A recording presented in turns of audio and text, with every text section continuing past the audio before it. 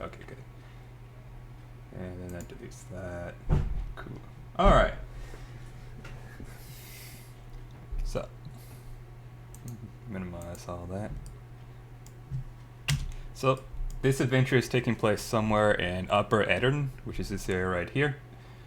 If you're not familiar what's going on in Eddern, I took a quick cliff note of the history, and I'll be showing it to you now. I guess I could have briefed that a bit more, but the bullet points of what happened in Eddern is that the king is famous for repelling a Nilfgaardi invasion with his wit, but then he got assassinated by a witcher, and now the Nilfgaard invasion has proceeded very easily now with the absence of the king. It may have come to a shock to you that kings are actually kind of useful, surprisingly. That sounds like a load of crap. Yeah, I wouldn't have expected it either. Yep. And then additionally, the Caewitian king to the direct north of Eddern, in the past sided with the Nilfgaard, so that's why Eddern fell so easily, because they had no assistance from anyone nearby. I see. Yeah, it always sucks whenever whenever your neighbor, turns to the MILF side and stabs you in the butt, in the face, like 27 times each. Yep. Alright. Now let's see here. Before I begin asking you guys to introduce the characters, I'm going to ask you guys one question to answer when you introduce the characters. It is up to you to decide if you're fleeing the north to join the Nilfgaard, or are you... Whoops, sorry, I read that wrong. If you're from the north, you would probably be fleeing the oncoming war by heading to the south. And if you're from Nilfgaard, which is the south, you're probably deserting the war effort and heading to the north. That makes sense? Mm-hmm. Yeah, that makes sense. Alright, so first one up to introduce the character is Amori. Oh, alrighty. Let me have just a moment.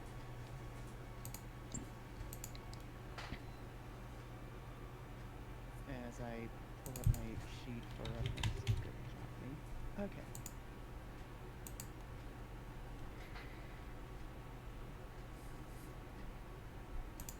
Now then, hello there. I'm Ori. I play as Rose Pale, an elf bard from apparently land of Dolblathana. I don't. Either Mhm. way, I am not so much fleeing as much as walking briskly away from the north. There's kind of a lot of devastation, and staying in one place is dangerous.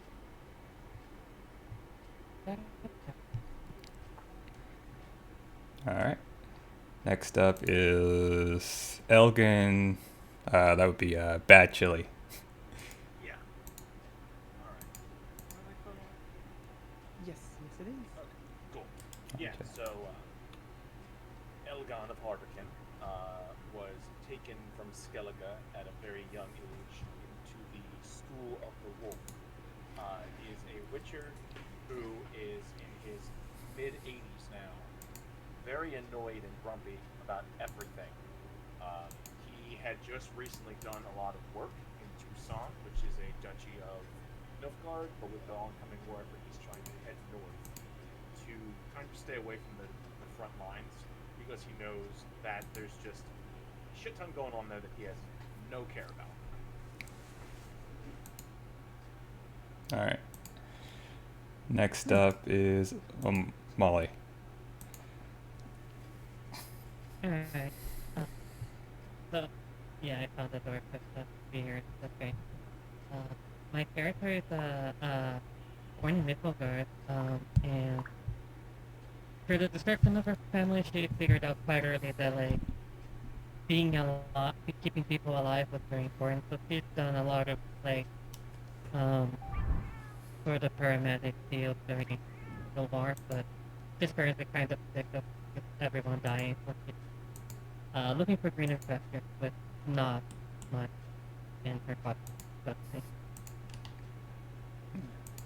Okay. Alright. Yep, that's everyone. That's 3 people. Alright. Yeah. So the background on the adventure is it's been a long time, a hard journey. Let me move my microphone in front of me. But it's well worth it. Anything to avoid the meat grinder at the Pontar, right? Sadly, the Pontar is like, let's see here, directly north of the Eddard.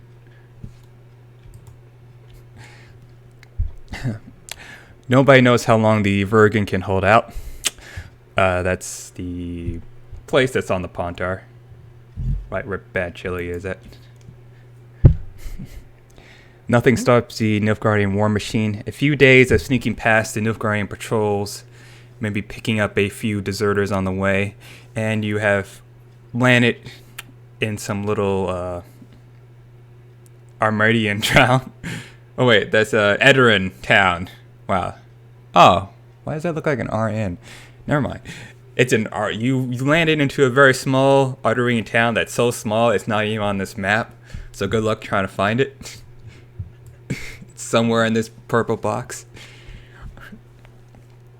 The town is called Ashburg. It's a nice enough place, but people seem a bit on edge. Not surprising. Nilfgaard just went through, and the streets still smell of blood, rotting corpses, and rotting corpses. Speaking of the streets, you don't see any children here. And then I'll switch. Oh.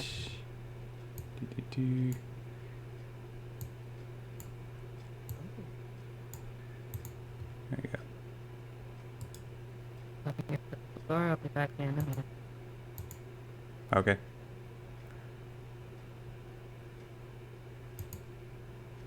I'll play spooky food.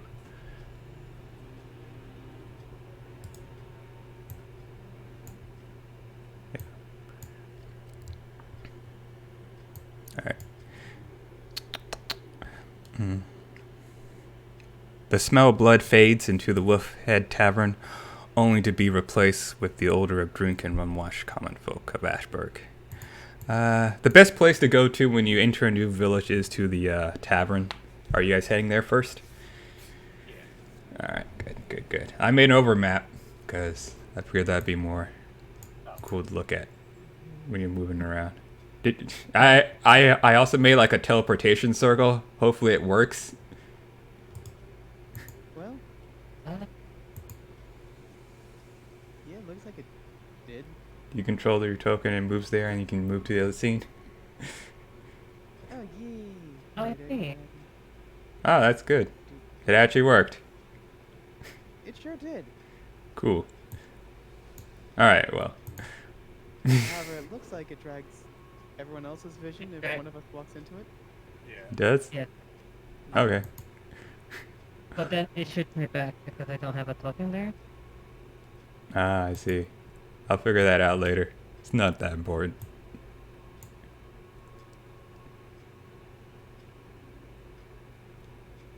Elgon hitches his horse to the outside of the tavern and walks in. Oh, dang, you have a I can horse. having a horse. I do indeed. Goddamn. Alright. And Foundry, you can click the doors to open them.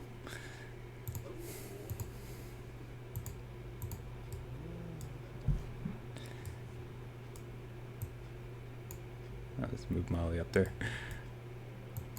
I think that my token is visible. It's not visible. No, not to me. Oh, there you go. They just had a needed to load the image. Your token's invisible. Mine was the wrong one. Andreas. No, it's not. I could have sworn to fix that.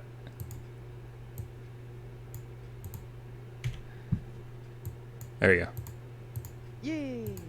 And then I'll Thank you. adjust it to that too. So there we go. Alright, so as you enter the tavern, the smell of blood and rotting corpses dissipates and is replaced with the smell of drunks and which you hope is vomit. Oh dear. That's been cleaned. Hopefully vomit that has been cleaned, I should add. Oh no. Vomit. The poop of the mouse. There's sort of. still better than, like, as far as fluid to come out of people that, you know, That comes is from a one of place of them. happiness, I guess. Yeah, that is one. Good. How do the people Alright. look, like, in their disposition? They all look very dirty, unwashed. You can tell that from the smell. And they're all kind of old, like Middle Ages and up. Like this is in the Middle Ages or something. I think that's not too difficult to paint a picture of why able-bodied people of our age would be gone, but, you know. They all have a scraggly beard and a little something to tie their hair down and keep it from getting dirty. To be honest, it is shocking that anyone survives to reach middle age in Middle Ages. Well, the Middle Age is 23. So, you know. Yeah, I think Elgon will head up to the bar. Just kind of look at the bartender like, yeah, I'll take an ale and if you have any leads on any work.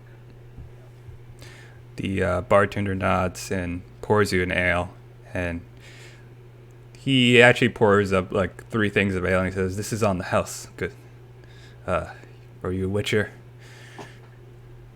I am. We actually have some work for you. You're kind around here. I figure it smells like shit around here, which means there's definitely something to find. Well, we'll speak. When you're done with your meal, meet me outside in the back after dark, a little later. Sounds good. I flip him a couple crowns, and I'll take the ales to a table, and I'll kind of motion my companions to join me. Okay. Alright. Alright, sounds good. As you wander back to your table with the flagons of ale and food, the villagers begin to whisper with the barkeep back and forth a little bit. Sounds like a little bit of an argument. You can make an awareness check to try to listen in on what what they're talking about. I'll give it a try. Yeah, absolutely. Oh yeah, definitely. May as well be nosy. All right. Those of you who got above a 10, you hear the whispers of missing and children. That doesn't seem... No, that's okay. I'll assume that that's like a people in a good fight with children because not a good time to be children right now. Mm-hmm. Yeah. You also see some of the villagers start to motion to the barkeep. Just go talk to them now, man. Don't wait. It's kind of urgent. Can't wait any longer. They seem to be willing to help. And then after a while, a few minutes later, you manage to finish your meal and perhaps do something else in the meantime as they argue. I think as we're eating, Elgon doesn't even look up from his meal, but just says loudly, I hope you realize we can all hear you. Just come and ask whatever you have to ask. Yeah. By the way, you had a platter of bread and cheese and dwarven spirits, if that detail helps paint the scene more. And Yes. ungrilled cheese? Cheese. There's no grilling, sadly. They haven't invented it. Elgon mutters under his breath, I fucking love cheese. The barkeep wanders over with another bottle of dwarven ale and says, you lot look tough, so I guess there's no point of wood being around the bush. Thank you. This one's on the house as he sets down the dwarven spirit. So about I wonder if this person just giving everyone dwarven ale is related to the amount of bark everywhere. I'll take it. You may have cracked the code on this one. That's very smart. Yeah. Our town's in a horrible spot, or I wouldn't be begging for your help of old travelers. Every night more and more of our youngins go missing, and no one's doing nothing about it. Something's stalking in the night. Our poor streets, they're not safe anymore. The lords doubled up the guard, but they ain't seen anything. And anyone who tries to fight it gets crushed. We are just peasants and honest folk and such, but I can offer some coin and a valuable secret. As he leans close and whispers, I know a hidden passage into the Mahakams if you're trying to lay low. Everyone knows you can't just head west. You will be spied by the Black Scouts, and that's the end of ya. Hey, So, this beast or creature, you said there's people who tried to fight it and died, correct? Correct. I can actually, other corpses are in the morgue right now. Just like last week, Henry found 2 corpses of out south of here, and then Crucible's work poured molten lead down their throats and left them. Somebody dead. so much for looking over at the corpses to see if I can get a hint of what's doing that. Yeah. Gotta make sure you avoid the town guards. They're not friendly. Hmm. So these men, when they died, whatever killed them poured lead down their throats. Nah, that was Crucible's man. They call him the Crucible. That's why it's so hard to figure out what's going on. Something suspicious, that's for sure. But the rest of them are all crushed, broken. I can show you them at the morgue when you're done with your meal. And it settles. I'd like to see that. Alright. Exactly what you need to see after eating these dead bodies. Well, you can always give it a night and go tomorrow if you want. Nah, we're good. We're good to, at least I'm good to see these. Yeah. Alright. And besides, if before dying by the night, the sooner the better. Very well then. As he opens up the door to his tavern, says, I'm still in business here, but feel free to head outside and then make a right. It's to the far east of town. You can't miss it. You're looking for Aaron. He's an elf. So, Oh, I see. If you've got any more questions, feel free to ask. I mean, none that can't be answered by identifying what's going on with the bodies. Alright. Good luck. yeah. Thanks again. Me and the townsfolk will gather up some crowns for you. Much appreciated.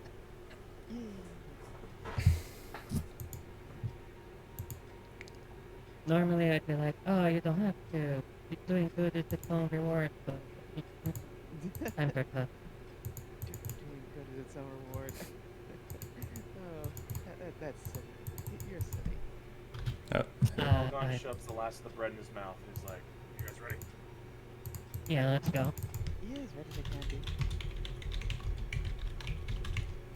The quicker we figure out what this is, the quicker we can move on and get out of this shit. Ouch. Wasn't gonna say to their faces, but they know. Wow. They're just like, yeah. So Elgon heads back out. And I guess we'll make our way to the morgue. Your quest log updates. Yeah! Alright. Opening up menu. Platoon. Doesn't So you said really update. we're looking for Aaron? Aaron, yes. Aaron. Aaron, an elf. So I guess I'll go back to the, I'll do a good night, see.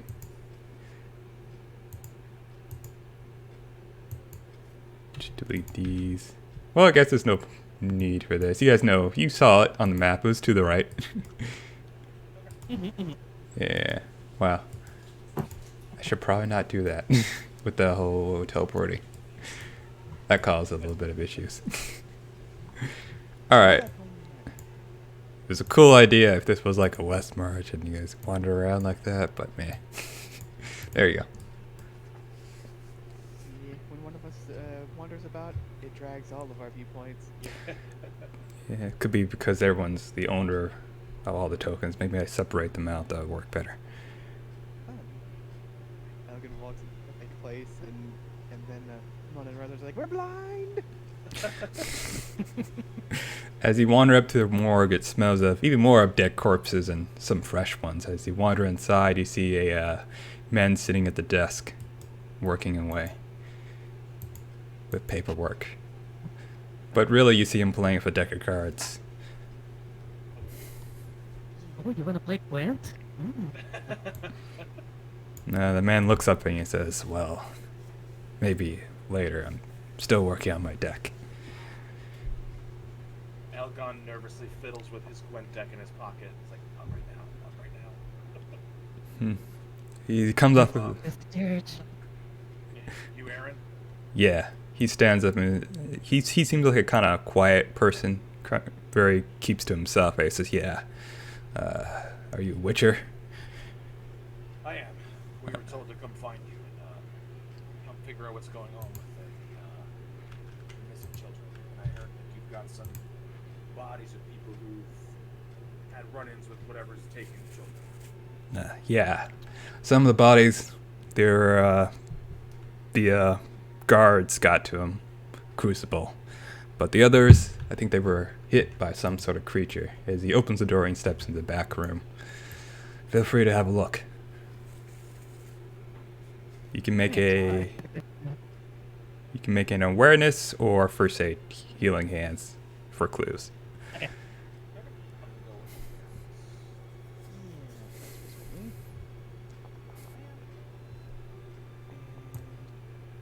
I notice.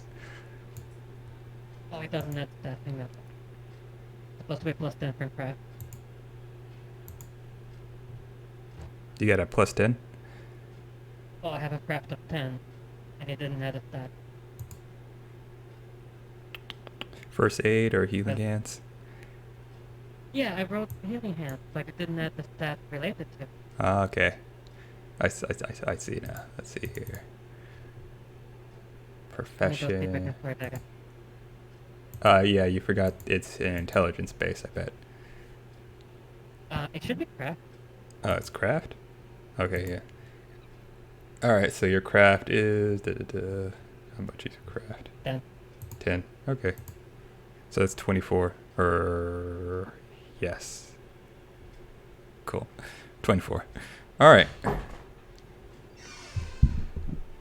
So, I'm going to start at the top, which would be Elgin's roll.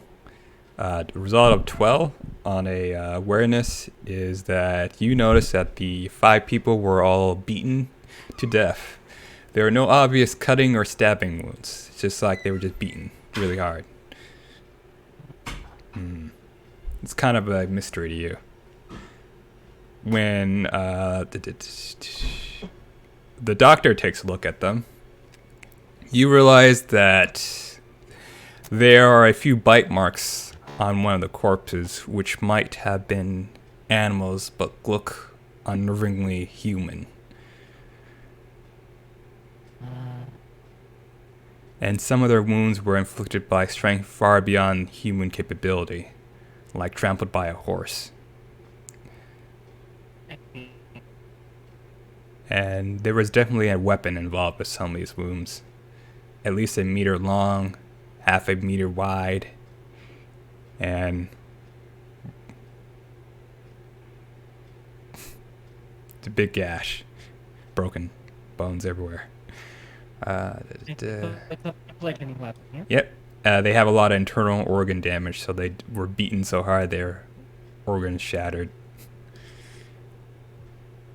There was some Mortal Kombat shit right there. Rosa, you noticed that with a 14 awareness, the wounds were inflicted with a large object, probably shaped like a club. Oh my god, they were beaten to death by a baseball player. Oh no! On the fight. A creature I'm that... gonna pass the knowledge to the Witcher because I don't know a lot about them. Well, the baseball player monster is a very elusive and exotic creature. Yeah, I feel like Elgon, only knowing that they were crushed by something big, he's immediately thinking like, I haven't seen Dungeons and Dragons. It's awesome. Something of great strength. Aaron then more Tishan nods and goes, ah, good, good. Well, if you need me, I'll be fiddling with my deck as he heads back to the other room. You hear the front door shut. He shakes his head. Animals. Alright, we're looking for something, big, bashy, and bite. Big, bashy, bitey. So something like, I don't know, an ogre? Could be, I don't know a lot about monsters. I was hoping our friend here would have more of, insight on the matter. Nah. Know what it is that decided. You hear Aaron shout from the room, if you want to check out the crime scene, all the bodies were found at their house. The children were missing, though. Were these all, I go to Aaron and I say, were these all found in the same place or each in their respective houses? All 5 bodies were found in the same house. Or homes. Sorry, homes. This has been going on quite some time. Those 2 there were found most recently in their homes. It's the house way to the southwest, far back. Like I can show you there if you need me to. That might help, yes. All right. He folds up his deck and stacks it aside and goes, I guess I'll finish that later, as he heads out the door. I forgot to put mana on the deck. Oh, no. Oh, damn. It's alright, it's alright. Sometimes we just forget how useful Karibo can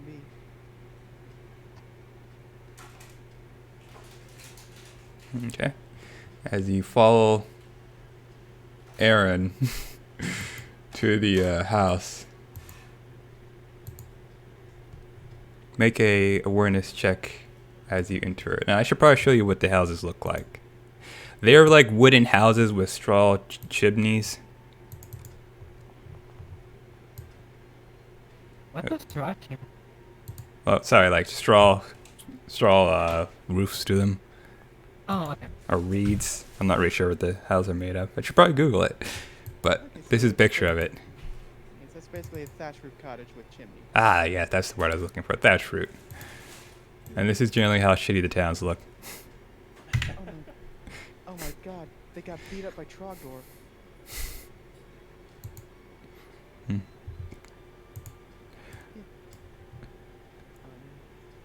Oh no.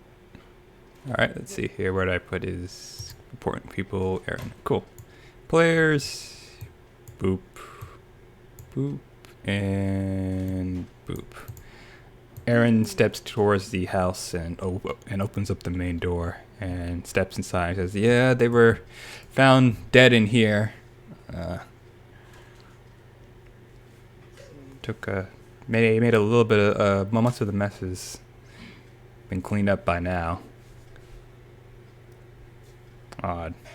As you guys make your awareness checks, give me a moment. Wait, are you about to open that door? I guess I ask Aaron, I say, were they found in this specific room? Yeah, some of them were dead here. Their children were missing. Let's see here. What am I looking for? Oh, right. I have a other thing. I can just click on this. GM rolls dice. No one pays attention to that. All right, cool. As everyone is like explaining the crime scene of where they were found and everything, you start to hear noises in the back room as someone's like, shh, shh, shh, quiet. I immediately go to the door. Was it this door? You heard footsteps on the other side of this door, as well as footsteps on the other room as well, and this shushing noise. Okay. I fling open the door. As you fling open the door, you see some people dressed in some dark clothes try to hide their face as they draw their swords and go, whoa, whoa, whoa, whoa, whoa, whoa. We ain't looking for trouble. Yeah, sure, that's believable. What are you doing here? Trying to make an honest living. What about you? I'm trying to solve what happened here, and here's the deal. I'm very annoyed. It's very early. All I've eaten in the past 3 days is bread and cheese. Mind you, cheese is good, but I want something besides that.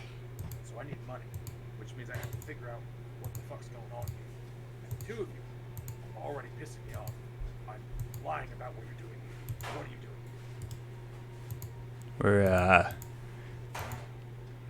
here? Well, they're not going to eat this stuff here, so, you know, we're just taking it. So you just so happen to enter the home of people recently murdered just to steal their stuff. Am I getting this right? He nods and says, yeah, that's what people do. They don't need it. It's not going to charity unless we're the charity cases here. Yeah.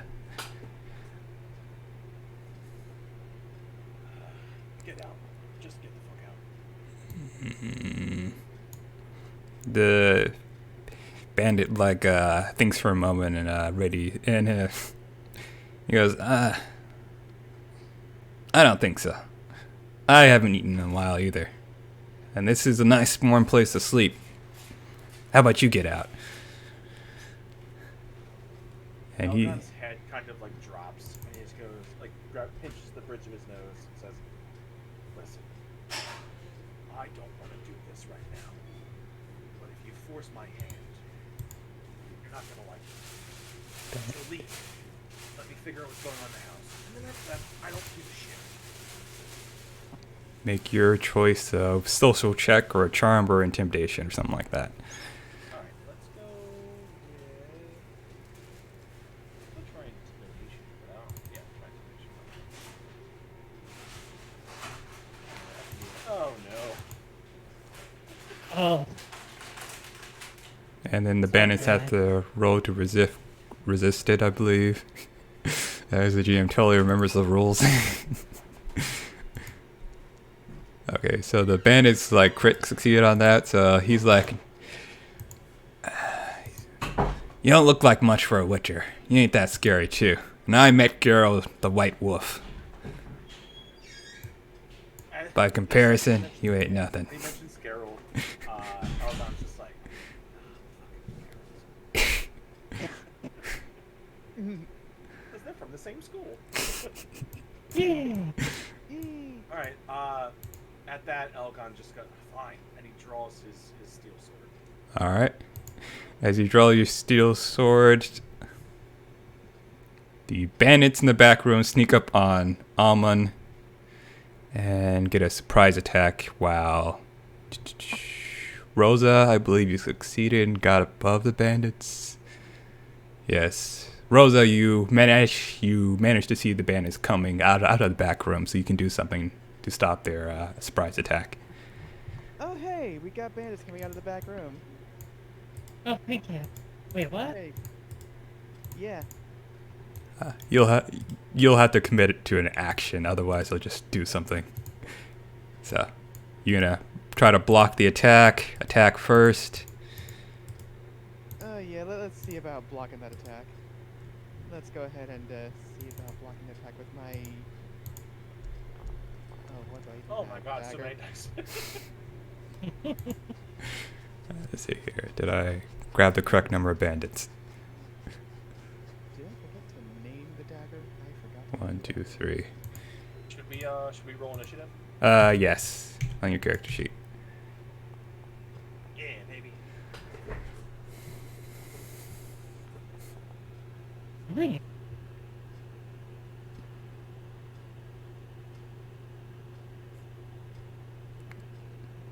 Alright.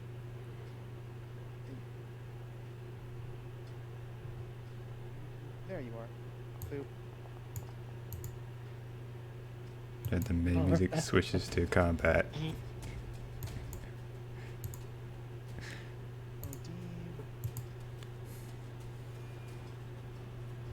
Excellent. So, Rosa, you have the counter surprise round. What are you doing to stop the bandit from attacking Amona? Well, let's see if I can.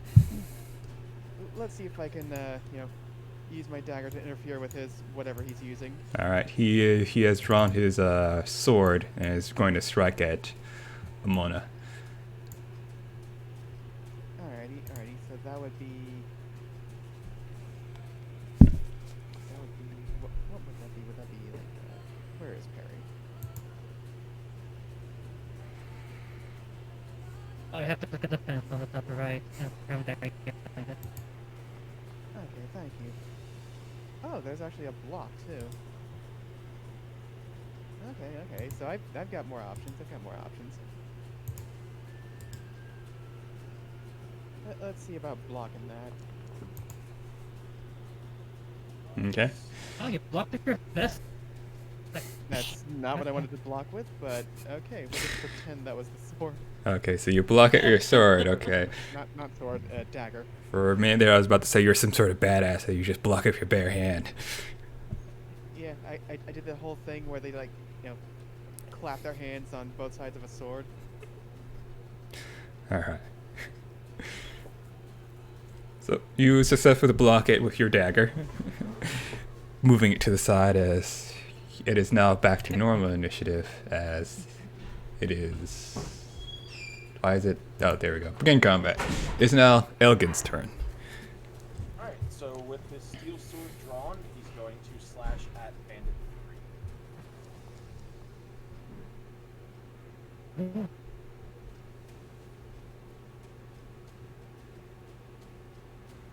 Oh, I didn't roll with the actual weapon. My bad. Oh, and if you want to de-escalate the fight, feel free to make a charisma check or something else. Oh, there, sorry, steel sword. That's right. Okay. So hit location. Oh, what does Wolf do with like strikes? I can do fast strikes without the penalty, right? I think it's heavy. I don't remember. No penalty for strong strikes. That's what it was. I'll do a strong Yeah. strike.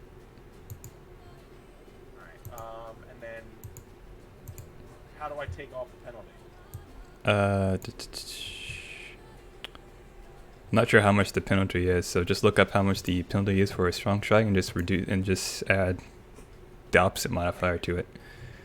Okay, so I'll roll for it just anyway. So roll that for strong strike. -3, so it would be 24. Okay, 24. The bandit will attempt to defend against that.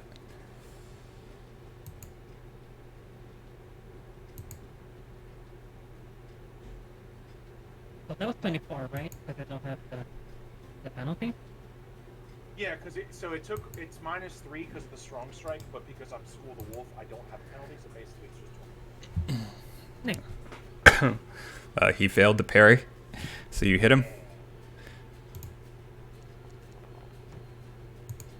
And you Did you deal. roll the damage? Yep. Okay, gotcha.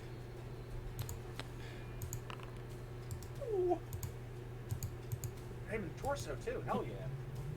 As the bandit falls down dead.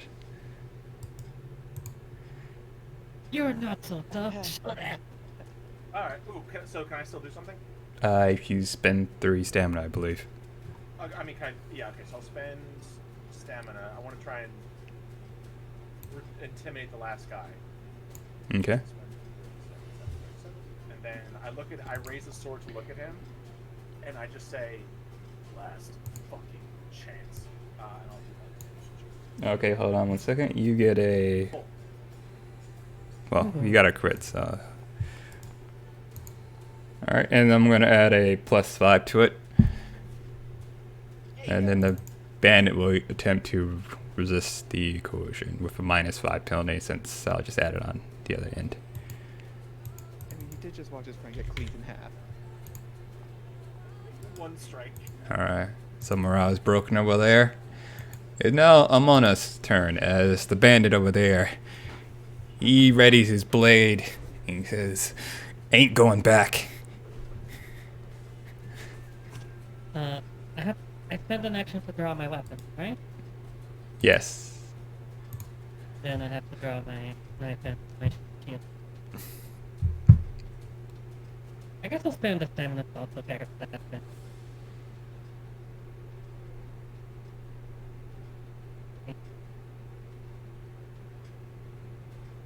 Oh god, I forgot how to attack.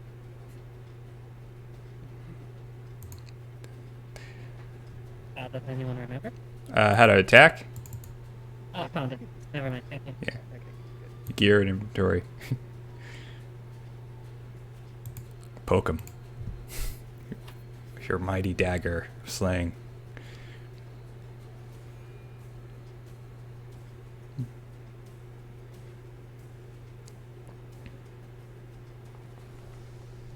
Well then. Hell yeah.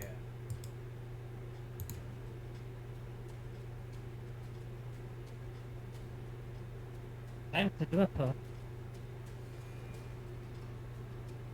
Wait, did I? And if it was a fast attack, There. but it was a bonus attack, do I get a second one? Yep. It was a fast attack, so you do get a second fast attack to attack the same target. He's going to defend against the first one. Oh. He's going to attempt to... Oops. He tried to use his arm to parry it, and he failed. That didn't work out so well for him. So the... No. Not everyone can just slap a sword, you know. You gotta be real good. Probably should do that properly. He's parrying up his lungs. Sorry, that was my mistake. There we go. And then your second attack.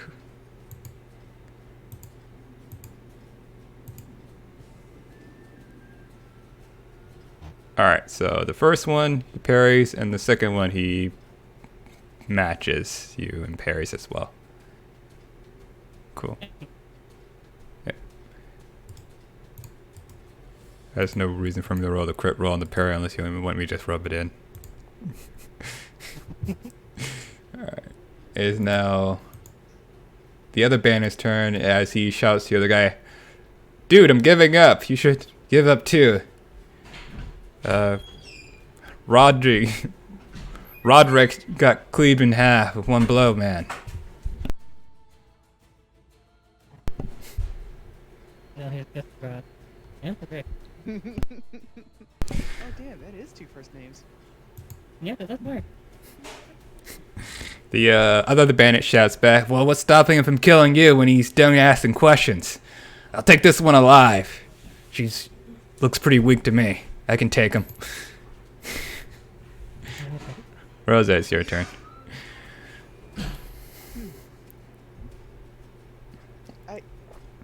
You know what? I'm gonna see if I can, talk some sense to the guy. You do realize that we didn't really care that you were here. We just wanted you out of our way while we did our thing. And then, in fact, if you still leave, we won't care. So, what you're saying is, if we leave, and then you leave, and then we can come back?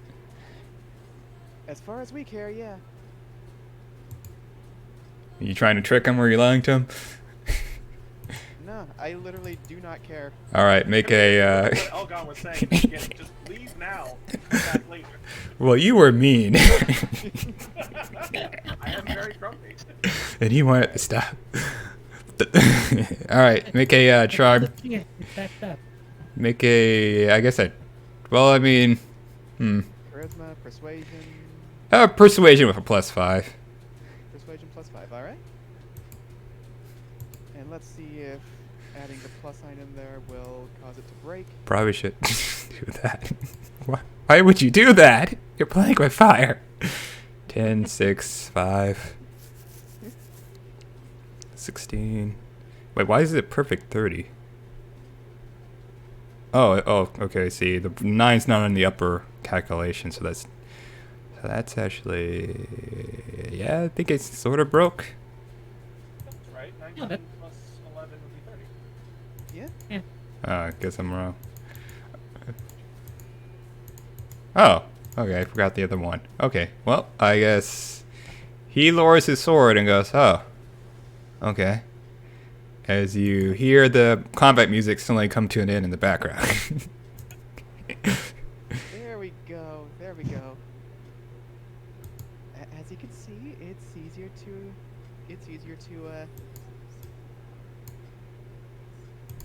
oh gosh, I don't want to fumble this up right after making such progress. It's easier to attract people with honey than it is with stabby vinegar. All right. Well, if you excuse I don't us. have any honey. I have it. Well, if you excuse us, we'll get our dead friend and we'll go bury him out back while you do your business.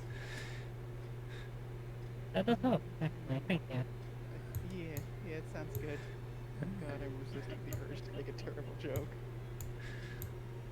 As the bandits head outside, and Aaron has decided that, you know what, you guys, this is getting really real for me, and I just like cards, so I'm just gonna go. That's fair. Yeah, alright. Good. Okay. Good. Alright, so, let's see what all we can find out about this place. Yeah, let's see what we can find out. All right, give me one to read the notes.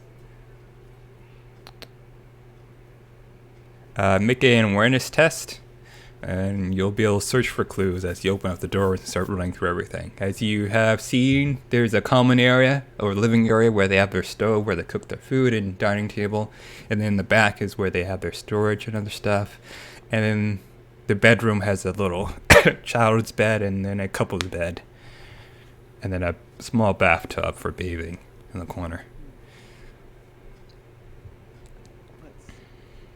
There is a very small window, and the place does look like a little bit of a mess, but it appears like the bandits kind of cleaned the place up a little bit while they were in there, minus the blood of their recent fallen comrade.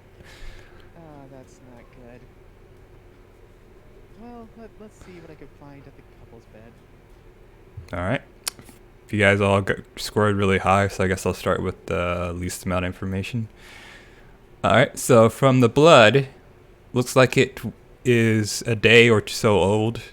Make a DC 15 first aid check to figure out more of the details on that.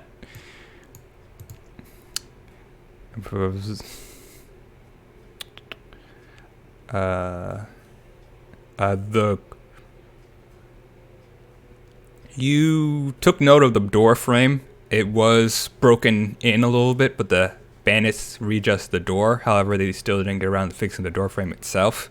So it looked like something very large forced its way through that door frame. And then someone afterwards put the door frame back on there. Were those repairmen masquerading as bandits? You should probably ask some more questions then.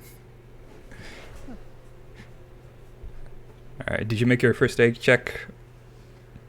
See if it's more details about the blood. Oh, hang on. Let's see here. You do also notice that there are still some drag marks. Alright. You still note that there are some noticeable drag marks throughout the rooms, as if a body was dragged across here. Mm-hmm.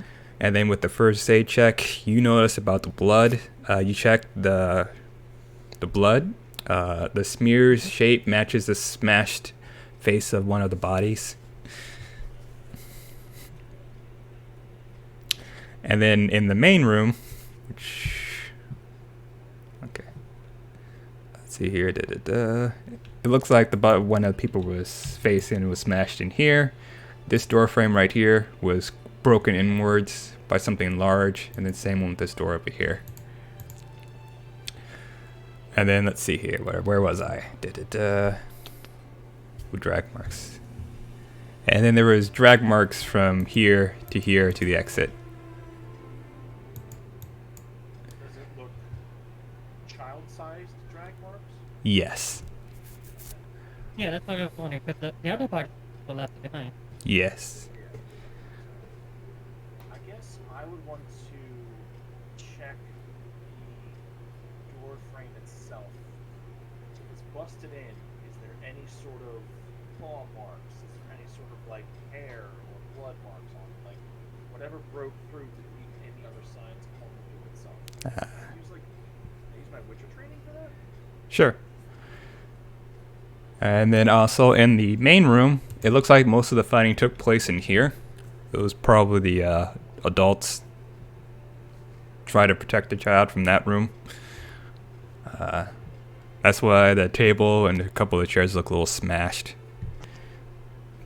And from what you can tell, what broke through that door was massive, bigger than a guard. So it's pretty weird the guards didn't notice it. And as you look at the cracks in the floorboards, it was extremely heavy.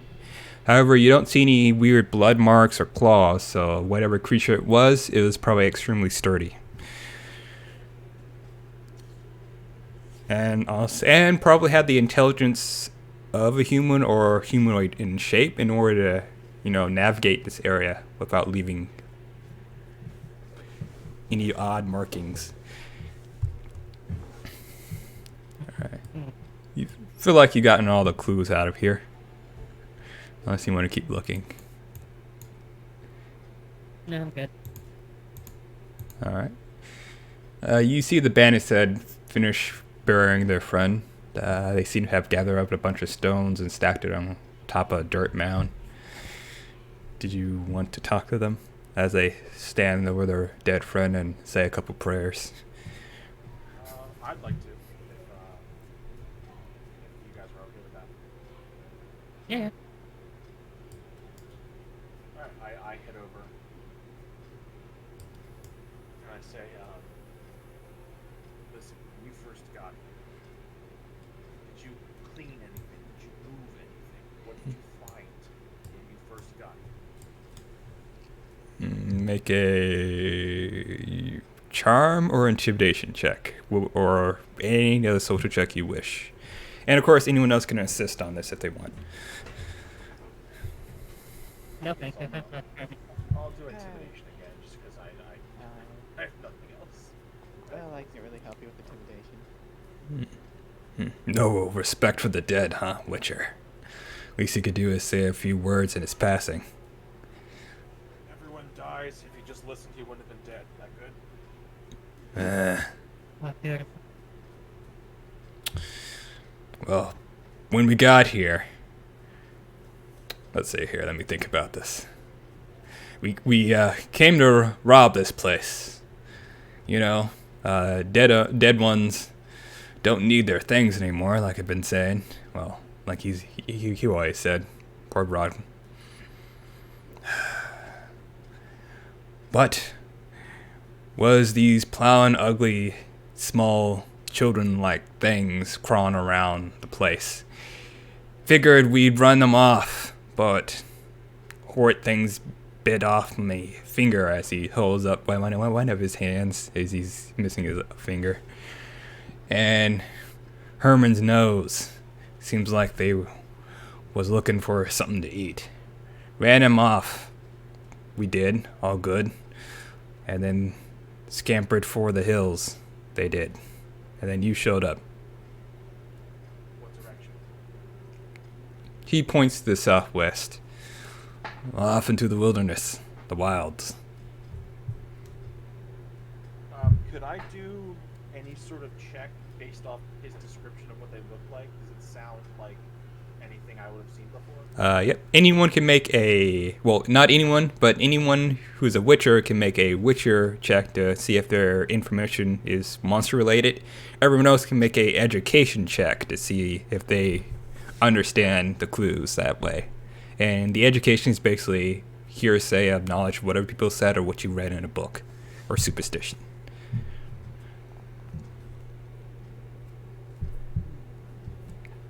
All right. Good thing we forgot that plus one to education. One moment. So, for those of you who, you actually guys got it pretty hard. What? It sounds like a necker. small creature. Neck. Yeah, neckers. They're very small. They run in packs. They are often confused as children.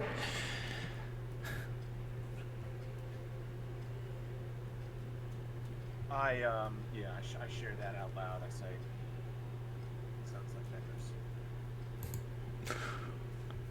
Hmm. I think what a necker is a necker a necrophage? I think it is. With your knowledge, they are ogroids apparently, Oh, right. Okay. and they should be pretty easy to dispatch. However, it may become complex if they have numbers on you, which they often do. Yes. Okay, so knowing that, Elgon turns to the group and says, neckers are ovoids, which means it could be running with a larger ovoid, which could explain. Most definitely. It could explain these break-ins and the raw power it would have taken to crush these people. Mm-hmm. Oh, I still know what's ahead. I think that could be crashing down houses and killing people and taking children. It could be worse.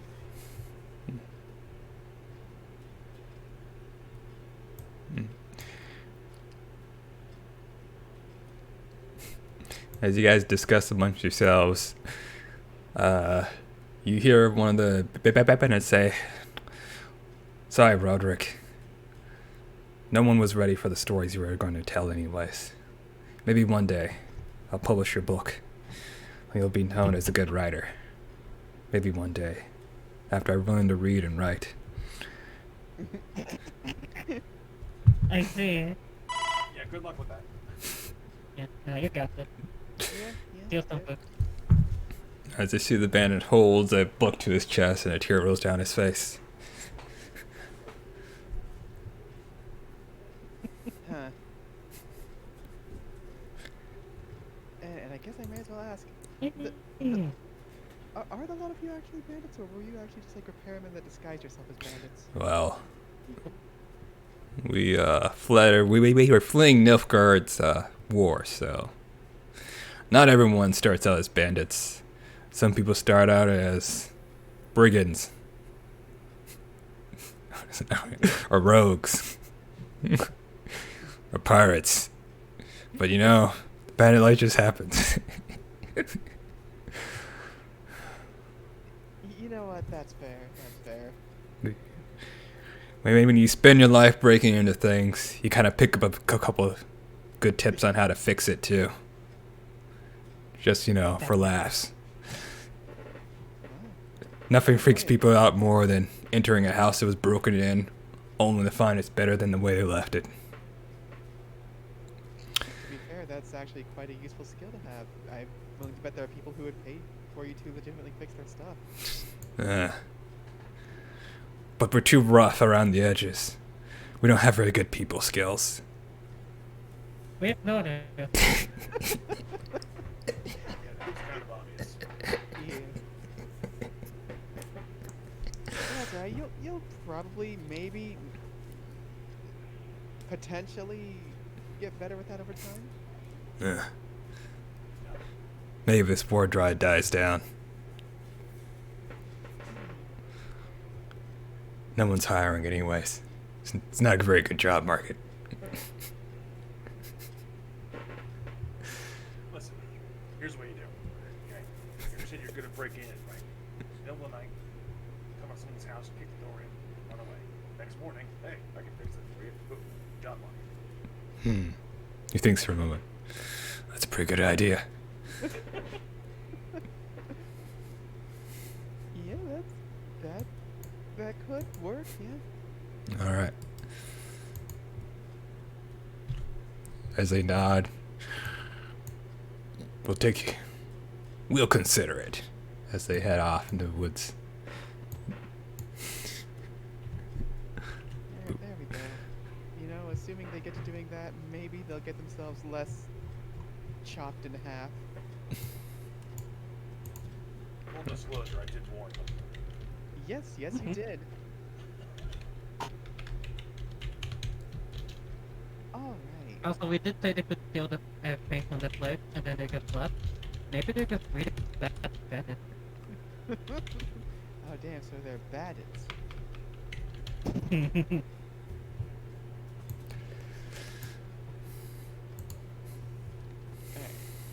All right, let's see here. Where was I? I was up in the bandits. All right, so that's all the important notes. Let's see here. You got your information from the bandits. What are you guys doing next? Before we leave, if we are leaving, I just want to do one thing real quick.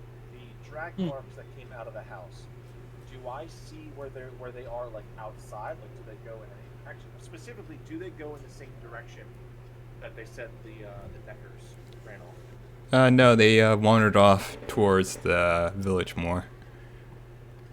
The drag tracks? Oh, sorry, the drag tracks. Yeah, they dragged out into the woods and then sort of they disappeared into the mud. It's kind of hard to Okay. make Yeah, a tracking I need to know- test for me, actually. Is that Witcher training, or is there actually a tracking? There should be a tracking test you can make. Wilderness survival is probably what it's called in this game. Gotcha. Yeah. The GM totally knows all the rules. Don't worry about it. Or... And anyone can assist. I'll do a light. Well, with all the recent commotion and the stuff in there, and the people coming back and forth, and the bandits leaving, walking around a bunch, you have confused the tracks with the dead body that was being dragged out, and the guy who carted off all the other bodies. So it's kind of a mess. Tracking, it's a pretty big mess. Amona, you come to the same conclusion. However, you do notice. Let's see here. Is that a high enough? Oh, yeah. It is actually high enough. I also found the actual thing about it. Alright. Yeah. So you do notice tracks leading off into the woods. Alright, that'll go way south. I think if you follow that one, you're just gonna find.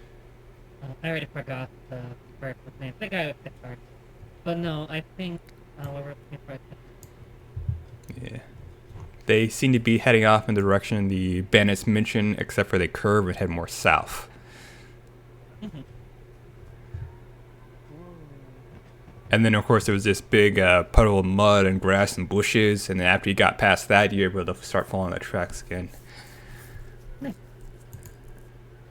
And let's Are we see. ready to go stir up a nest of horrible, angry children?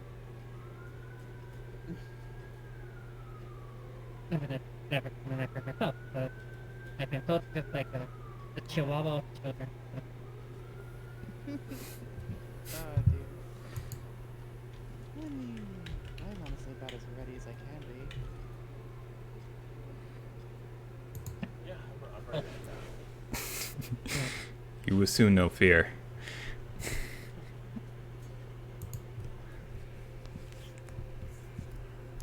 Alright. So, as you guys head off to follow the tracks, we're going to switch to the map real fast. Hold on 1 second. And then we're going to pause for a moment while I ask someone a question. Oh, Jackie.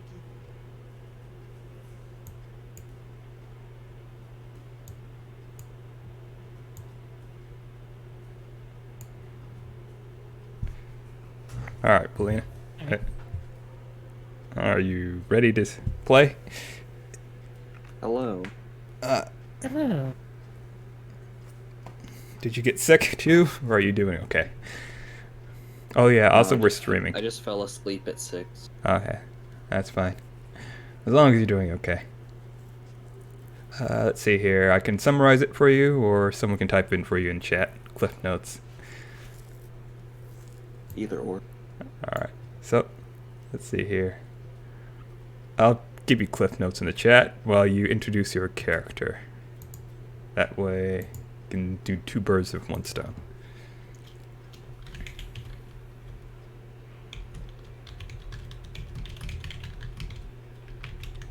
In which case,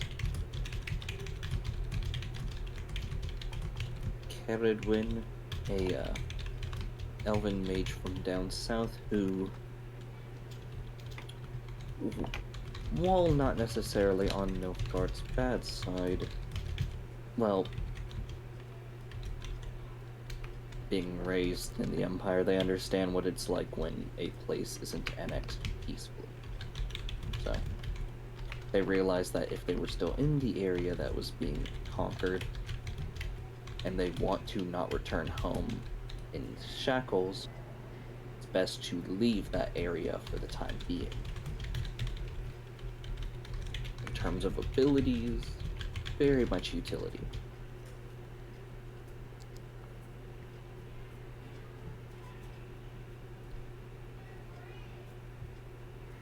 Alright. Without loud. How do you pronounce the name again? Caradwin. Caradin. Caradwin. Caradin. Caradin. How do you pronounce that name again?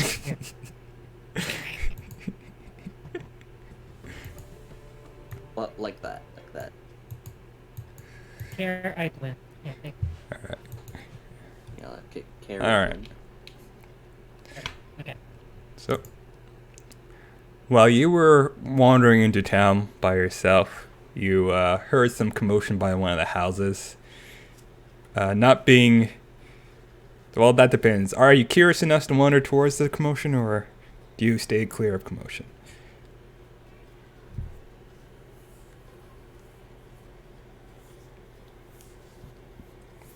Considering certain circumstances,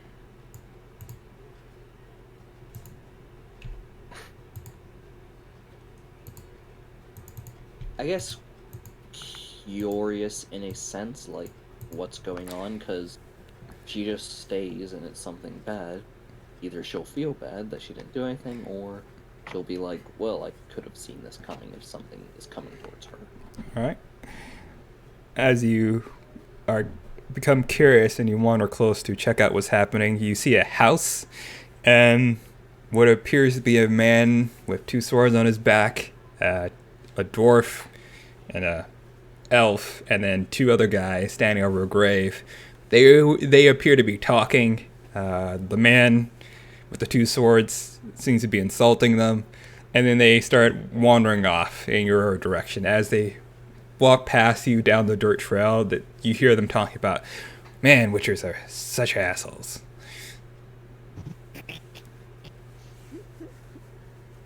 As they catch your eyes and they say, new visitor to town, huh?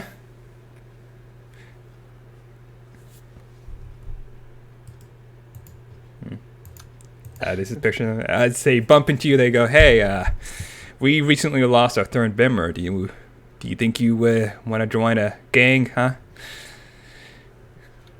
God, Roderick's not even called yet.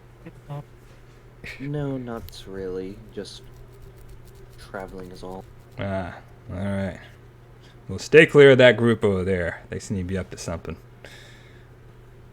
Also, that house. We have claim on that house. That's ours. I didn't mean to forget it. Fair enough. I'll keep that in mind. As they head off.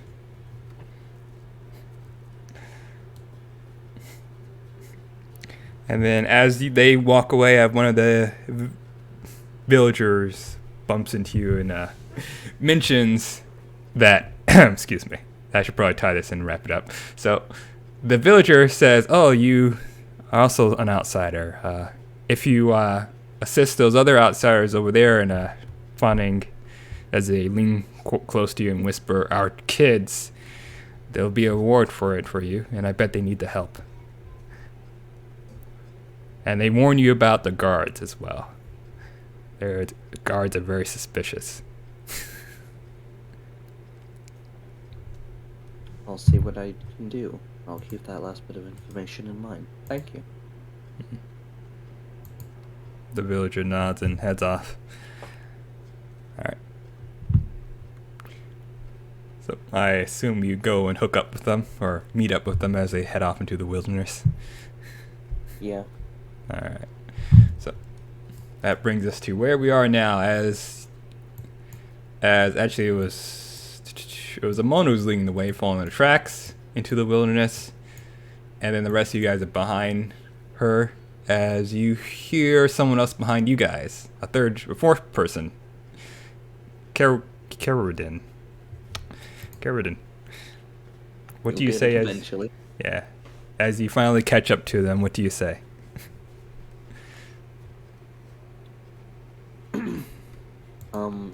I was told by a villager that this group was trying to solve a particular problem of theirs. Yeah. We're trying to figure out where the children have been disappearing. Also, hello there. Who might you be? Caradwin. Mage. Oh, it's nice to meet you, Cardinal. I'm Rosa, a bard. May as well do the pluck pluck on the looting pad. She says pluck pluck out loud. Yes. Amazing.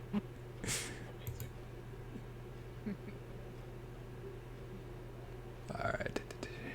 Like you don't have intelligence like mine without going mad to a degree. What is your intelligence? It's just seven. Seven's a lot. A Extremely little above smart. average. Alright. So as you continue onward to follow the tracks, unless you guys want to stop and pick some roses or something. I wouldn't mind Okay. doing a little foraging check, honestly. Alright.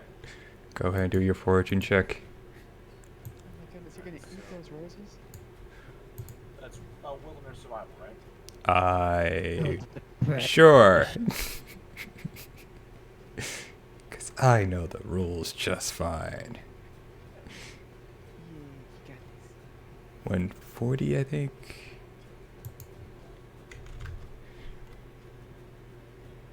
I have a quick sheet somewhere. Let me find my quick reference sheet.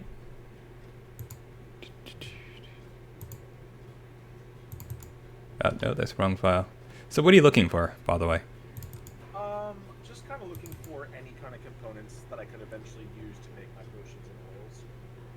Just any kind of herbs, any kind of just anything that's around. Okay.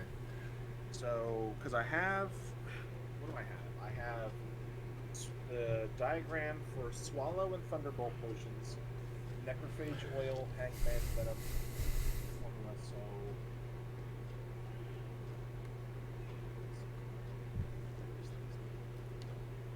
Okay. I need all the different alchemy things that have different. Swallow, I need it's a purple, a blue, and a green component. Whatever those are. I think in chat I shared you a... Let me share it again. Is it the circles with the little lines through them? Yes. It would need vitriol, purple, green, vermilion, probably.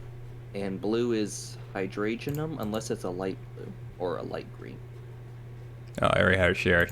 So, in that little Excel file, you'll see like a clip notes of the alchemy stuff, so you don't have to get confused like that. Open that up, and you'll see all the substances on the left hand of each page, and you'll be able to quickly figure out what is what symbol means. So let's see here. Trying to figure out what plants those are and what the rarity is. So foraging DC for those are 12 minimum, I believe. Alright, so Witcher, you said Swallow. Swallow. What's the first one you need on Swallow?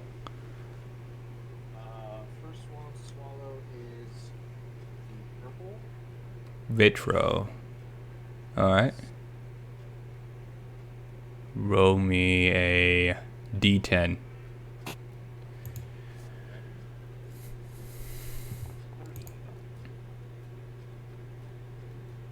2, 4. Alright, you managed to find 4 of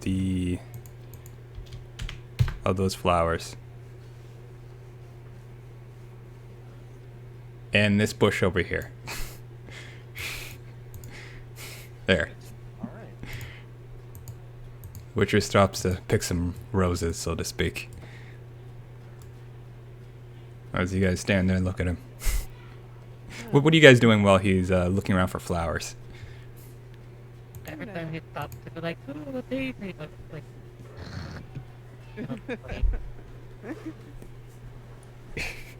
And I guess best I could do is just like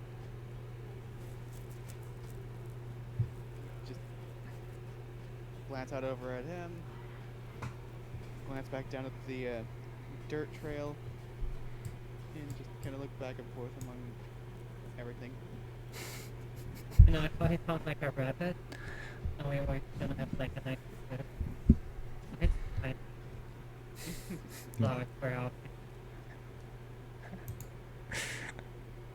You guys can see the rocky cave entrance over there to the north, right? well, we can see that there's something blocking our view. Okay, Oh, right. Let me have just a moment. 1, 2, 3. Oh, yeah, that is a cave entrance. Okay. Do you head towards the mysterious cave entrance? I mean, I'm certainly not going to be the first one going into it. Yeah. I am more than okay being the second one. I'll put on shield and knife and prepare. Okay. And is the Witcher... Are you guys waiting for the Witcher to finish picking his flowers, or you're just going to go in? Oh, we'll definitely wait. Gathering components. No, you're good. But I'm definitely waiting. Yeah, we should wait. Unless for I the- can see the dead villager over there, then I'll go.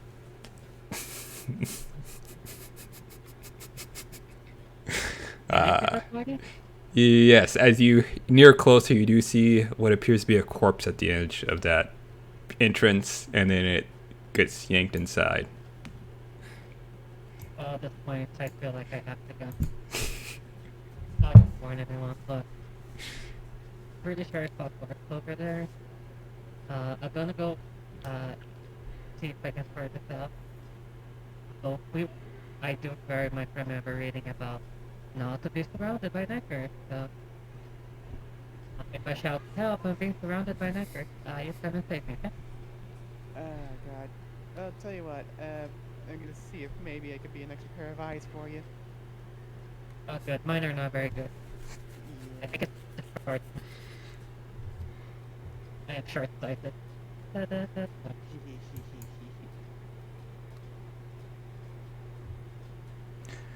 Two, three, 4, 5. So the body was dragged out that way, huh?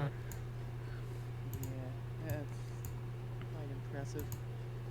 Why do I feel like fishing is happening and I have to... You know, it's entirely possible. It's entirely possible. Maybe we should slow down and see if they cast again. Just like fling the dead body towards us. Is the body like visibly dead, or do I feel like there's a...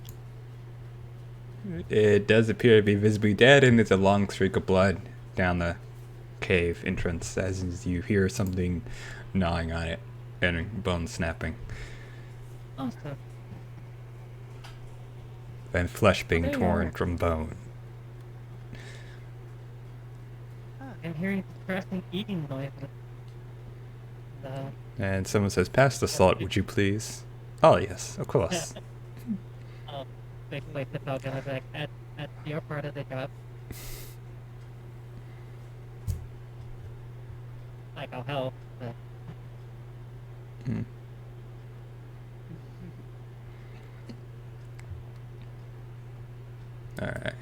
Are you guys going in or what? Oh, I definitely want to go in and go on the first one. Alright, well, don't spend all day as you guys stand there awkwardly at the entrance gate. Okay, going, you go in. No, you go in. Alright, as you begin to Yeah, thank you. head in there, you see the corpse of what appears to be a woman. From that distance, you can make out that there's definitely claw marks all over her, and she's being eaten by something. Currently, Draw my silver sword. as you slowly go down the hallway, more and more of the creature that's eating her is revealed. It appears to be a necker, a very dangerous creature. Before I get too close, I like to make an awareness check just to make sure there's not a whole bunch of them. All right, very good. Make your awareness check as you scan the Oh, shit. edges of this cave entrance. You quickly realize that there's only one exit. There. God damn it. That's all the interesting stuff you notice. Meanwhile, everyone else, as you slowly inch in behind the Witcher, as the Witcher slowly inches forward towards his target, you see climbing out of the cracks and holes Oh. and the caverns and sorry, not the cavern, cave are neckers as they launch at you and strike from the shadows. They have the surprise round, except for the one in front, who just jumps up and looks at you. It's all good. And I used to he, have flowers for our grave. this one right here, like jumps up, looks at the Witcher and goes, "Intruders." Wait, they can talk? No. Maybe sometimes. It depends. I don't care. Don't. It's more fun if they talk. Otherwise, you're just killing things. Everybody roll initiative. Whee. Let's see here. Remembers there's an initiative button. Yes. I mean, it's not set in stone they can't talk. Okay. So they might be able to understand human speech. Well, humanoid speech, I guess I should say. Yeah, it is a magical fantasy world where not everything is just as it seems. Alright, you got a 15? Good. My version. This necker is bigger compared to the other neckers you've seen. Or is like, yeah, I guess that makes sense still. As it most likely is the necker chieftain. Filling this beast will probably break the morale of the group.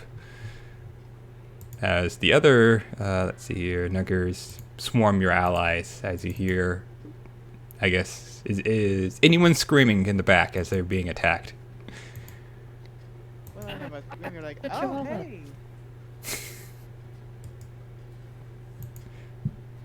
Alright, I think you guys should be able to do this if you select your token and then right click the attack and click defense. Your defense thing will pop up and then you can do it from there.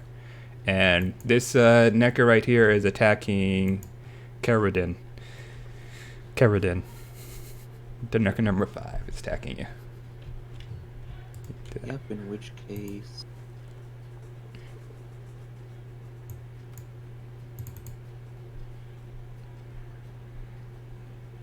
That's a -1 there, that's 1 there, that is...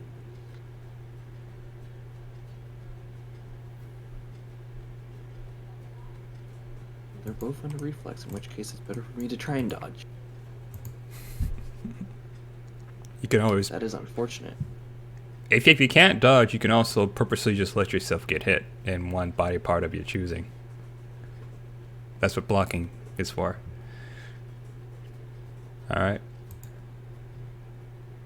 So if you're like more armored on your right arm versus your left arm, you just put your right arm in the way and just block automatically. That's a fair point. But anyways, you failed to dodge. The necker now assaults you with 2d6 x 100 points of damage. Oh no. He grabs hold of your left arm and begins to nom on it. Nom nom nom nom nom. It feels like something's trying to eat you alive, but you can't really tell because it tickles a little bit. But the sheer dread of the situation is probably keeping you from giggling. Meanwhile, Good that you're canned of food. the nigger over here begins to attack Amona as it launches at you. Make your defensive roll. Because I can switch this for now.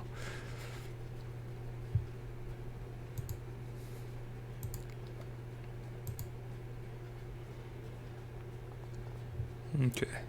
You successfully blocked the attack.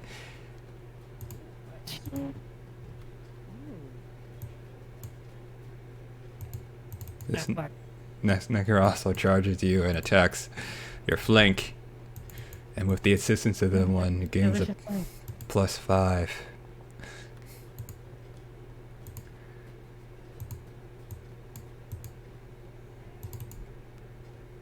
Defend again and spend stamina, right? Yep. Defend again. Yeah. It'll cost you Still stamina. do. I wrote brawling, so it's supposed to be +6. Alright, It was the same again. It was another critical.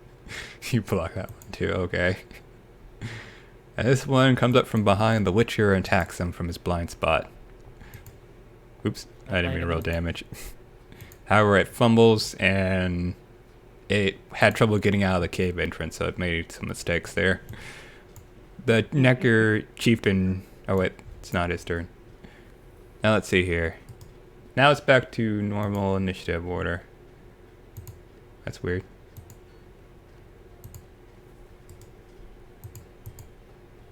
One moment.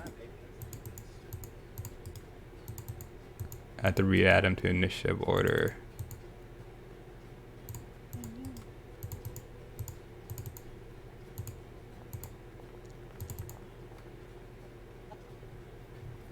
It did not roll Necker Chieftain. Alright, now it's your turn with the initiative order of 21. Okay. Let's attack this Necker.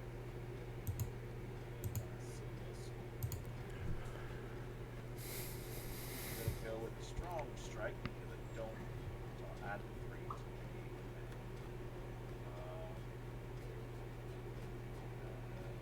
I'm gonna go for the torso. Call strike. Yeah.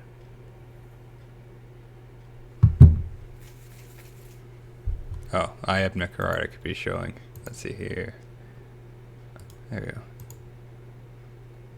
This massive thing. There we go.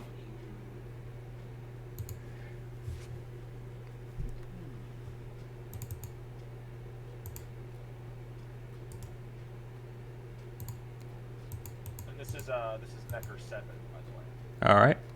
It's going to dodge. It does not dodge. You may roll damage. My goodness, he's tripping all over his own face. And then also With I don't that know, it neck. doesn't add in the silver. That's for when you're applying the damage. It's 2d6 or is 3d6 okay. 3d6. 20 more points of damage as you slice the Necker in half with one blow. Sure. Okay, cool. And then I can still move without spending stamina, right? As long as you didn't move, then you can move. You get one move. Yes. So there are. I'm going to go after the chief. Right, and then that's my turn. Okay. I'm sorry.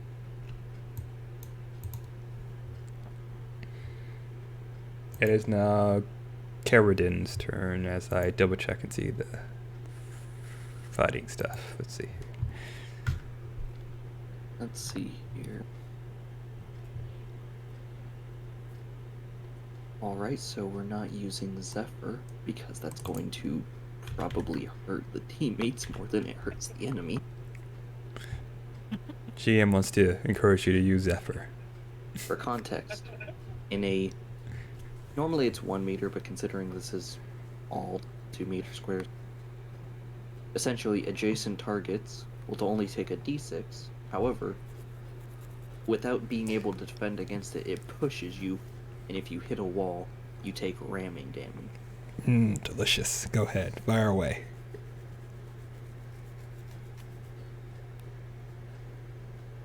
Oh, sorry, within 2 meters, and it blasts them back 6 meters. So, he would still suffer, but boop, boop.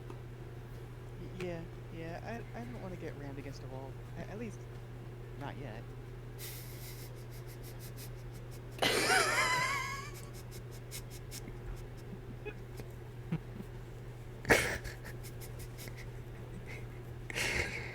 Oh, this is why we can't have nice things. Maybe this is why I should have not let you play a bard. Too late. Look, I've already resisted saying things. I feel like it'd been more funny if you were the Witcher. Oh, beautiful. Low empathy still tries to be like a Casanova. Right. It's like, hey, baby. And then they're like, no. Slowly just morphs into female girl.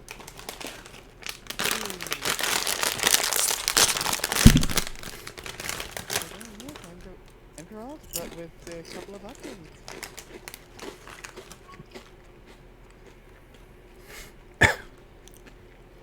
Alright, so what spell are you casting?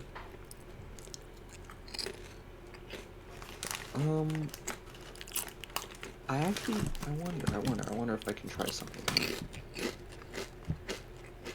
I doubt I can lift someone with telekinesis at my current level without really risking death. The ceiling's high, but not that high.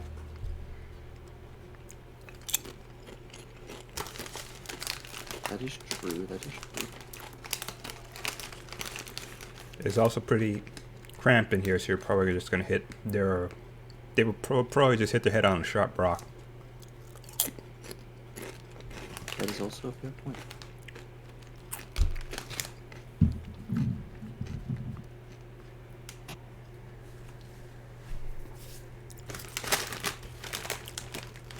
Yeah, because it's manipulate an object up to 5 ENC for 1 point of spell casting. Weirdly enough, I can technically manipulate weaponry to the point where I can actually use it, even though it does come with penalties. Okay. Though I don't know what weapons the others have, so I don't know if that's going to be fully useful.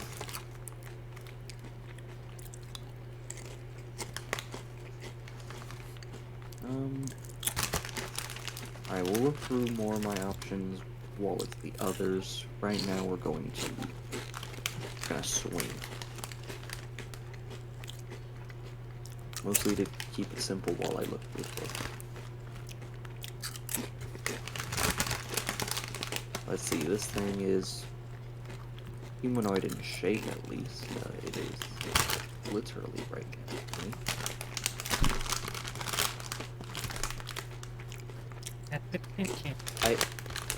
Does range modifier? Oh, right, it doesn't matter for melee weapons.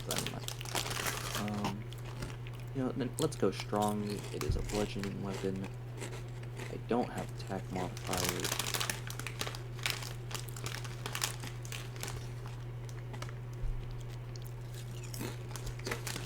And let's go. Yeah, I saw that coming.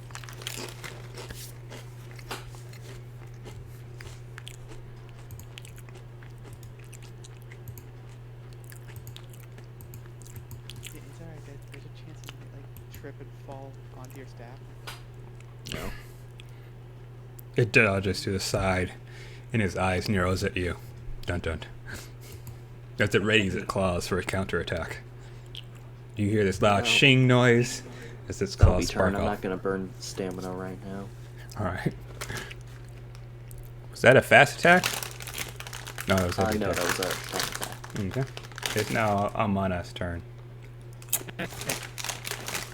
Let's test how tough they are by poking at them with my...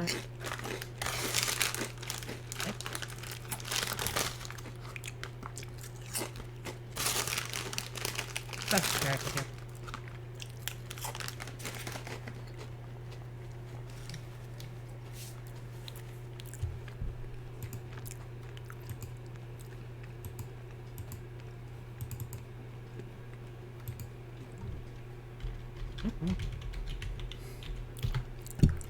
Oh, 18, 12, and 13, 15.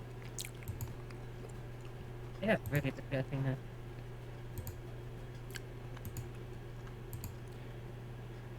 Alright. Oh, 2 attacks came through. Okay, let's see here. It's going to attempt to dodge both. It dodges the first one. Hmm? And does it dodge the second one? It does not dodge the second one. Nice.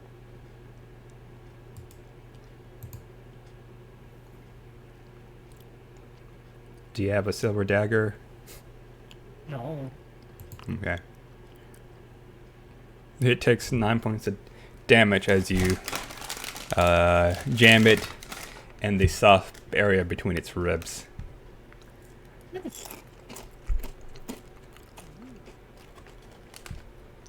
Alright, I think we got this. I'm not gonna push it though, I'm good.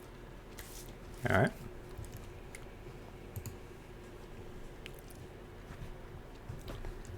Is now Knucker number 5's turn. As you stare the creature down, it stares you down. You blink and the creature's gone as it swipes at your legs. Or head. As it leaps in the air suddenly. It's above your head and it swipes at your head. So I touch your leg, but then it doesn't stick back. Yeah. Let's see here. You know what? We're going to. God fucking damn. Block. As you try to defend your head, it swings over your head, leaving a brutal mark. Will this be a scar that you'll never let down? Are you vulnerable to this attack? Oh shit. Jesus. Well, considering head damage is 3 Careful. times. Let me just double check that block roll. I can't tell if you automatically succeed on it or if you have to roll.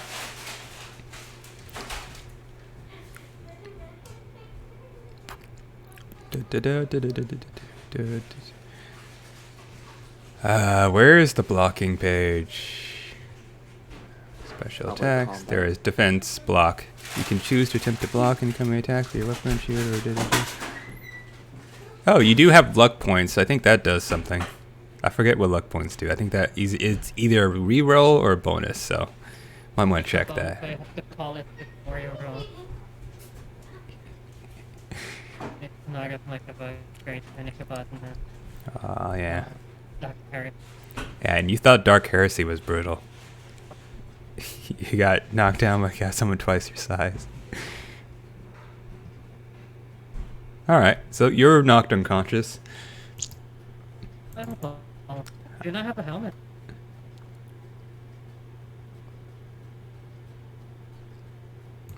No, does not. Oh. Did you mean to block with brawling or block with your staff? Block automatically selected brawl. You should have gotten an option. Yeah, let me double check your inventory. Oh. Hey. If it was the staff, if I had selected the staff, it would have been 2 points higher, but I didn't. Yeah. Alright. Did you want it to be the staff? Because I need to double check that. That would be enough to Yeah, that. avoid you getting headshot by a Mhm. soldier like the Call of Duty.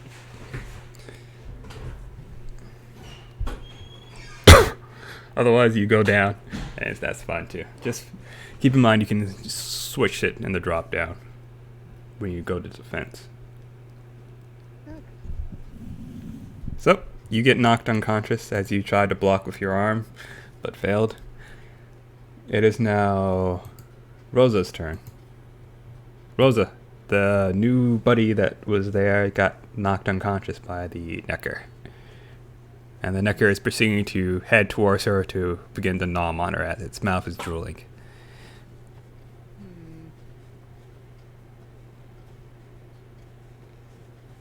Well, I mean, that'd require them to be in, like, the same space, so...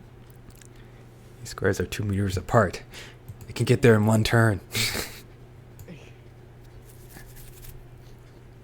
Oh, goodness. Well, let's see what I can do about... Let's see what I can do about, cutting him off, then. I guess I would have to be, like...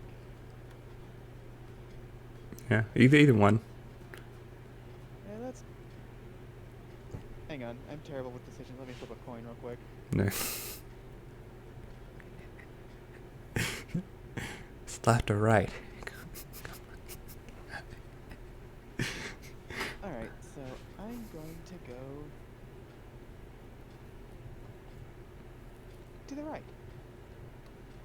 Well, I guess that'd be the characters left, honestly. Alright, now let's see what we could do about, you know, cutting this guy off. No, he has just started his meal. You can't cut him off now. Sure I can. And he doesn't seem to be paying that much attention. Alright.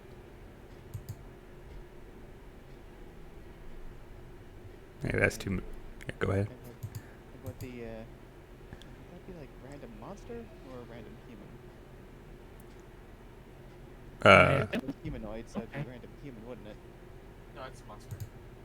Oh, monster? Okay.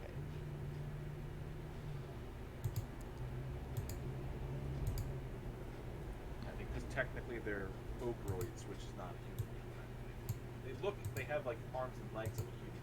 Like, this thing is still a monster. Alright. Well, let's see what happens.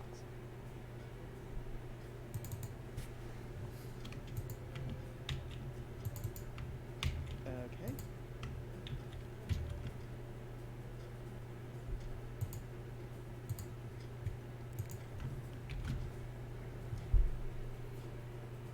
Alright, so it's going to attempt to defend. Let's see here.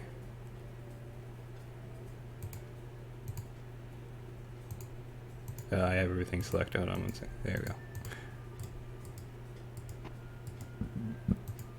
Excuse me. It dodges backwards. Out of your... yeah. As it waits for the drool from its mouth and focuses its vision on you.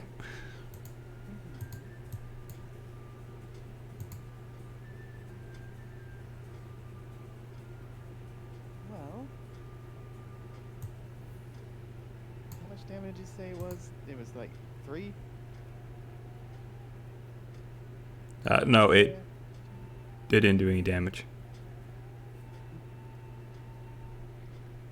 Oh, no, I was meaning stamina to attack again. Oh, sorry, 3. Okay.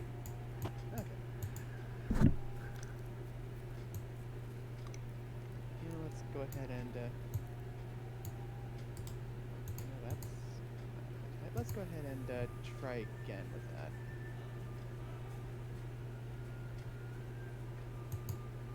And thump.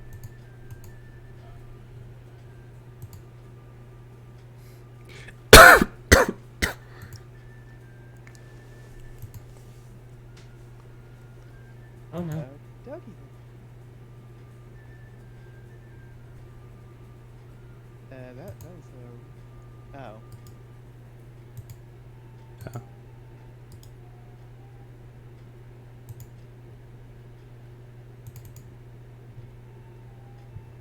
Oh, is he not able to dodge?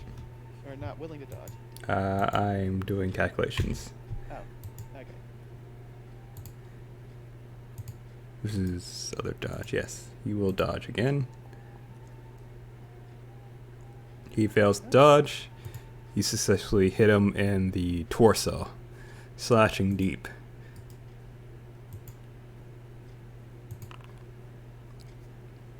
You see your dagger has left a pretty deep scar on the creature's chest as it jumps back. It snarls at you. 1, 2, 3, 4, 5, 6. 1, 2, 3, 4, 5, 6. All right, so it's now Necker's number 7. He's dead, so I just removed that. It's now number. I just moved outside. It is now the chieftain's turn as he puffs out his chest to make himself look bigger, and he swipes at you. Bring it on! 16. Okay, and then how do I do the defense thing on my character? You select your token, you right-click the thing in chat, and you click defense, and then you select what you're going to use to defend. And the drop-down, defense with, and then you, yeah. Defense with. I guess I'm dodge, right? So that's. Yeah. Okay, so you dodged his attack. Excellent.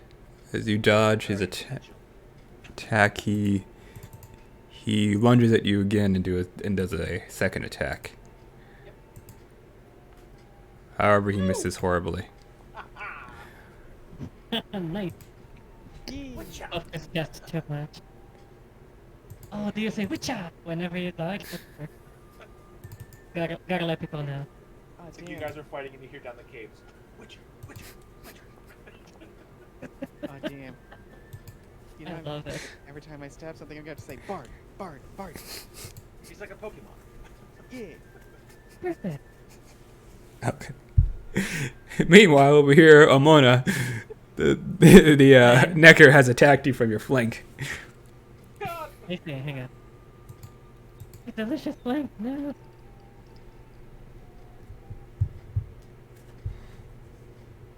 Actually, hang on. Apparently, you have to add a shield to the weapon.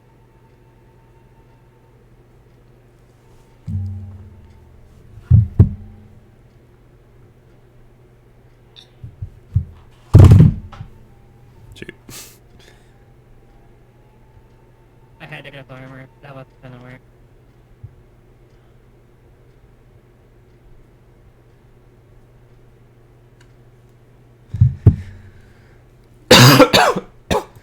All right. Did you attack? Oh, I'm blocking him. No.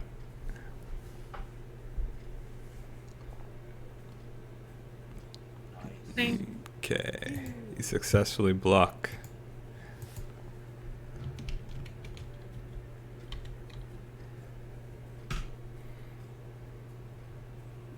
Can't mess the blocker. Oh, sorry, that was purple.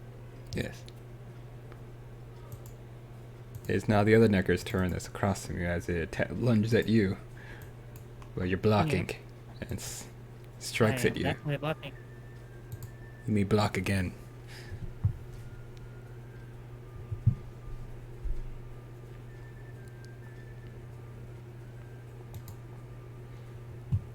Clunk.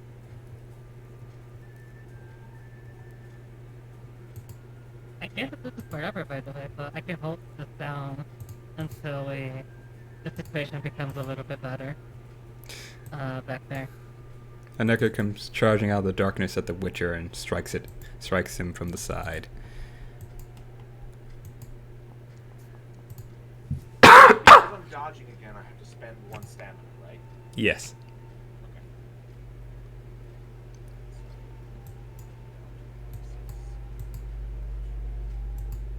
That's dodge.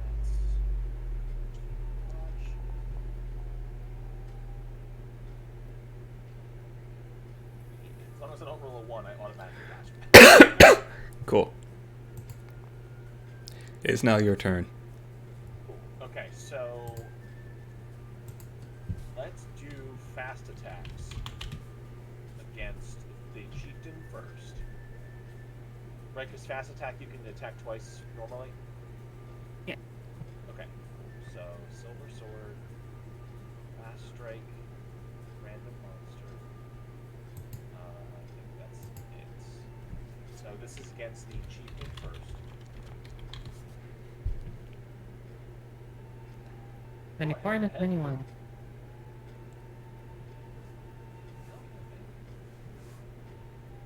Alright, so the first one was the chieftain, and the second one was the Decker 9. Okay. So how do I hit the chieftain in the arm? Damn it. He's going to dodge. He successfully dodges. And the second one, he's going to dodge. He does not dodge. Critical and a fumble. Rolling damage for the second one. And it's 3d6. The Necker is dead with one swing. 66 damage. God. Right through the head. I'm going to move the body over here, but I'm not going to delete it so I can keep track of it for later. Next. Oh, it is now your turn. Oh. Oops. I just broke everything. I just broke everything. There we go. This is now your turn again. Or, well, wait. Yeah, it was your turn. Oh, yeah. So it is now... So I did a fast strike and that's it. Alright, it's now Carradin's turn to make a death save or something. Let me look. Oh, God. I assume it's a death save. So that would be... And I'm pretty sure I can help stabilize you, but can't do it currently. You've been knocked below 0 hit points. You are put into death state. Little hero. Let me go read up on that state real quickly. Yep, so they need to be stabilized. This wasn't a critical wound, so it should be kind of easy. So death saves, yes. Each round you must make another death save at a cumulative -1. On a success, on a successful roll, you survive. On a failure, you die. A tough player can survive for quite a while, but eventually you are going to cash out eventually. Time you are injured and death state. You must make another death save at a cumulative -1. So make a death save, and then you might want to spend luck on this, because if I read that right, you'll die the first time you fail one. Where is the spending luck part of this fucking chart? So it's what you can spend. Any luck you spend, you add to your roll at the end. Yes, Yeah. 5 points. So you would just type them in the modifier. So they're just, yeah, they're like a 1 point system. It's not my favorite way of doing stuff, but it's fine, I guess. So, or would you like to do a devil's bargain with the GM? And survive no matter Not what, yet. but at It's- cost. It's first session, not yet. Yeah, okay. Well, first. You might get your devil's bargain later. Is that a mechanic or are you just gonna post your Throne account? If I had one. Devil's bargain, buy me a book. Cheap book. Let's see. Truly cool. It's from Blaze in the Dark. It's a Devil's bargain system. Is it the saving? Oh, Did you add luck to it? I was about to say that, but Oh, I guess you can't. Okay, so how much luck were you going to add to it? Without looking at the one point that I have. I would make it 9. Well, let's see. To succeed, you need to roll below 6. So how much luck do you have? Wait, below you fucking game. You gotta roll low. You were wishing to roll high. All right, so let's see here. You have 4 luck. Wait. Normally 4. I'm not sure how this, like, if something is over the maximum when you go below health works. Oh, I think it's like automatically deducting it, but I'm still gonna count you having 4 luck. I don't think having less HP changes your luck. I mean, your luck happened already. That's hard. So, anyways, the point is, you have 4 points of luck. You can use that to reduce it to below 6, I guess. Alright. Unless you want to sit here and make a whole new character, while the doctor No, tries to no. patches up your eye. Okay. I'll deduct it below 6. Like, it makes sense when, like, the only thing you have to roll high for is, like, damage values or something, and everything else lower is better. But when you have everything being higher is usually better, and then one of the most important things, if you risk dying, lower is better. Yeah. That is weird, yeah. Alright, so you have staved off death for this turn. Would you like to say something as you bleed to death on the ground? Okay. No. Okay. Alright, It is I'm now gonna the- go look up what I need to do to stabilize. You need to kill these 2 neckers and then you need to go save her. Fuck's sake. Alright, well, let's start bleeding stamina like a hog. Let's start stabbing the one above me then.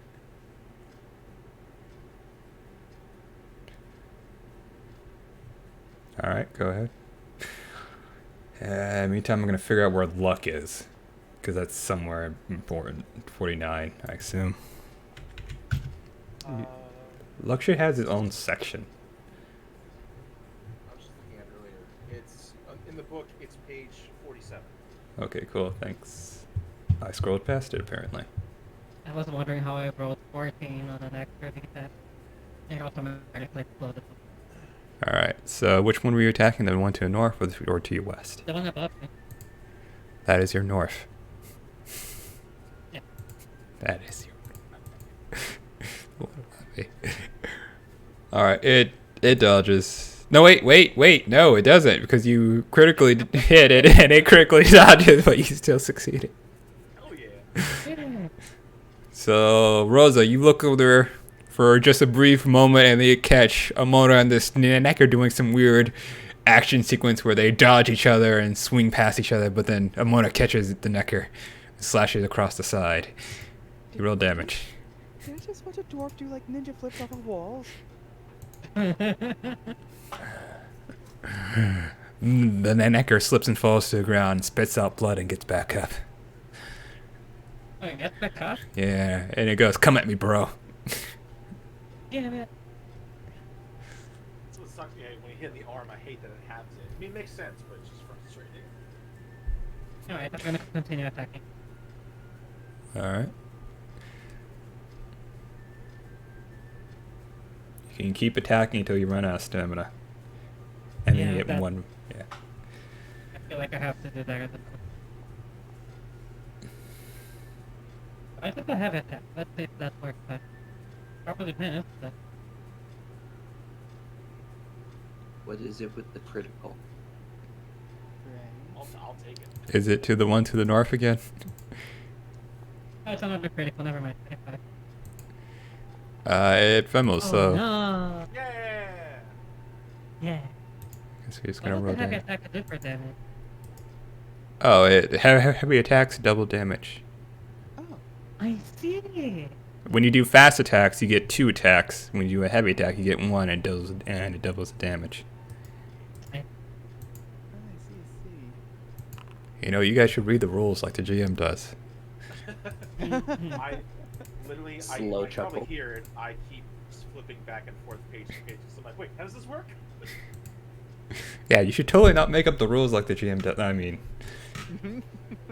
Alright. Well, Yeah, totally not One more flying to by the go. seat of your pants. Like, why is that actually? I'll try quick attacks on this one. alright, go ahead.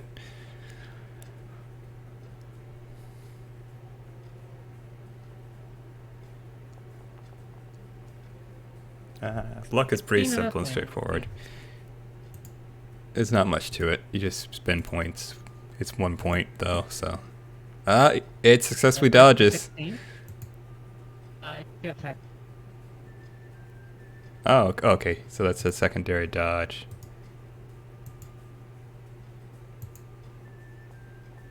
And does not dodge the second one. As you let him have it. Barely for them. It still stands as it grips its right leg and pang and spits blood in your face. You got stabbed at 11 and it's already spitting blood? Oh, I was eating earlier. Right. No, that's fine. It One wheezes. more stab to the back. Yeah. Is that the end of your turn? No, right, yeah, yeah.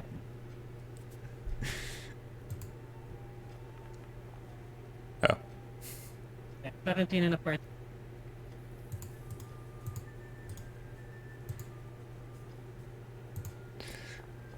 It dodges. 17.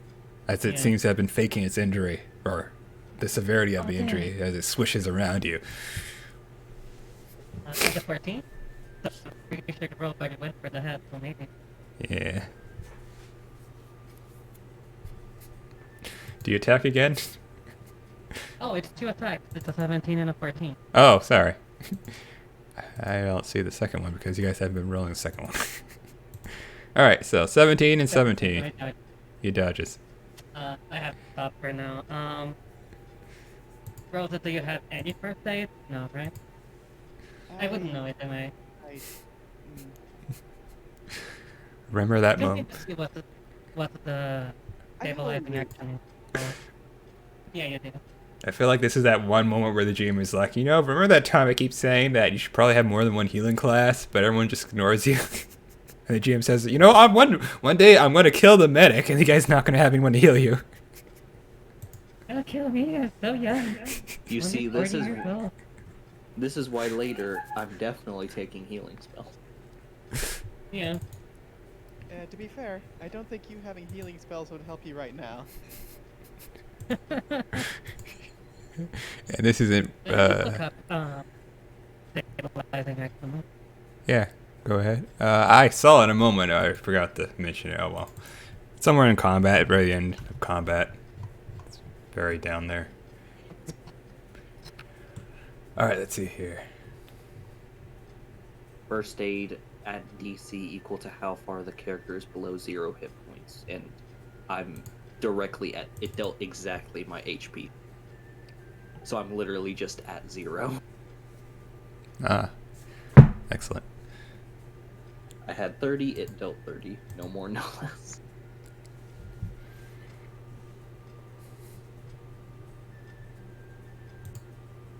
Alright, so I'm gonna make a roll then. Alright. And I don't know if there is attacks of opportunity in this. Well, I was just about to bring that up. So currently, the Necker next to Rosa is occupied with fighting her. So as long as that keeps happening, that one won't try to do anything. The Necker behind you, however, will probably take a chunk out of your butt when you bend over.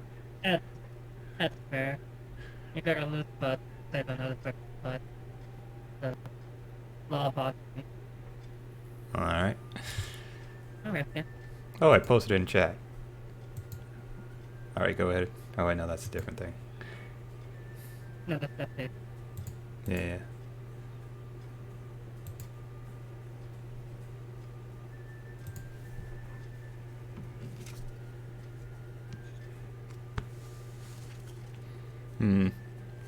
This is probably at a moderate difficulty, so probably a -3 to your roll since you're in combat. You'll have to find an opportunity to turn your back away from the opponent. Yeah. I'm gonna add 2 points of luck to this.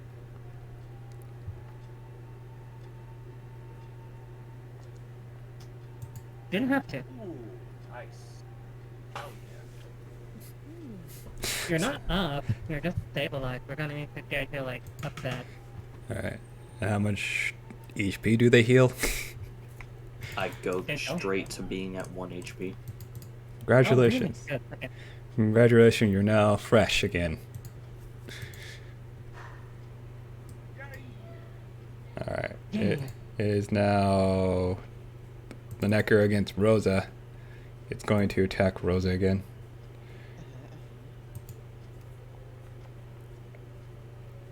Defend yourself against 17. Alright. Let's see.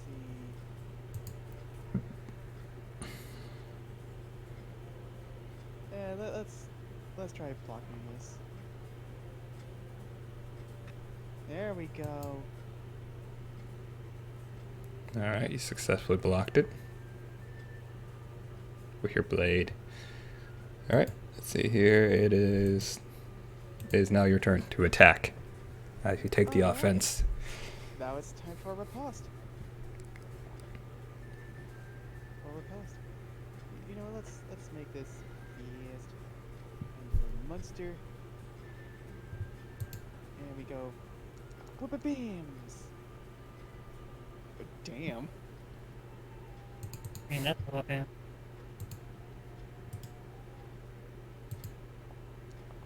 As a defend against a 29. It attempts to dodge. It fails to dodge. Was that 2 attacks? Yes. Okay. Both of them rolled 23s. Yeah, that's making sense. And both were criticals. One was to the head, apparently, and one was to the tail/wing. Did you enter your... I think this is the first case I've actually had that dumb of luck. Why is it a... Oh, okay. Your melee bonus is -2. I'm like, why is that there? You got spaghetti arms. Yeah, I'm not the strongest. I might as well just do it from here. I lost track of that other roll. Dodging again. 16, and the other one's a 23. It fails. More damage. Yep. 3. The creature is probably... No, he survives. God. So he survives with the... Hmm. With the bear... With the skin of his teeth. Yeah. You know what? I'm gonna go ahead and push myself a little bit more. Let's spend 3 more to attack again. And actually, can this also still be a fast attack, or does this have to be like a? It can still be a fast attack. As long... well... Yeah, the other... Yeah, you can just keep attacking here, and then you get 1 move. That's the only limitation. It's the movement. Effectively, as long as you keep spending stamina, you can just keep going, right? Yeah. Yeah, you do get a -3 after the first attack. Yeah. That makes sense. Oh, okay. Yeah. Random monster. So attack modifiers. Let's see. Attack modifier. Where would that be? What? When you like select the attack, it should say extra attack, and just check that box. Okay. It should reduce your stamina automatically. Oh, so I didn't even need to do. Oh, that's what that means. Cool. Okay. Okay, so I should be at 24 then. Okay. So your math, good. I see. Alright, so It's my light blue versus your dark blue, and you successfully hit me. And Okay. it's a first hit. Yeah. yay. I don't think it needs the need the second one. We'll find out though. Nope, it is dead. There we go. Yeah. Yeah. Yay. And I somehow missed. Oh wait, I think I know. As it collapsed, I missed because I didn't expect it to collapse. That's how it dodged. He swung it, killed it, and as you were going for a second, so you just sort of flumps to the ground. You're like, "Hey, I killed it." Okay, makes sense. Yeah, exactly. It is now Chieftain's turn. As it stares down the Witcher and raises its mighty claws and jumps at you for a strong strike. Okay, so I'm going to actually attempt to parry this, but I'm going to spend 3 luck points to try to undo the parry reduction. Okay. So, silver sword.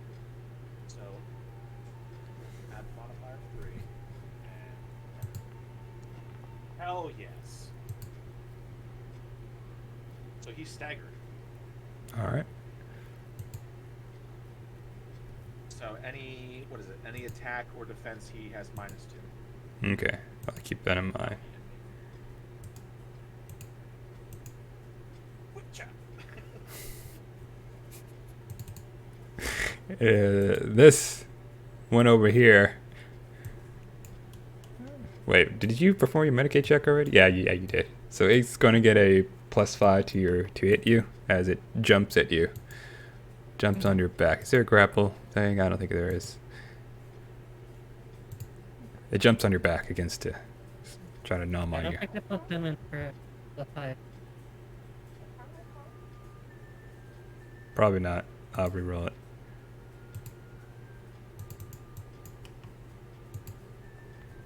Oh wait, that's +5 to damage. Whoops. Okay, so that 10 sticks then? Is that right? There you go. There you go. Putting in the wrong spot. There we go. Good not block. Alright. He numbs on you.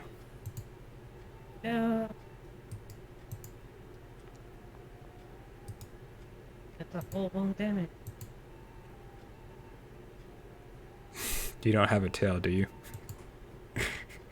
No. You take 3 points of damage. Oh, there you go. Oh my god, he bit your butt. No! That's gonna be so awkward to explain to. That's how I said, you fiend.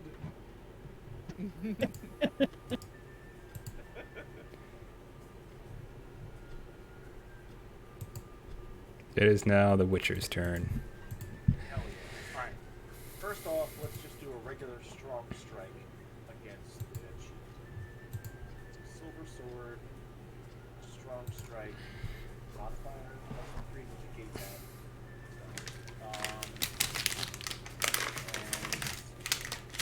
And let's go for the head. Let's give it a shot.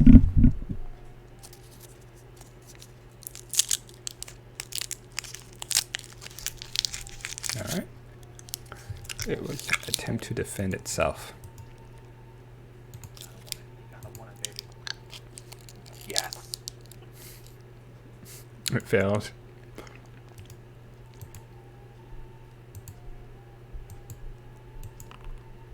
Oh my god! And it goes down Wait, Jesus. as it light flashes before its eyes. It body falls to the ground and its head goes flying as it contemplates its life in slow motion. I love this game. Alright, so I'm gonna move, so I get to move 4 to there. And then... What's the range on my... You gonna throw your sword at the necker? No, I was gonna try to use one of my signs, but I don't think I have the range to do any of that. Probably Can I- R. Can I spend stamina to move? No. No? Okay, so it's just attacking then. Okay, yeah, I don't have enough to get in range. Alright, that's my turn. Alright, it is now Kyrinian's turn as you gasp for air on the ground as someone put some sort of cloth over your wound and then they shouted, "Oh, my ass." Oh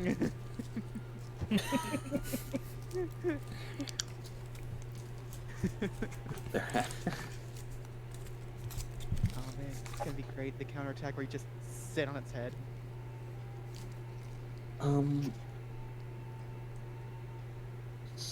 For some reason contemplates the, I guess, encumbrance of a human or human-sized creature. Oh wait, I just realized they actually have that stat. Characters do have ENC.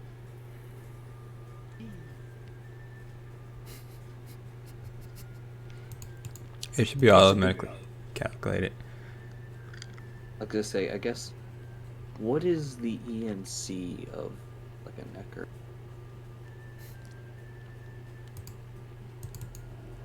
I don't know. Child ENC size? The weight of a child, which is the weight of half a human. So around 13 kilograms. It's in the notes. It's also around 1 meter in height. Ah, okay, okay.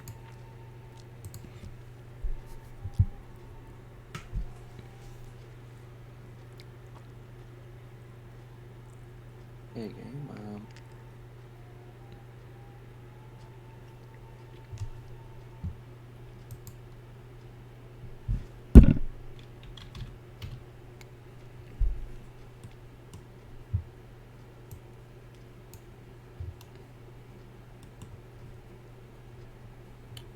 That was 5 per 1 point.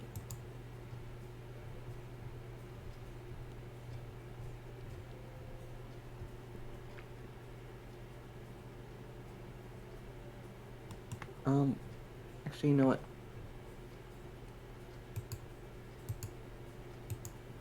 We're just going to, I guess, stand up and then move however much we can. Let's move further into the cave. Yeah, you should move further into that dark cave that you don't know what's down there. Also, you should put your back to the exit so that way anything that's coming in from the outside you won't see coming.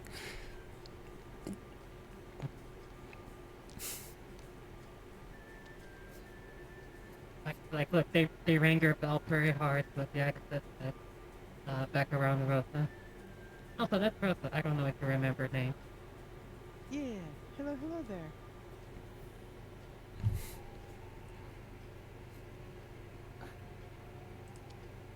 But yes, Yeah, hello. I'm not sure what to do, admittedly. It's like, if you want to skip me, it's fine. I'll just take whatever the game's defensive action is. Alright. I mean, these squares are 2 meters each. I'm sure if you really wanted to squeeze by me, you probably could. Whiz. The only Necker alive is between a Witcher and a Mona. So. Mona, it's your turn. Alright. I am exhausted and this thing bit me in the ass. So I'm going to stab it. And then heal it later with Dwarven Ale.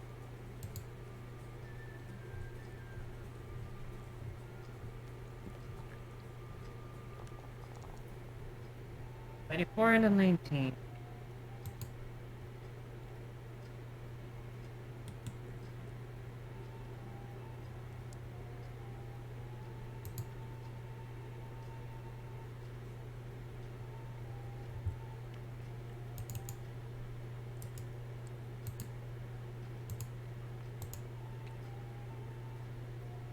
Hey, Alright, you fails the dodge. You hit it. nice. And you slay it, I'm sure. Yep, it is slayed. Yay! Alright.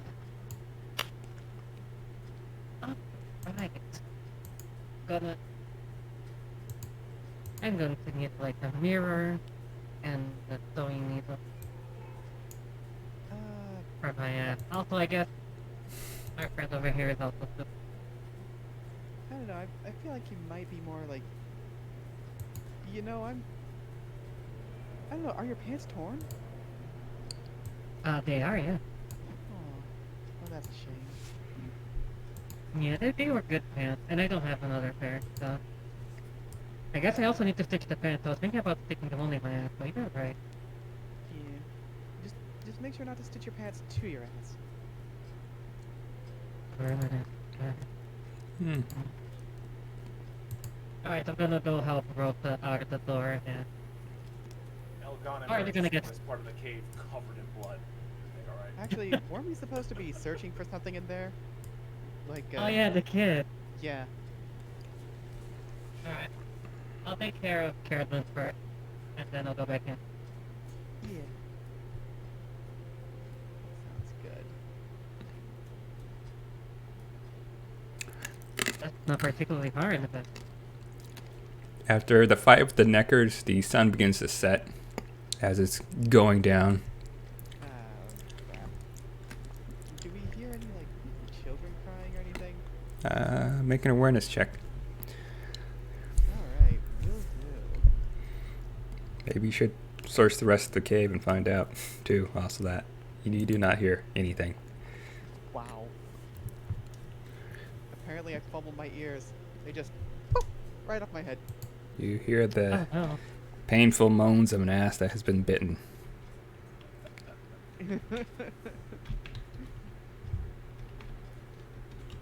goodness.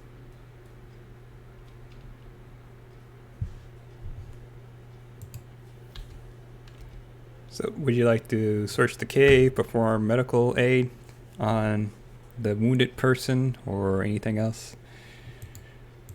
Oh, while they're- I- yeah. Go ahead. I was gonna say, while they're doing that, Elgon was going to try to harvest some stuff from the Neckers. Okay. Is that a wilderness survival check?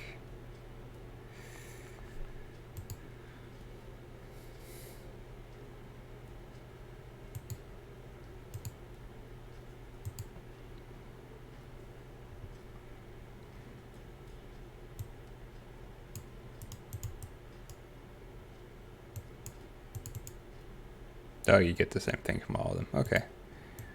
That's 1, 2, 3, 4, 5, 6.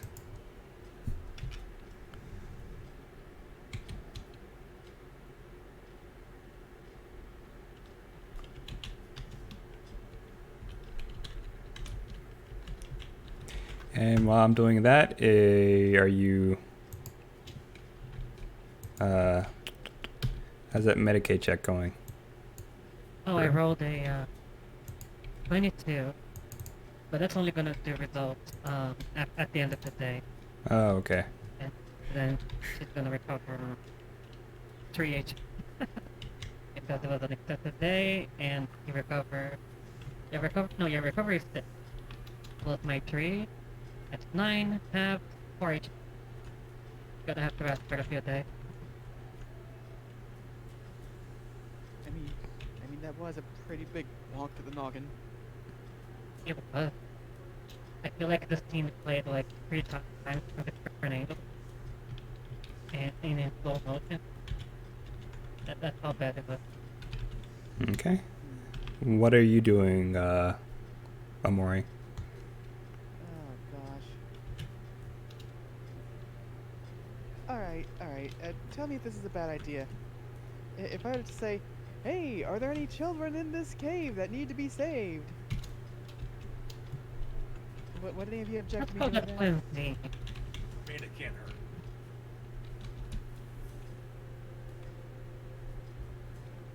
Oh goodness, because I would try to make my way in there, but I can't be like in the front of everything. Nonsense. Go right in there. Oh yes, just look at how armored I am with all of my bouncing about. Yes, exactly. A lot of cushion there to protect you. Yeah, exactly. Oh, goodness. Let's go here. Do I happen to see anything? What is that? Is that like a bottle? All right, so it is what it looks like. A quick note on the maps: most of the stuff there is exactly what it looks like. Other times you'll have to ask me, but when it's not there. So if you enter a room, there's nothing in there, then you ask me what's in the room. Right. Yeah, Probably clarify that. I was trying to just, get into Rose's character. It's like Okay. peering down, squinting. Okay, that's good. So you do notice a bottle and a broken bench in there, but no signs of any sort of children tracks or little people feet, or leftovers of little people. That's for 16 and a half Necker teeth, right? Am I reading that right? 12 and a half. Yeah, so that's round down, so it's just 12. Okay, so then, but then also the 4 as well, so it's 16. Oh, whoops. I see. Yeah, that is confusing. I meant Necker Heart. My Necker heart, okay. I'm trying to figure Yeah. out where everything goes. Necker heart.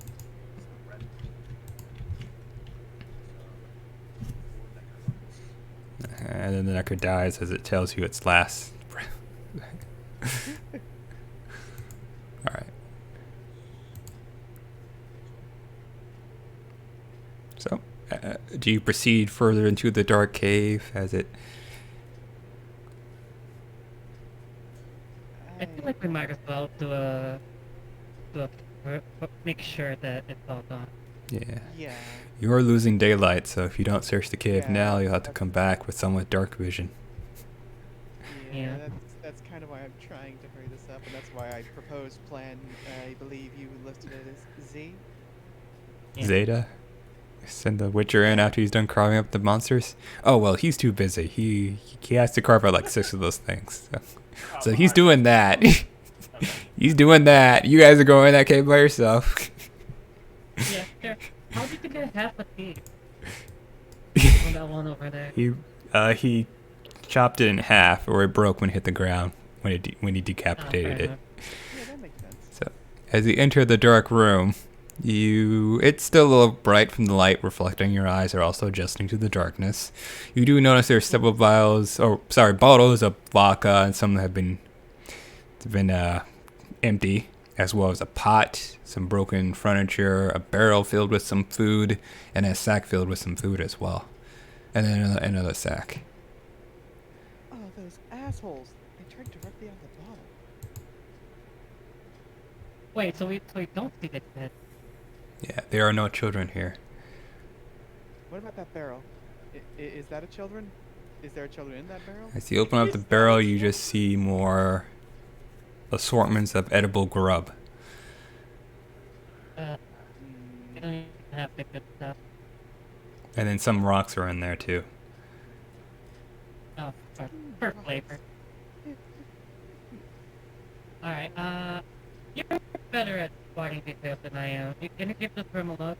And if we don't find anything, I'll go back to where we found the chicken. yeah, I'm gonna take a quick peek around. Gonna see, actually, maybe not like a super quick peek. Just going to look around, see if anything might be a clue for me. That's awareness, right? Yes. Oh, hey, I didn't fumble my eyeballs. Good. Searching around, you do notice some of the tracks are pretty hard to see, but there is a pretty good print in one of the piles of dirt nearby in the corner, and it's pretty massive. It's like a large human, or like, the equivalent of size of a space marine if those things existed in this world. Maybe even a large troll footprint, or like 4 Neckers standing side by side. Huh. That is true. We didn't find the big thing. Like, I think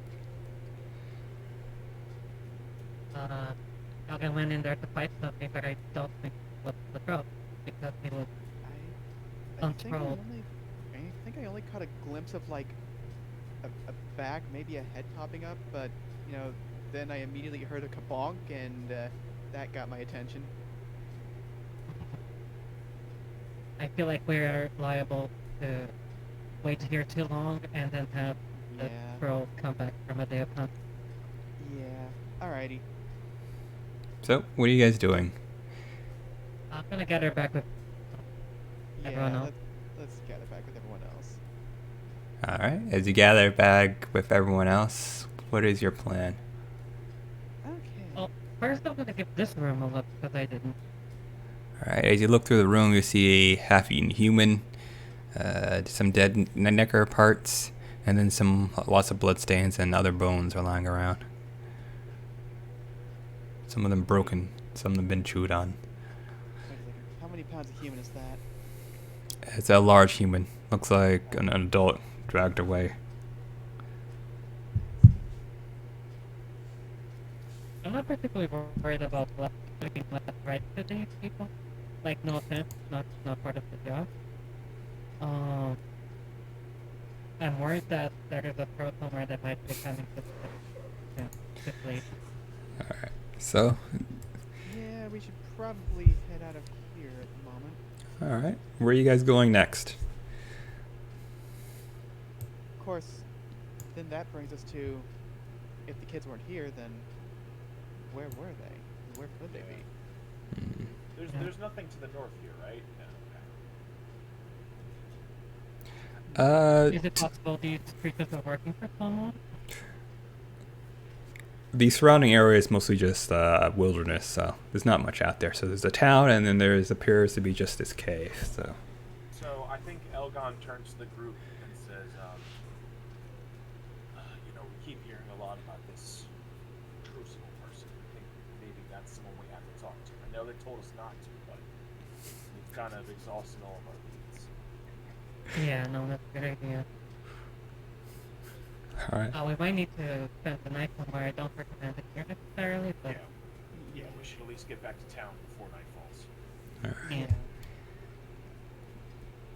So At you're. least we could say we've killed one cave of Neckers. Yeah. Doesn't necessarily mean a whole lot. I mean, hopefully we can see if there was a contract available for them or some sort of reward. As you head back to town,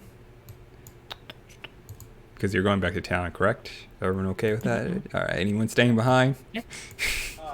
On the way back to town, can I do another foraging check to look for something? Sure, but the sun's getting real low, big guy. Yeah, I know. I just wanted to look for fool's parsley. All right. It's a clever thing. It's an everyday item, so hopefully it's easier to find. All right. Roll away. So it's just it's. Oh wait. Does anyone want to help him look for herbs or plants or flowers or whatever he's Nope. looking for? Not I should be fine. I just need to roll above a 2. Yeah. Oh shit. Okay, perfect. I'll take it.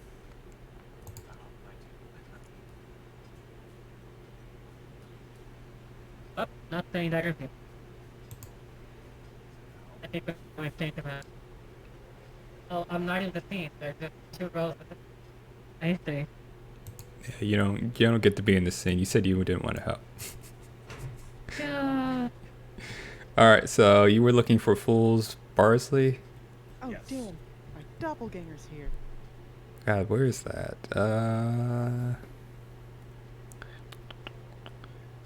Fool's parsley. All right. So let's see here. It's usually in fields. Okay, it's common. Cool. Its DC is 10. You got a 19. So let's see here. Roll me 2d6. And you can add. And then you get 4 for free. Oh shit. Oh, damn. 11. Hell yeah, baby. All right, I have enough to make my Thunderbolt Potion. All right. I think that seems fair. Cool. All right. As you wander past the home there, you see those bandits are adjusting the exterior door, complaining about the edges as you walk by. This house right here. Oh shit.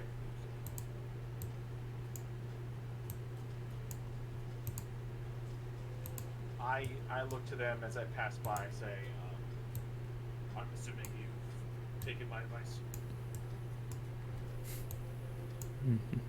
And they say, yeah, sure. Would you like some advice on how to be a witcher?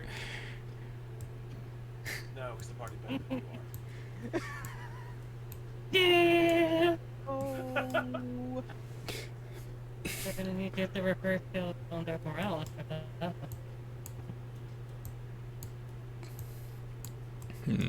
They scoff and go back to doing what they're doing. As you walk back into town, you see some villagers are idling outside. Some of them watch it. You look over at you as you walk by.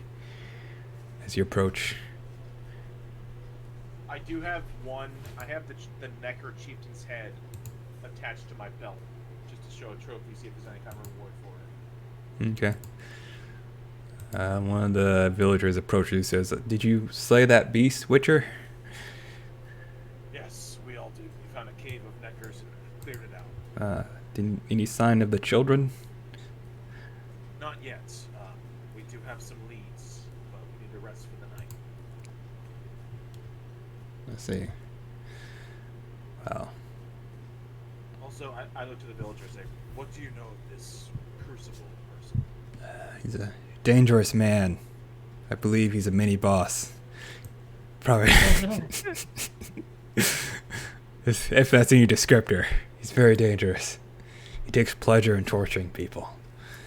That's why they call him the Crucible. Do you know what that is? Yes, I'm assuming he's not willing to speak to people. Yes. He's willing to do the talking. It's just that you'll be doing the screaming. I don't scream for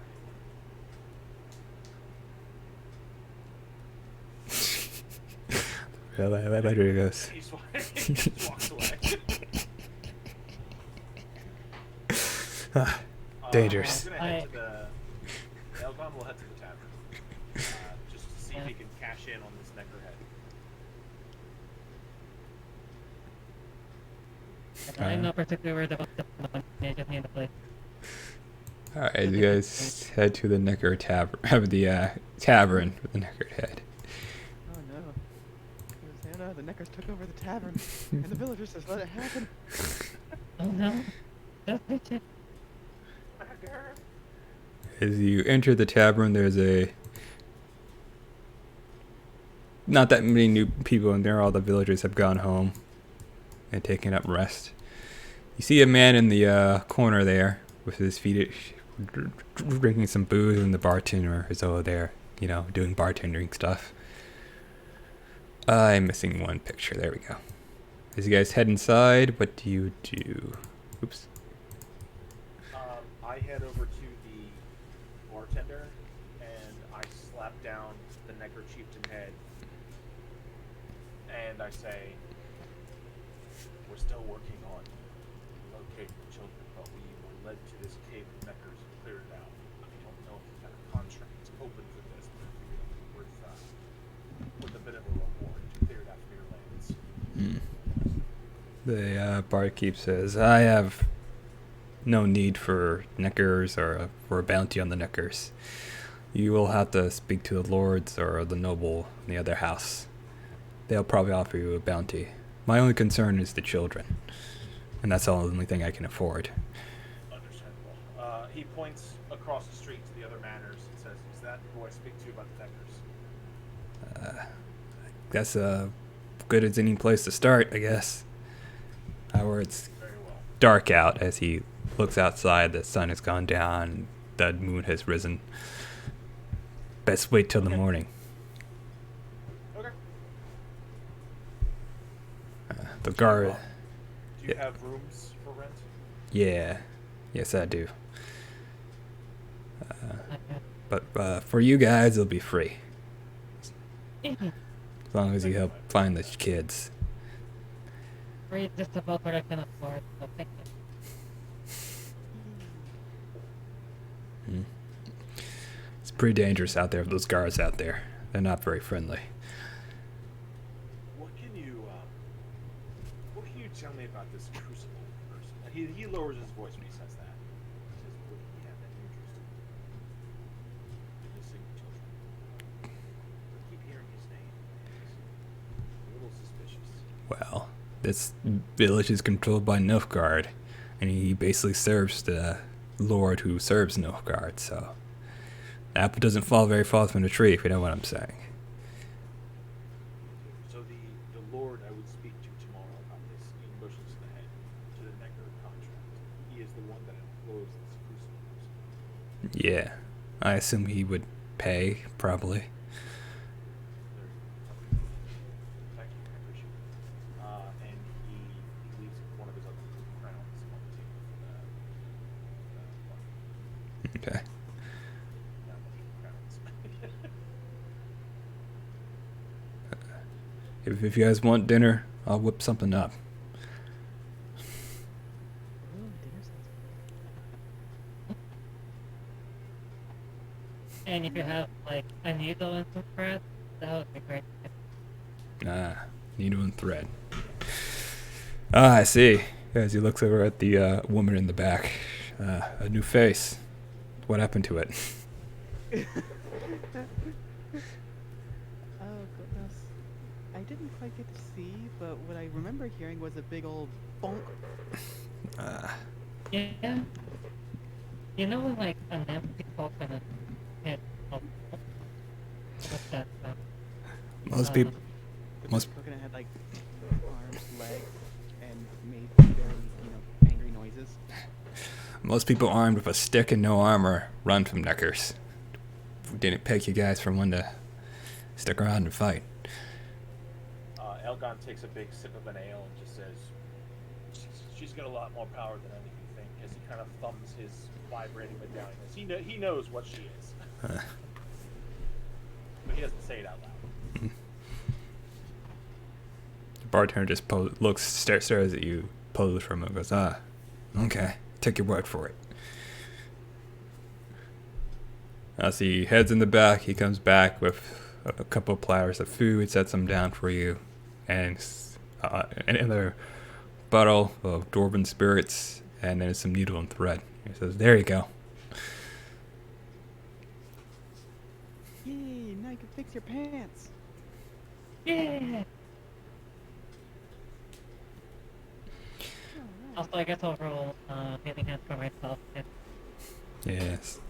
You should also look up the healing rules as you go. We'll be handling that while the GM skim reads for our stuff. Yeah. So the roll is pretty, and then you heal the amount on your sheet listed as recovery plus 3, and that's what value it have if you have any combat set there.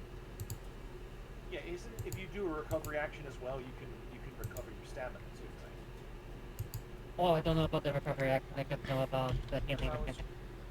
reading earlier. Something where with stamina, if you take a recovery action, you recover stamina equal to whatever your recovery is. I just didn't understand if that's like a combat thing, or if that's something to do out of combat as well. Should look into that as well. My stamina is pretty good. Yeah. So it's where is it? Stamina returns whenever you take a recovery action, which restores as much stamina as your RE says your recovery. So I guess if that's cool, I'll just take a recovery action and get back up to full. Yep. And that's page 48. If anybody has the. Wait, okay. Okay.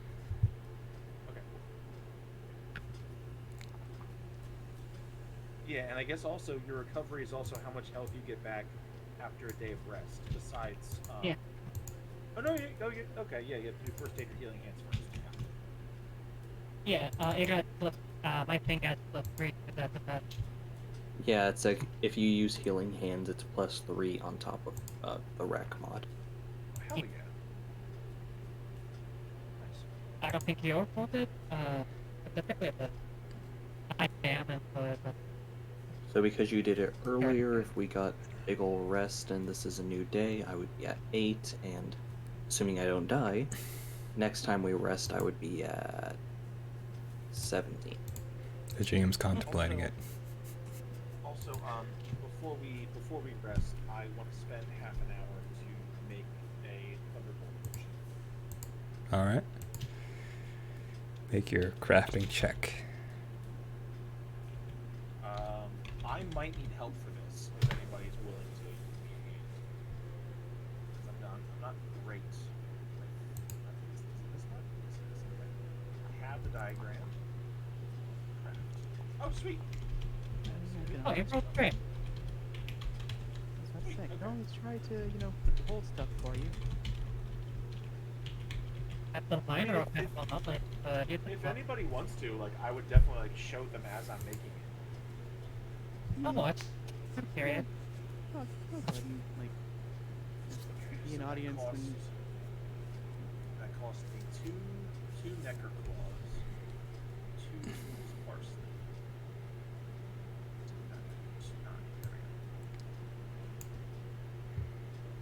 Cool. I have a Thunderbolt Potion. Very good. Oh, What the does 60 that with do 18. What does that do per se? So a Thunderbolt Potion for me, which actually you guys could technically use it. You have to You just do risk being a, poisoned. Yeah, it's a +3 on all physical attacks for 15 minutes. Ooh, interesting. But it also has a 75% toxicity. I guess I add that to my value. What if I add that?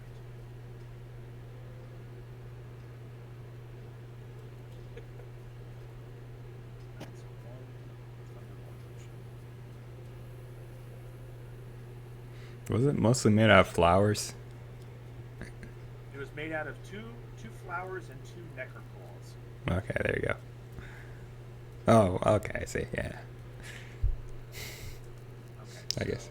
Thunderbolt Potion, which plus 3 to all physical. Hello, game. What the hell is focus?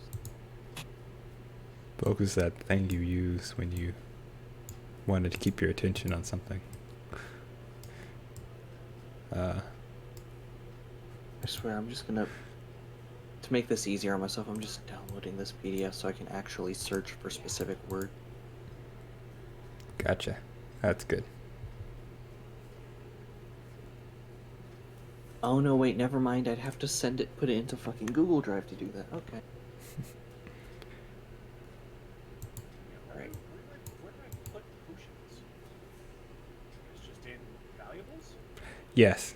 Yeah. Alright, I don't know what the weight of it is, if that matters or not. That depends. Are you going to hold 1,000 potions? I mean, I might.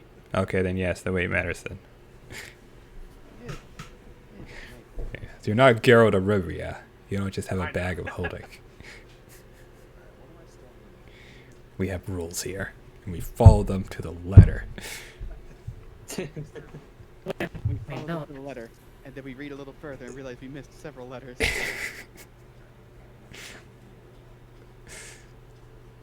cool. Yeah. Alright, I'm gonna say this real quick. I loved crafting in general, so this game is so heavily built around crafting is like it's so good to me. Yeah, it's very nice to actually have actual crafting rules in the game, opposed Yeah, to seriously. like impossible crafting rules where you can't actually do it during an adventure, or crafting rules that are so vague you can't really pinpoint what are you trying to I make. don't know, yeah, I'm proficient in blacksmithing tools. I guess roll that. Like, no, like I like having to gather things.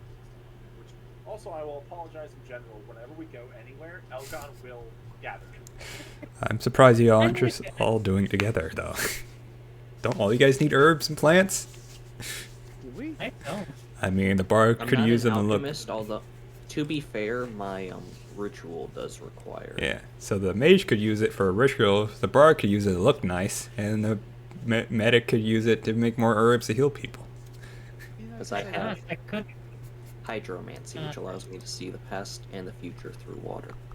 I guess I Ooh. think Damn of it, it I should like have looked for green mold in that.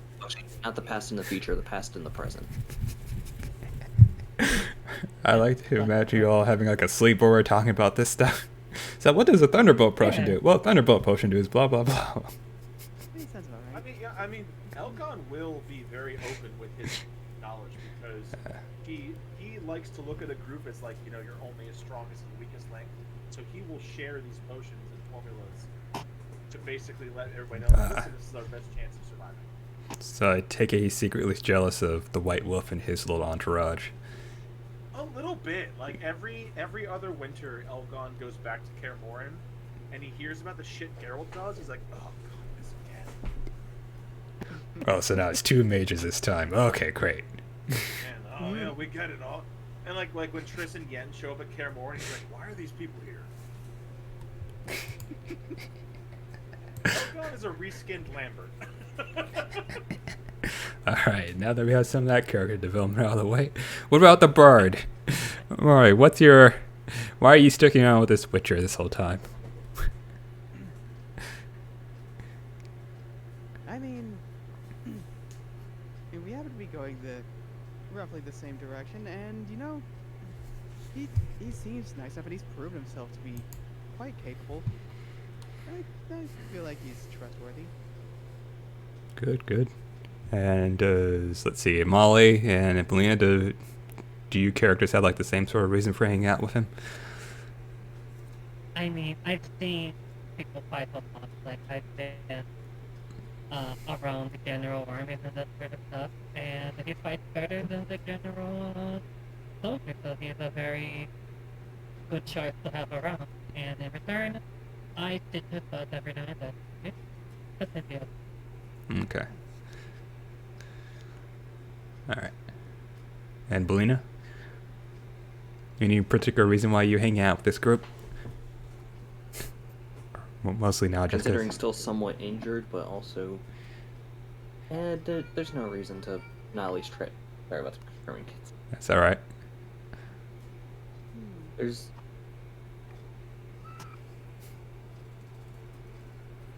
Take your time. I'm just gonna type it. Okay. I will patiently wait because I have nice background music to listen to. And I'm totally not reading the module to figure out what's happening next, because I totally know what's happening next. Totally. I have all the answers. None of the questions, because I know everything. Got it.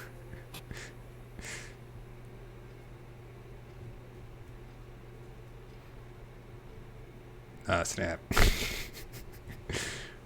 Let's see here.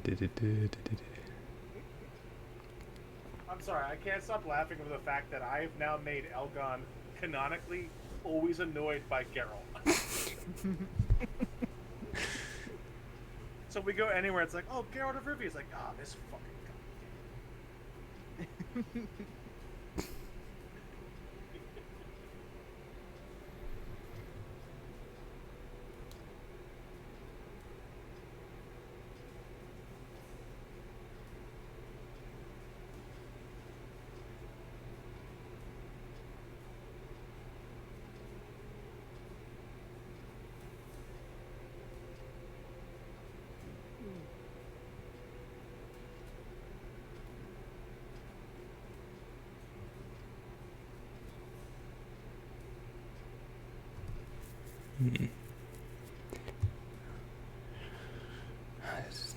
I literally cannot see anything in the base books that refers to what the character sheet refers to as focus. It's probably casting when you're focusing on a spell. It's probably in the spell section, I assume. Might be The on your magical card. focuses don't seem to relate to this because this has a value of 30, where those are like specific 1 to 5s because I think they reduce some stamina cost. I'll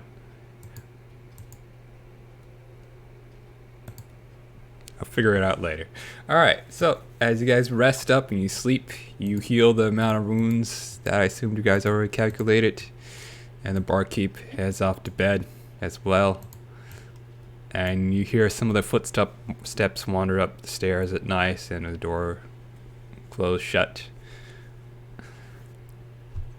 The sun sets, the sun rises, and then you guys hear loud banging at your door.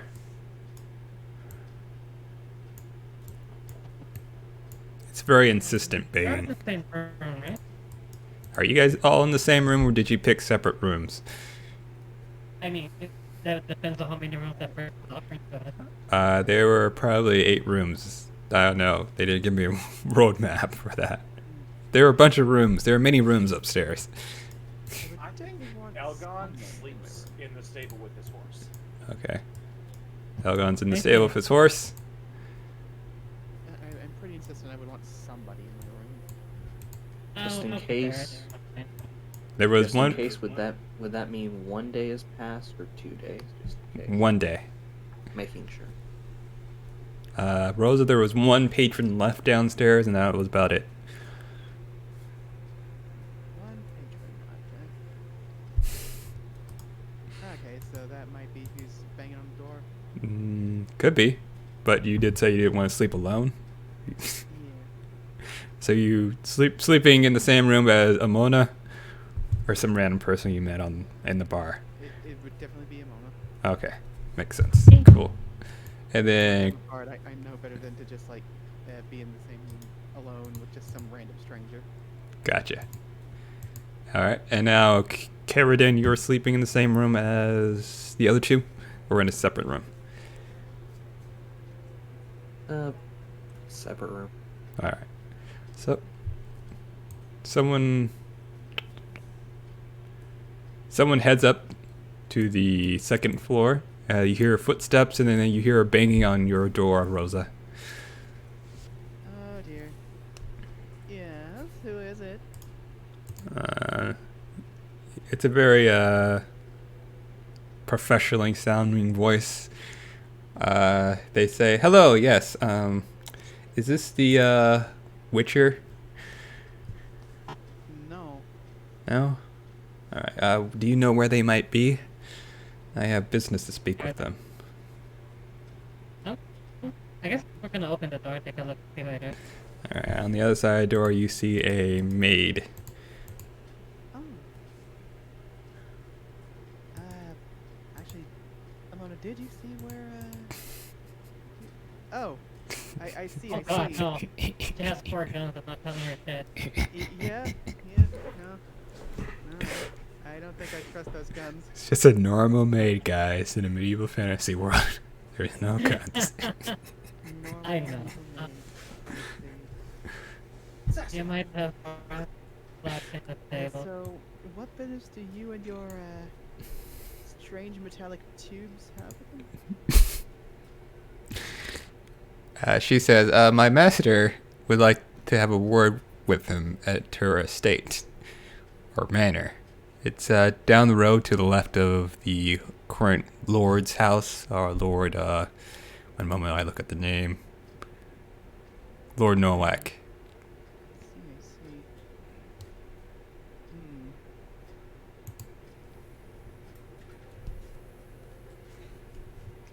Well.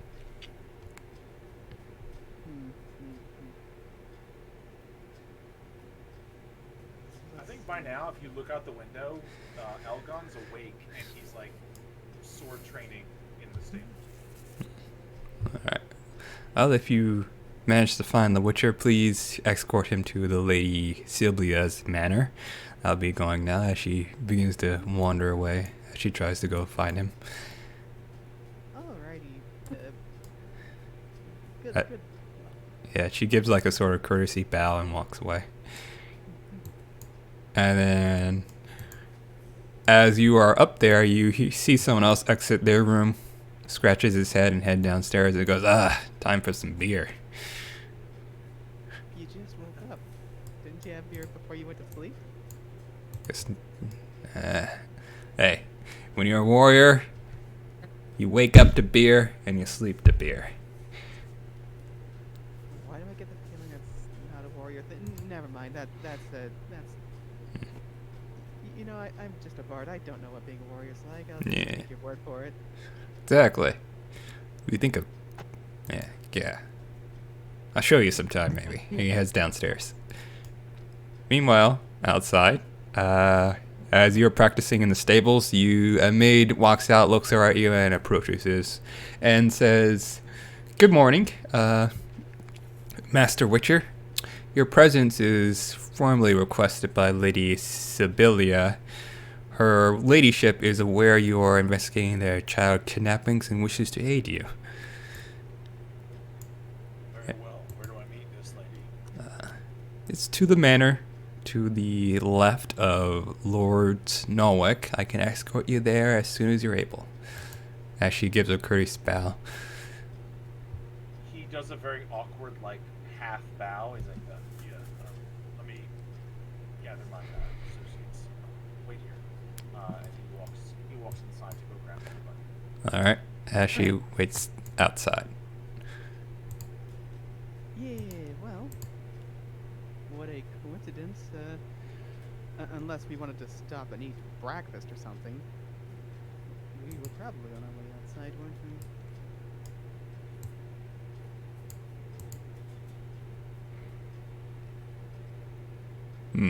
Yes. So, are you guys heading outside? Yeah, were we heading outside? Were we stopping to get, breakfast? Beer fest? Did you guys want to... Well, Oh, I did not... Did I switch to the tavern? I felt like I did. This is the tavern, yes. Okay, good. no. So, as you guys wake up in the morning, is anyone going to wake Carradine up? Yeah, I guess I may as well knock on the door. Carradine. Don't punch her in the head. She's very wounded. Oh, what are the odds of her opening the door while I'm not paying attention and bonk? Opens the door while you're not paying attention and bonk. Oh shit! Oh no! Well, it's a good thing I'm not exactly the. It's a good thing I'm not exactly the physically strongest among us. GM Oh, sits that's there good. for a moment and ponders whirling damage. Alright, so Counted win. And also, yes, I know it's time to wake up. win. Yes, Oh. morning, Karen. As you stand there in the hallway, you begin to smell the freshly cooked egg and meat in the morning from downstairs, as the barkeep has made some fresh food. Oh, damn, is that sausage? And it's covering, and it's surprisingly doing a good job of covering up the other horrible smells. Oh, damn.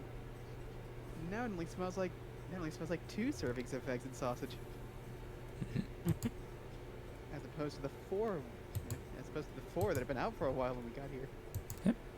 Do you guys head downstairs and get some food? I mean, Yeah, that's- that might be a good idea. Alright, as you guys head downstairs, you see the barkeep prepping up some meals and pulling on some plate, and he puts some down in front of the stranger sitting across the room. And he says, mercenary. Don't get that many kind around here. Mostly adventurers. Adventurers! You out to go look for the missing kids? Do you need your breakfast to go? do we No, want to? no Or? helping to. No helping to in a hurry. We'll take our time. Yeah. Taking it to go? No. Okay. No, we're taking our time. Okay, so he sets down a platter of meat, bread, and herbs. I guess veggie, green stuff on your plate. You think it's some sort of vegetable? I don't know. The Brussels sprout. As you guys sit there and start eating. Meanwhile, the maid outside is just patiently waiting, along with the Yeah, I witcher was who's saying, trading. Elgon actually does say, like, I need to. So. Gotcha. Crap. I guess we don't really have a choice then.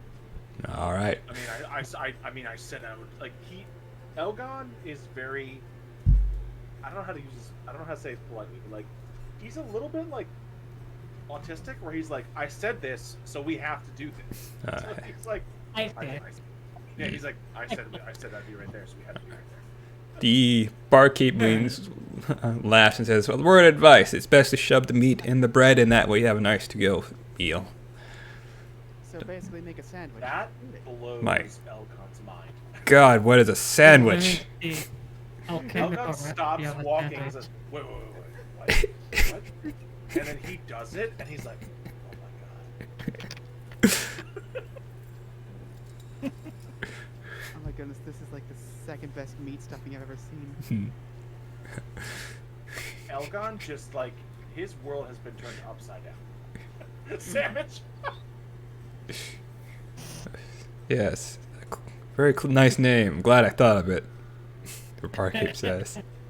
I'll be rich. Alright, as you guys grab your food and head outside to follow the maid, Yeah, the GM transitions to the manor. with our sandwiches, these strange things.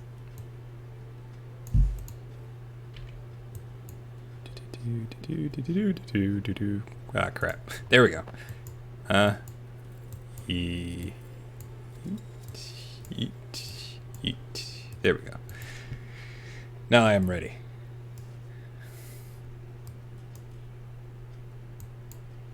I guess you guys should all be on the dirt road. As the maid leads you up the dirt path to the manor, you notice lots of bushes with lots of different flowers in them and other nature stuff. And on the exterior of the building, you see, I guess, I don't know what they're called, but you see, like, pitches of flowers on the outside as the maid opens the door for you guys. The lady will, Lady Sylvia, the Witcher and company are here.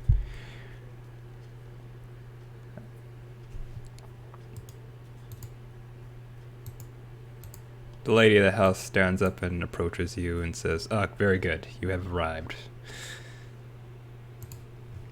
Witcher, and she looks at the other people who slowly seem to enter. Hello. Oh, if you mean the little boxes that the flowers are in outside, those would be like planter boxes. Okay, planter boxes. Good. Good. I was gonna say root coffins. Root colony. Yee.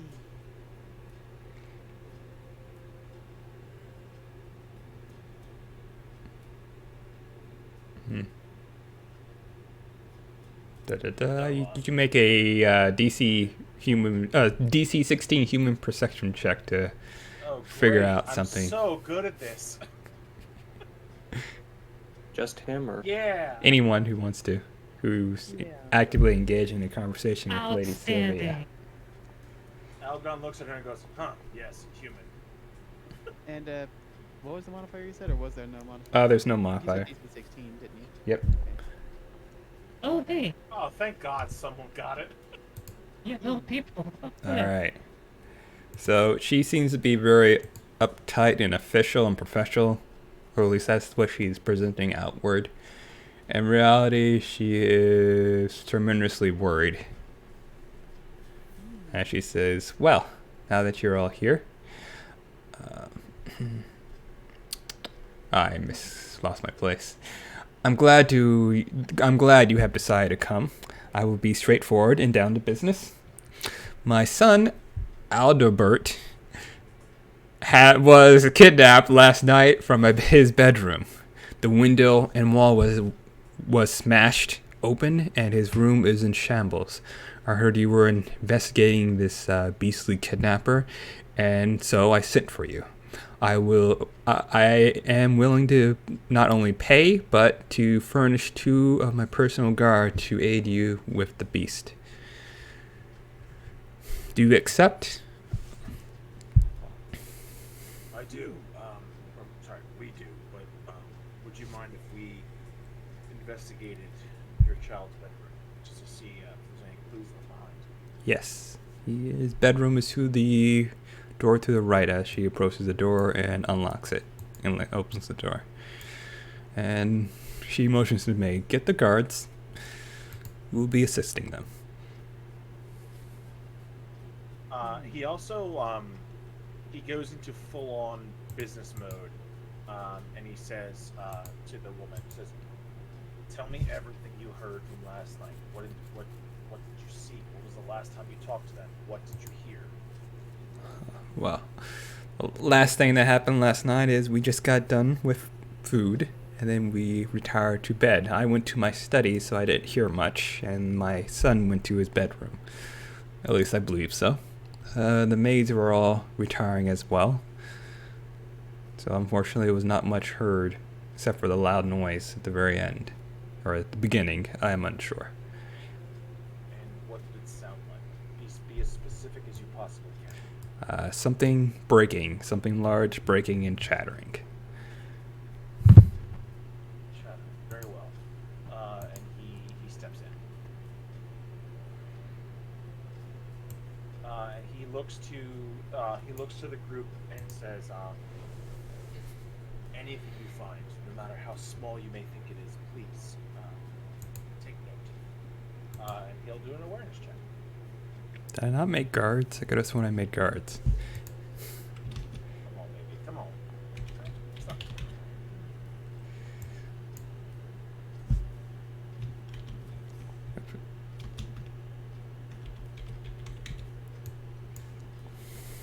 No, that's fair. Hey, I see. She's like, oh my god, I see a room.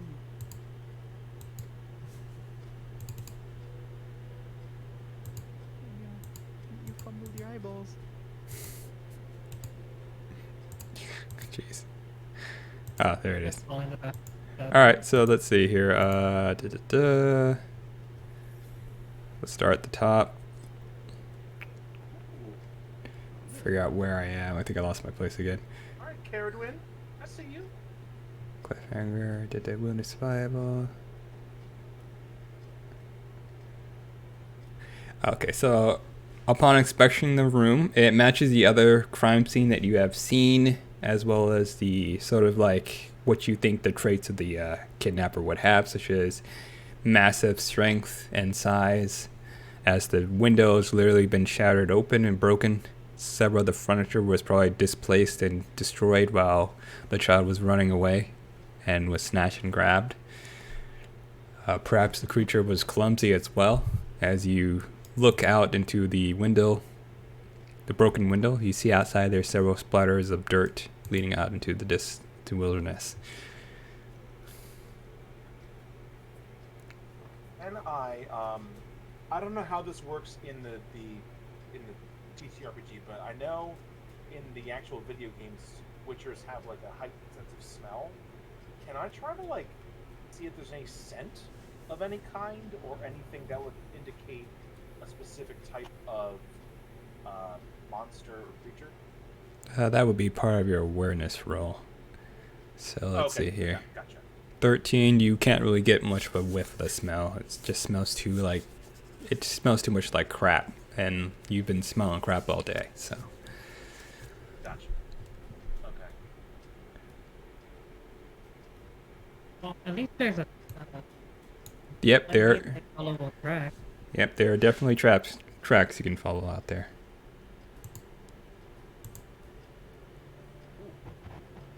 Yeah, the second that's been noticed, Elgon will step out and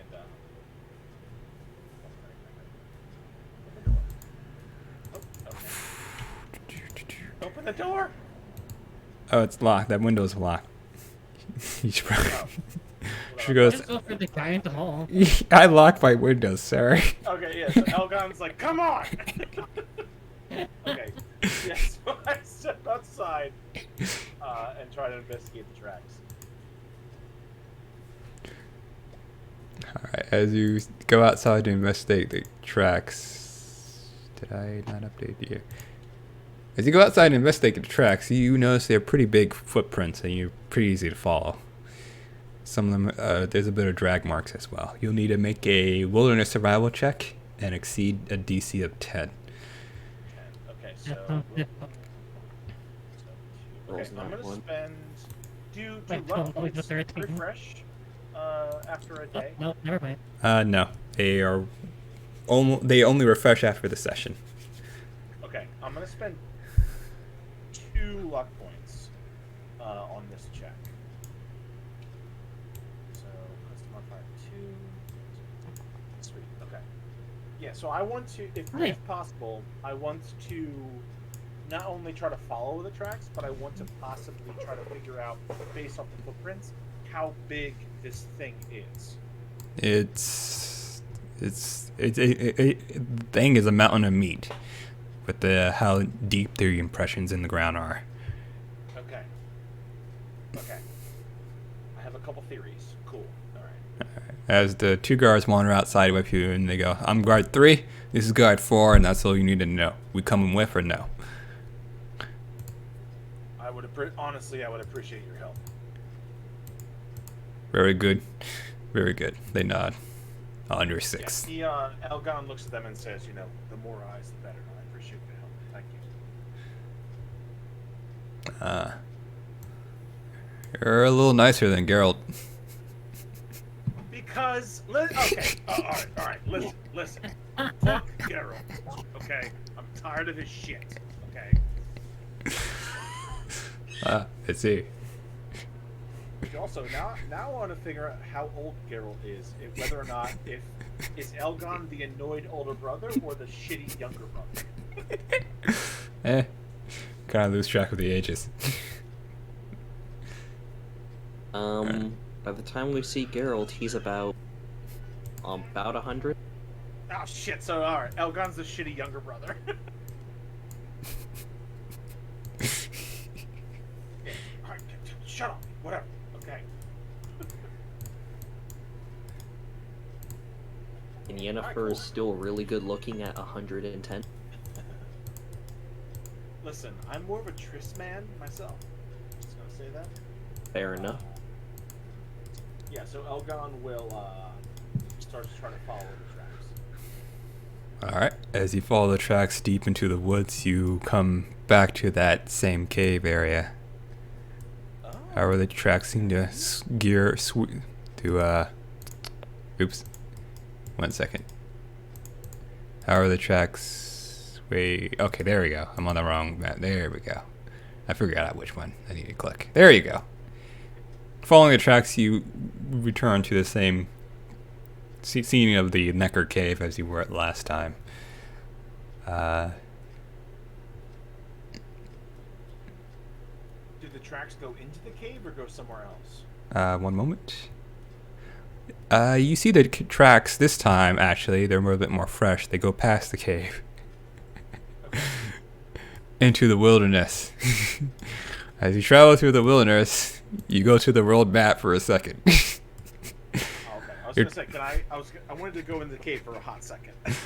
No. You've been in there already. It's cleared out as far as. I want to harvest something from the cave. I need some green mold. Okay. One of the guys says, "Not now. We gotta find children. Remember, we gotta stay focused." I know, but like, listen, if I get that, I can get some more potions and be better for a fight. It'll be there when you get back. I'm sure. This is important. God damn it, not Geralt, Jesus Christ. Elgon does he points to his own eyes and points to the cave with his 2 fingers and says, "Be back for you." Come back, cave's on fire. Alright. God damn it! As you travel to the world map, you navigate through some more weeds and bushes, following the trail over some hills and mountains, and eventually you come to a different cave that's totally different and completely different, that the GM totally made a map that's specifically for this one for. Oh my god. Much different. So man. different. Oh man, I have no idea what the layout of this cave's gonna be like. It's entirely different from the last one. I hope it has a pool. Make a DC 15 awareness check if you want. Yeah, sure, why not? You son of a bitch. You with a Critical is a 17. 15 or more, you notice that there is some you do notice that there is a Necker. Oh, sorry. Let's see here. At the mouth of the cave reveals that there are more Neckers equal. Oh, sorry. At the mouth of the cave, you notice that there are more Neckers scrambling around. It appears this is another cave, another den of Neckers. Oh, God damn it. You just gonna rush in there? Hey, Elgon, might want to be careful. We've got, friendos from Yeah. last time.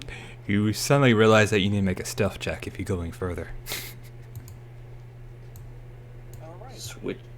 Begins switching from pulls out the bow, puts the Alright, let's staff do in the bow sheath, and then grabs an arrow. Yeah, We're doing Elgon will stealth. do I'm a waiting stealth out check. on it.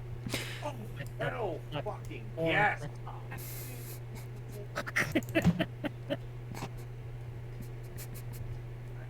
23 stealth check as I enter the cave a little bit with my silver sword drawn. Alright, let's see if it can notice you. It doesn't notice you as its back turned and wanders in front of the cave entrance and just stands there for a moment. Elgon turns to the party and does a very specific Witcher sign for hey, there's things there, but he's never told them what it means. So, they don't. He's just has the 2 fingers up, his eyes, points to the cave, does another hand gesture, but they don't know what it means. I assume it means I see a cave, so I just give you a thumbs up. Did he just flip me off in Witcher? The guard Very moody creature. The guard leans over and says, I believe so. Should we take him out now? No. You sure? I'll just. I swear I've seen one of them do that before, but they didn't tell me what it meant either. He's got his back turned. I'm sure we can take him. We kind of need him alive. Alright. Meanwhile, Elgon's they totally got that. Don't hold it against him. He ate a large cave. It's really bad. And you know what? He might have just got overexcited. What with that sandwich? All right. Super, that's great. And now you must Round of breaking is it? roll initiative and stuff like that. Ah, boom. Oh yeah, baby. Hmm. Killing it on initiative. I keep losing track of time.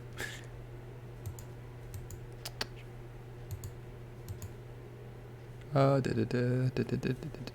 my initiative track? There it is.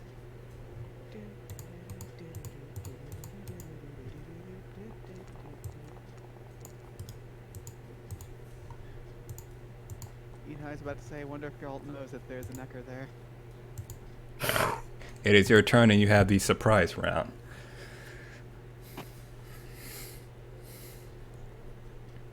Oh, baby. Okay. So, first thing I'm going to do is I will move to here, and then actually, so I can only hold on. Where was I? I was right here. It shows you where you were. You were there with that symbol. So I'll go 2 and here, and then let's go fast attack.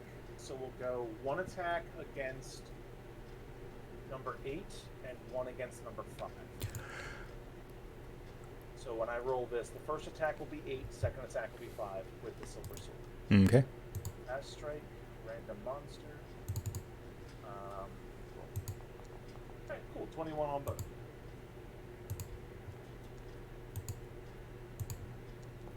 Oh yeah, baby. Both hit. Okay, so this is against 8s first. Oh, you're wrong. Yeah. 3d6. He's dead. Hell yeah, baby.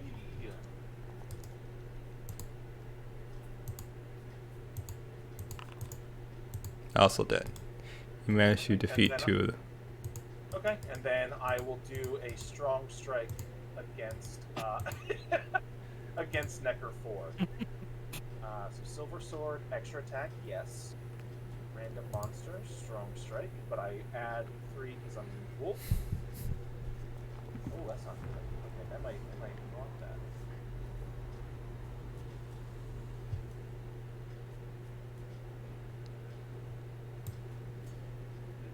Yes, it did.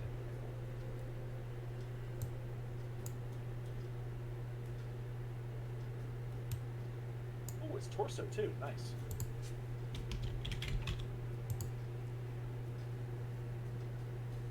So Necker 4 has to roll a defense. Alright. He's going to roll defense. He does not Yes. succeed. He is going to probably die. Oops, I didn't roll. Ah, he still dies. I just killed 3 Neckers in 1 turn. Jesus Christ. Okay, cool. And then narratively, I pop my head in the corner like, come on. Alright. Oh. I assumed you Love got. Yeah. playing The Witcher. This game is so much fun. Rosa, it is your turn. Alrighty,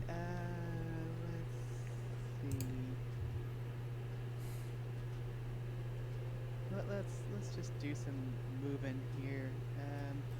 Let's try clicking and dragging for once. I feel like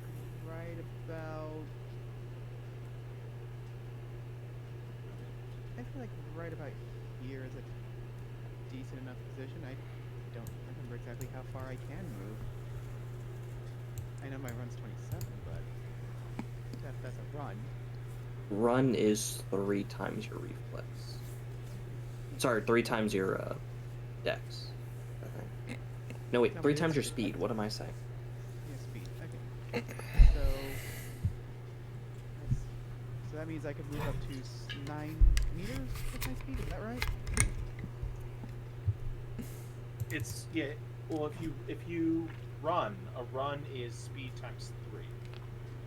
But that's the whole round. Yes, Yeah. that's the only thing you can do. All right. So I'm thinking I'll probably make my way around here. This seems like a pretty good spot.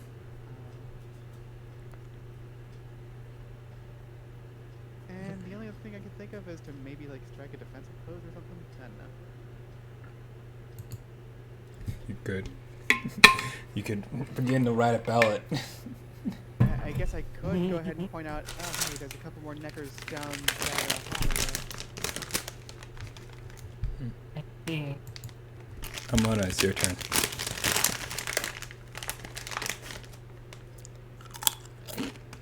Let's go around here. Oh, okay. So it automatically shows me what would have to be run and what's not run. Yeah, Yes. exactly. Well, just gonna run here and look menacing, I guess. Sure. Yeah, there you go. You did a good job. Very nice. Kyoridin, it's your turn. Okay. I have to pick up the pillow though, but I hope the guy doesn't.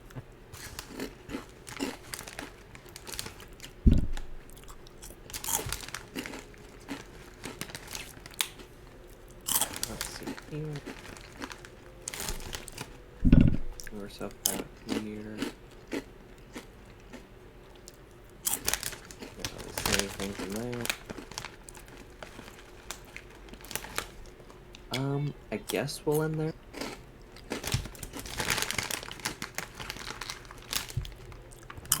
Yeah.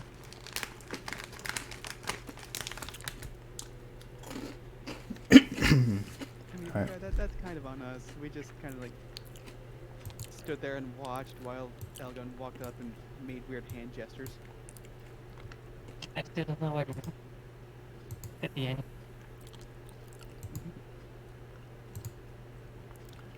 I will say, it's even funnier that me as the player has to use Geralt gifts to show what Elgon does. Elgon hates Geralt. Ah, damn. I think I know exactly how to motivate Elgon. Still feels bad for the Nilfgaardian soldiers having to wear scrotum armor. Yeah, at least you're not them. As the Neckers come charging out of the cave, as they appear, as they sense danger or blood or something. I don't know. Their Necker sensors are tingling.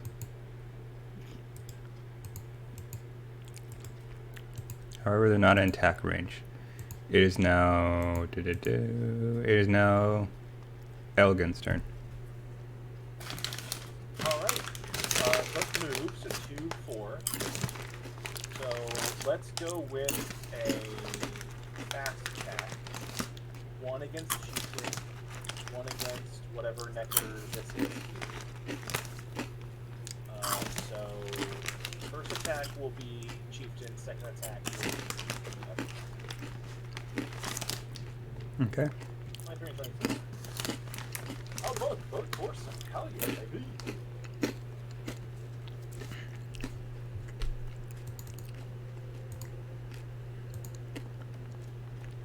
Does not dodge. Nice.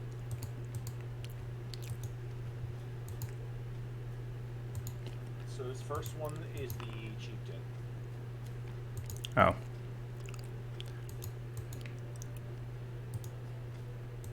Fine. I'll reapply the damage to this one. But that's weird.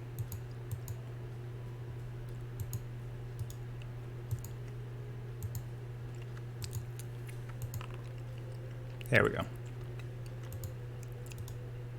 Oh, it's not 20 more? Damn. Wow, that is a terrible roll on my silver. Oh! Okay. Uh-oh. Well done. Ah, the other one dodges. Is that the Okay. end of your turn? So let's do another one. So another fast attack, extra attack, yes. Fast strike. So same thing. First one against the Chieftain, second one against Decker 9. Alright, both torsos. Nice. 17 against the Chieftain. Oh, sorry, that one's dead. Oh, okay, so then both against You got this, Necker 9. Wait, Did I kill the chieftain with that first attack? Yes. Oh, well then can I redo my attack? Sure. Okay, yeah, so I'll do a strong strike against the, so I'll just roll it normally. Random monsters, strong strike, and I get the +3 because of Wolf School. This is against Necker 9, so 25. But I still have the original stamina spend in there. Okay. That's fine. He's going to attempt to dodge.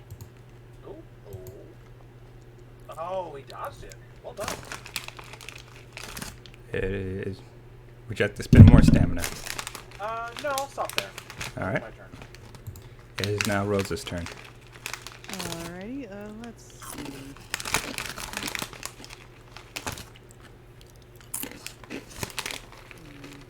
It is pretty cramped in there, and I do know there. And I've seen Amona in the Elden Fight, so I know I'll sing myself out. I'll try and sing a little rousing song. A little rousing song about snapping the knuckles into itty bitty pieces. Yeah. See if that might, help encourage them. I mean, Amona seems to be on board. Yeah. Alright, and I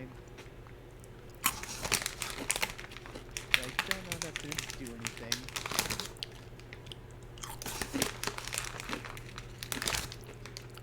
Granted, I'm having to go out to Hellas and I don't have my loot out.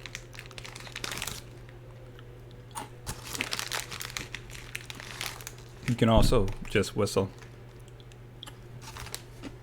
Yeah, whistle's difficult and I like wordsmithing.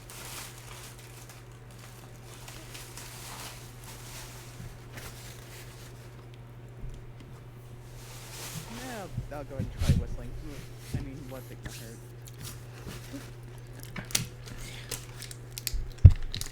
Alright. I guess I'll just need to roll a performance for that or something? Correct.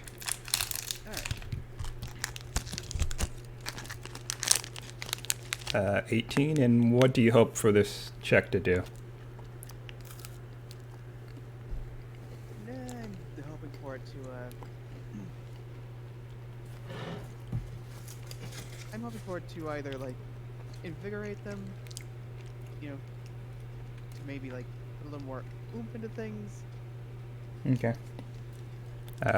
Everyone, you get +3 to your chances to dodge or hit. I feel like after the past 20 years of hearing about Yaskir nonstop, Elgon is so happy I have a bard. Tell my story. Yeah. It is now Amona's turn. And I Right. that's where Amona got bit in the butt. Aw. Alright, I will move forward. I'll focus the trigger over here.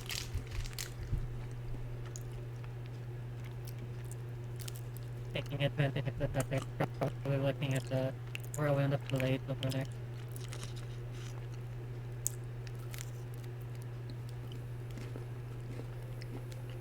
Nope. 23 and a 16.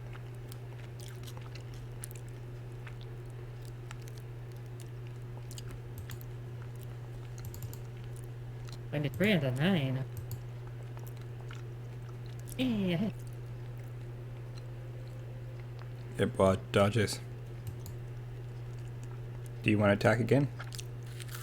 Oh, it was 2 attacks. The first one was a Oh. 23. I see. Okay, so 23 hits. Okay.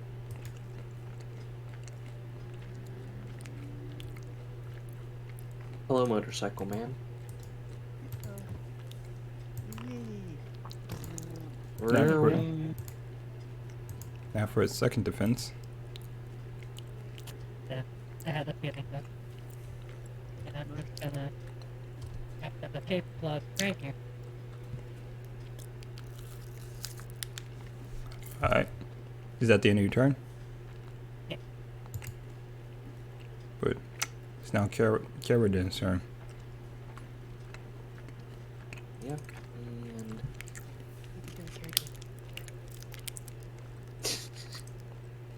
your head.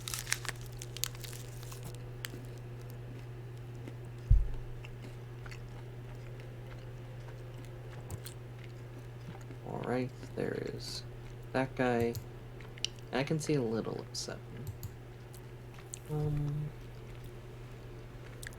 We're gonna move ourselves in. And aren't I glad I have a bow so that I don't have to get into melee range? Yeah. That bow was so worth, I think it was like 300. Okay. Yeah, bows are expensive. How much did this thing? 290, so almost 300. Yeah, I couldn't afford mine. I feel like I have 400 total for everything. Let's see, so this would count as close range because it's well within 25 of 100 meters.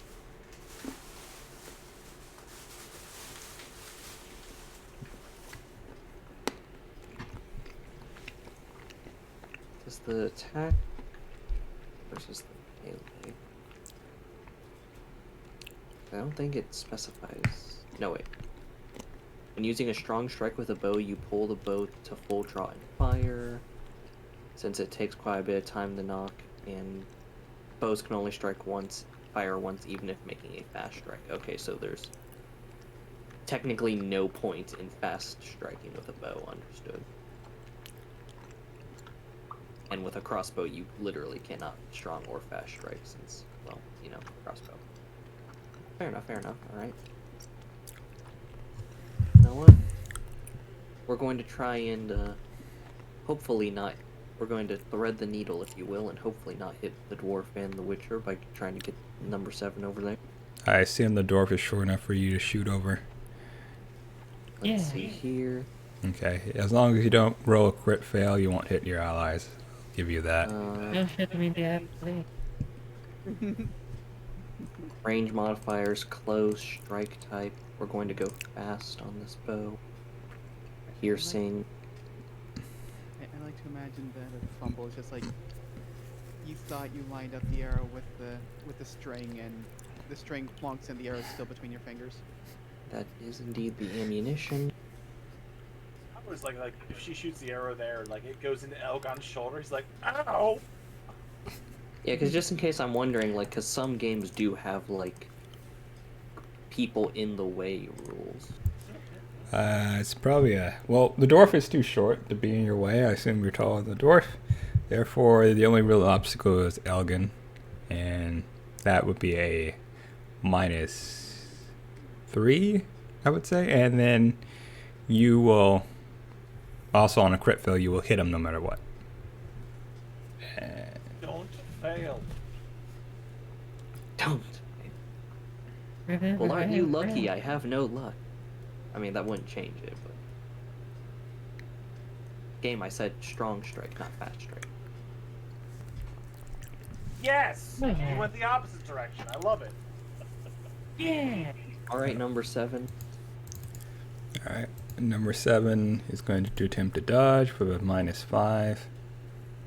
But I guess it's just going to dodge. It's not telling me the modifier. He Oh, sure. doesn't dodge. Cool. And now he takes the damage. He gets up like he's fine. I'm fine, I can walk this off as he inches his way towards the witcher. The guards just stand there because they can't fit in that cave. You hear one says, "We'll guard the rear." Yes, please do Alright. guard my rear. Suddenly, neckers start coming out from the bushes. Necker inches towards the witcher and swipes at him. Alright, let's, do I want to dodge or parry? Let's see what they do. Now, Oh, God. we're gonna parry it. Because that's easier. Yeah, get out of here. You're staggered. It is now the other Necker's turn on your other side as it attacks you. Oof, excuse me. Okay, So I spend 1 stamina, right? Because I have to do a second dodge. Mm-hmm. Okay, and then I'm going to just defense, and just dodge. Get out of here, stupid neckers. It's now your turn. Successfully defended yourself. Okay, let's do fast attack. So we'll go against 7 first, then 9. So, here, silver sword, fast strike. Let's go torso. I'm gonna go for torso on both. Alright. Oh, cool. 23 both times. So, yeah, it doesn't matter. It's one against 7, 1 against 9.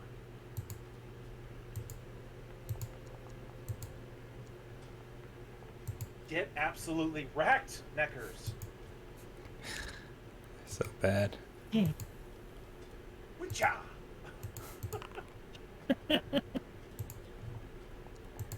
Alright. 3d6. Alright, both of them are dead as the combat music Yes. dies down. Actually, I don't think I mixed. No, I did not. I love this game.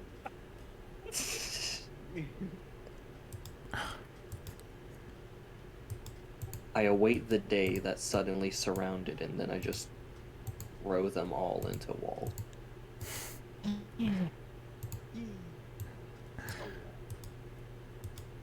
Alright, I think Elgon immediately just begins harvesting. It's like, oh, you guys got this, right?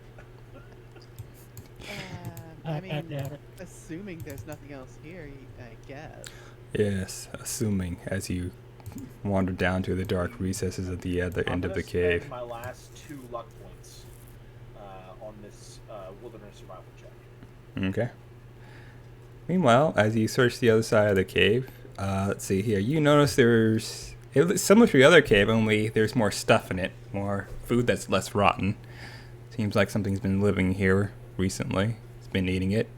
As well as you see some piles of bones shaped into some sort of statues. Make a first aid check to see if they're human bones or not. And for the Witcher, you got an 18. Cool. That's decent for someone who has jack shit in first aid. That is really good. It's better than me. I fumbled.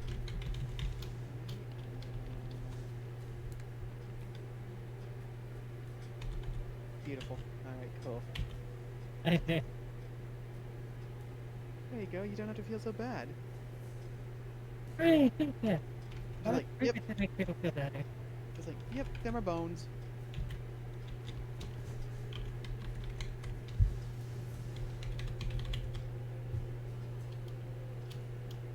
Suddenly looks like, wait a minute, why do I have 9 crap? Oh right, I have 2 points now. Alright, 15, 5. Okay, someone forgot a fumble. Okay, so these could be children bones. You are unsure.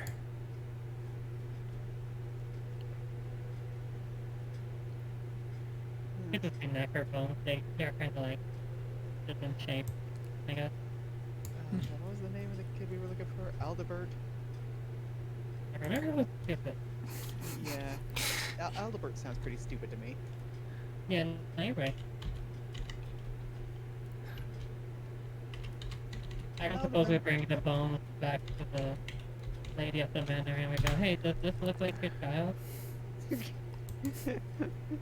Alright, so you're going to pack up the bones. Got it. Oh, Aldebert, if you're dead, blink twice. So, from what you can gather, there's something definitely living in here. let me check the barrel.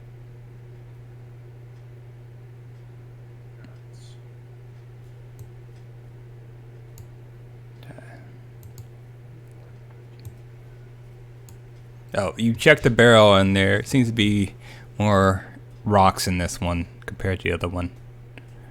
Like someone's building a rock collection. Boring as hell.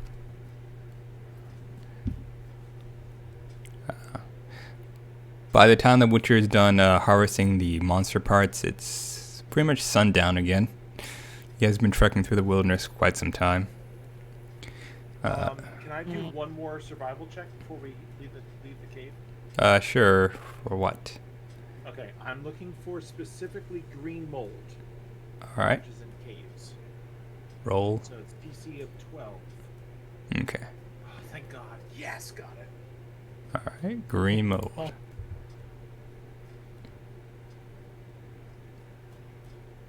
I feel like every time we go someplace, they go somewhere else, like they rotate between a team of cave, probably.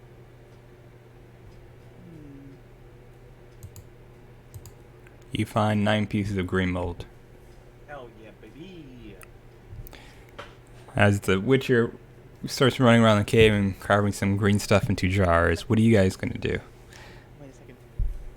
Is this more vodka? Yes, these bottles are actually kind of filled. At least one of them is. The other one's a little empty. It's half drunk. I do love that the party's like, trying to figure out what's going on, follow up on leads, and I'm just like, I need this mold. Is this bottle still sealed, though? Yes, one of them is still sealed. Oh, goodness. God, I wish I. It's like, oh, I had like 97 or whatever I could have spent. I wish I fucking spent it on the components for hydromancy. Let me go ahead and take this still sealed vodka bottle.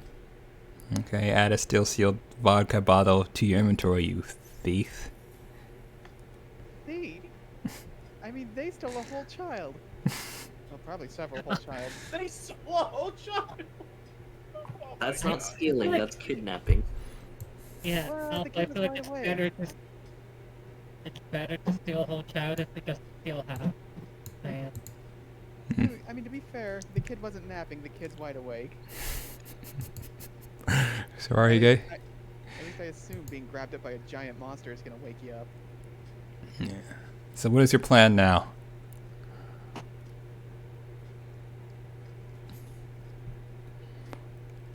What will you do next to pursue your leads? I feel like we're always a step behind of the monster Yeah, because seriously. So we've got just bones here, right? Yeah, there's Yeah. bones. There is a chair, but it's broken. Any There's clue, there's got to be some sort of other ogroid that is pulling these kids towards. All right, can I do my Witcher training? Is there any other monster that Neckers would be around or associate with that possibly maybe that monster used this cave and the Neckers took in after it left? Let's see here. Other cave trolling things. Roll a Witcher sense, and as long as you don't get below a 10, I'll say you remember it. Alright, so Witcher training. 10, got it. Okay, you remember something called a cave troll. Gosh, okay. Yeah, so I really add to the group. I say, the fact that we've fought these things in 2 different caves makes me think that possibly there could be a cave troll to blame for this. I don't see. Can I do an awareness check and see if I see any sign of a cave troll having been here? Yes. Make a +3. +3, cool. Yep. 17. Alright, you start to look down at the tracks, and you start to realize that some of these markings on the ground are probably markings left by a cave troll. It kind of fits their large footprint. Elgun audibly says, "Fuck." He points to the tracks and says, "It's a cave troll.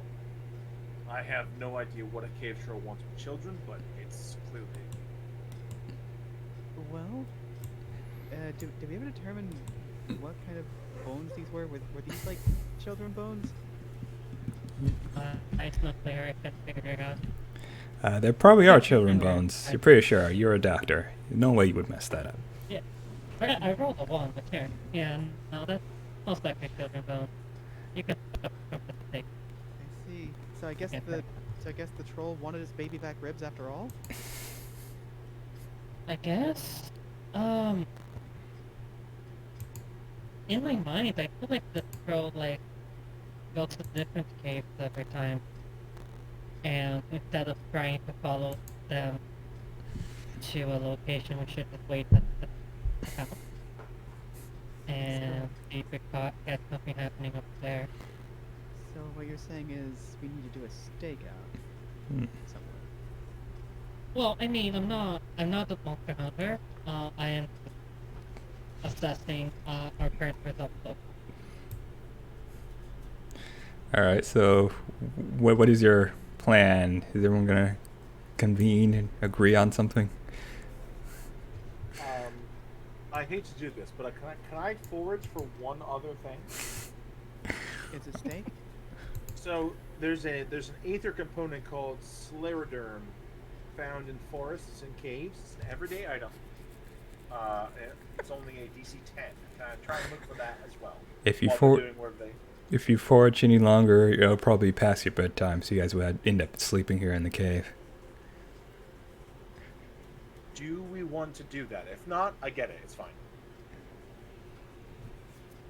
ultimately, it's not the worst idea because everyone has to do it. Or, Wait for the monster here.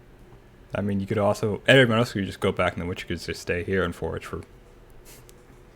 Why do I feel like that might not be the best idea, despite how proficient he's been? Yeah, how many times I do you will hear leave witcher it- If die? you guys want to leave, we'll leave. I'm not. I'm like it's. I can come back for it later on, or I'm sure we'll run into it later. I'm leaving after the party. Hmm. I only ask because if I can get that, I can make swallow potion, and yeah, I can basically make a swallow potion and spectre oil formula. That's it. I'm actually neutral towards staying here.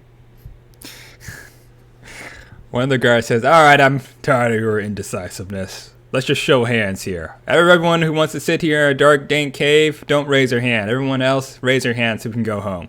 The two guards raise their hands, and they look at the rest of you. So the raising hands means we want to stay or leave. Leave. Raising hand means leave. Okay, you should have just said that because that was very confusing. Yeah. Well, that's how I do it. How do you do it? Eh, Yeah, Elgon keeps his hand down. But if they all vote to leave, he'll leave. He's not gonna like be an asshole about it. I'm not for leaving. I Yeah. don't. He also knows where the cave is, so he can come back at any time. that's true. That is true. Yeah, I don't see any reason to stick around. All right. Yeah, so he'll go. Garridan, do you Jesus, have... fifth essence is really hard to fucking get. Yeah, I will say by now the party would have known that Elgon is not like he'll say what he wants, but he's very agreeable when it comes to like, maybe we shouldn't stay here. He's like, yeah, you're right. Because he understands that not everyone is as good in combat as he is. Yeah, I mean, I don't want to do big squish. All right. Yeah, so he'll go. Garridan, are you staying or are you going? She's fine with going. All right. So as you all begin to leave the cave, you head back to town.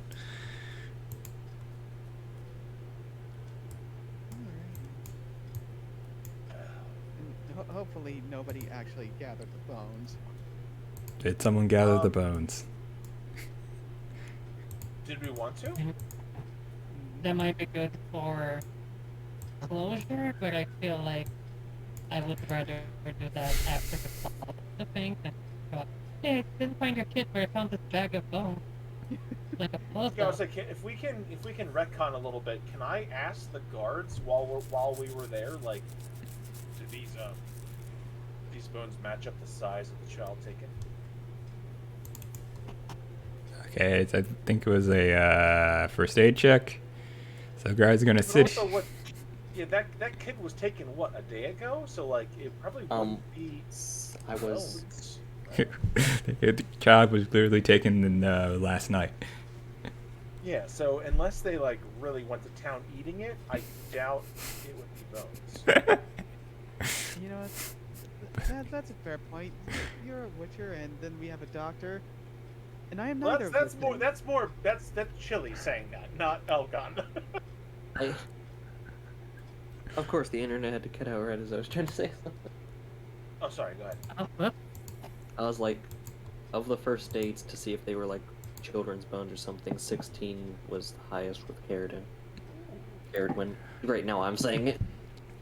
Oh, you actually got a 16 on first aid check to check and see what kind of bones they were? Yeah. Okay, so you realized that they were actually bones from an animal, like a deer or a sheep. Oh, good. Not NECA bones, not children's bones, more of some like a common animal you might see on like a farm or like a hunt. Yes, something a cave troll would snack on, I guess. Okay, good. If it is a yeah, cave troll, I can say then maybe they eat them, but beyond that, the entire way back, Elgon kind of he's just talking with the guards because to Elgon, guards are the closest thing he can imagine to like what it's like being a Witcher. Like your job is to just protect people. So he's just talking with them, like getting closer to the guards. Everyone, as you're heading back to the town, you spot something in the distance. Make an awareness check.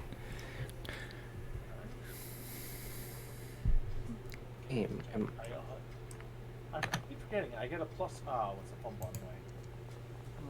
You need above a 10. -3. oh, okay, the game it wants me to refresh the fucking page. Oh wait, what? Alright. So you guys can barely make this out, but you see a giant figure in the distance in the dark of night, by the way, handing some sort of sack to two other people in the distance. I I start rushing. yeah. Put that sack down. Awareness. Clear these people out. What? Yes, Caradwin. What? Yes, What the fuck? Sweet Jesus. yes. Alright, Belina, you immediately make out the silhouette of a cave troll handing over a sack probably filled with a child to two guards. Okay. That have not begun to drink just yet. But they're about to, as one of them has a thing of vodka in their hands. Or Dwarven spirits, whatever.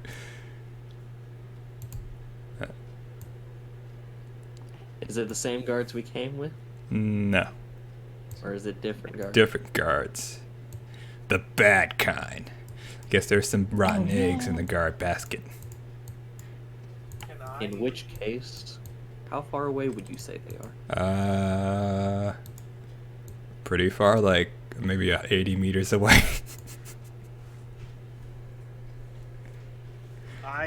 We're going to need- choose them anyways.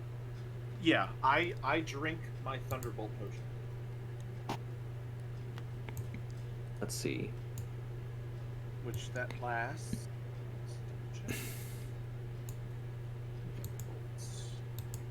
Oh no, not the toesies. Maybe not. Not yet. Not yet. Okay. Fuck, I lost Going track. to- Oh, whoops, I haven't switched maps. Keep, Yeah. no. Oh, okay, We're there we still go. Looking at, that cave. Yeah.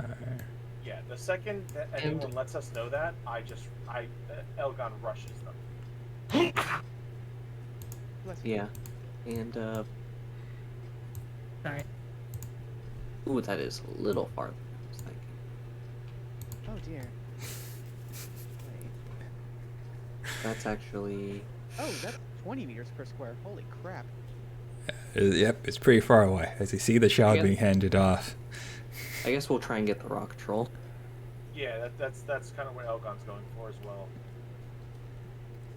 So however long it takes to get to there. Yeah, I saw that coming. Make an athletics check. I think that's the one for running. Whichever one is for yes. running. I think that's athletics. Athletics check.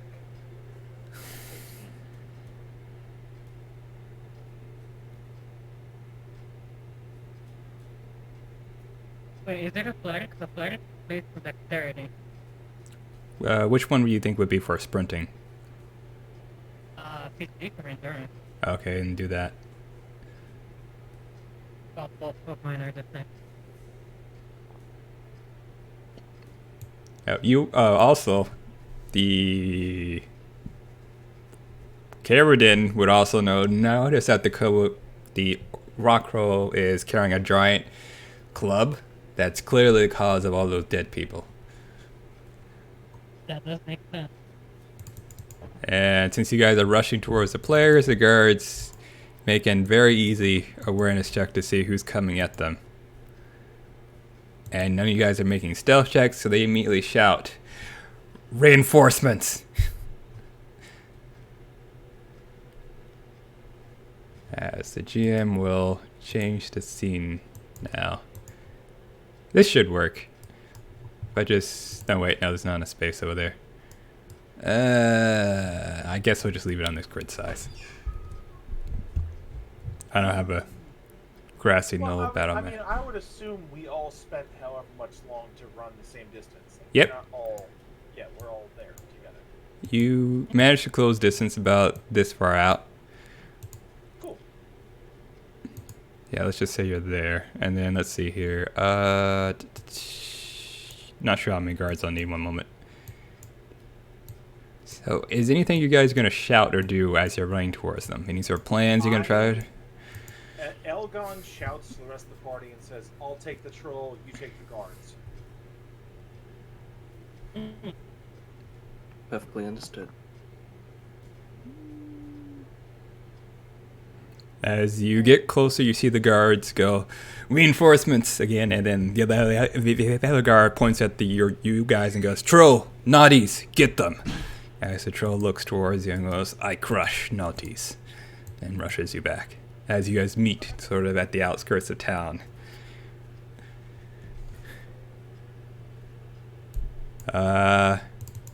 Wonder who's going to make the first hit, though. I guess that would just be up to initiative at that point. Okay. Yep, and Yeah. it is 5:07. At least my That's time. Oh, yeah. not good. Oh, Yes, right. it is. So, 15's not good. is this a good stopping point? Or you guys want to keep playing? Yeah, I guess so. I'd like to keep going if possible. But if we stop, I- it's fine. Yeah, I could have another thing, like, if you guys could keep going and scroll for me. But I need to head out first. Oh no, this is going to be a I, very... I technically have another game because for some reason they switched the fucking time an hour back. Alright, I this don't understand why some of my games do this. this would be a very good stopping point, as I'll need to prep more stuff and make sure it's... Damn it. I love this game so much, I want to keep playing. Next So- week, we got this. And then once again, at this, you guys saw them sort of at the outskirts of town. However, I don't have map space for that, so I'll probably adjust and make something later. But essentially what happened once again is that you guys saw the guards outside of town taking the kid from the troll, and then the guards pointed towards you, and within clear hearing range of you guys, "Get them, troll, naughties," as the troll charges you, and you charge the troll. And that is our cliffhanger, I guess. Damn it. Okay.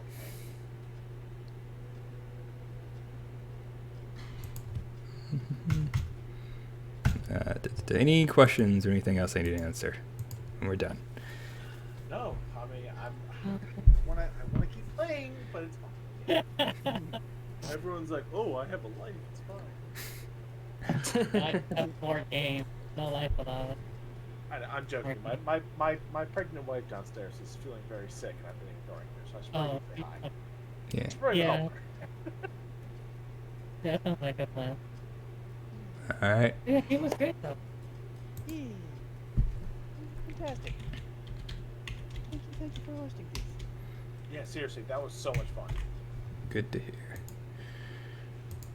23. All I right. also learned that we need to be careful with our noggins. Yeah. A lot of Maybe, valuable stuff in there, like hearing. I feel like the moral of the story is wear a helmet, but okay. Luckily, I have mean- a helmet. Wear a helmet? What? But then it covers up your beautiful, beautiful hair.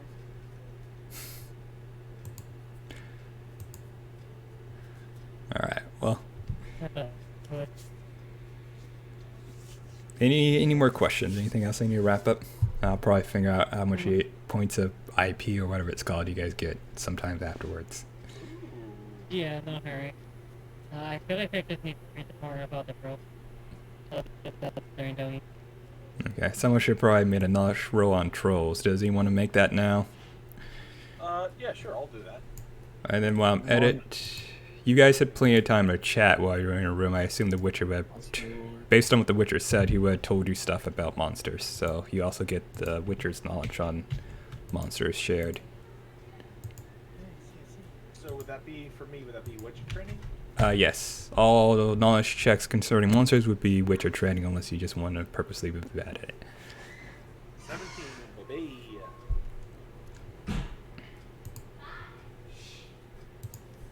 Alright, you got 17, 14, good. So, someone made the basic superstition check. I'll post that in chat. I don't know why all That's that's... a lot of stuff. Okay. Yeah, that's why I didn't want to try to read it out loud. I could summarize it, but I don't really know myself. Well, that's more Neckers than anything else. Yep.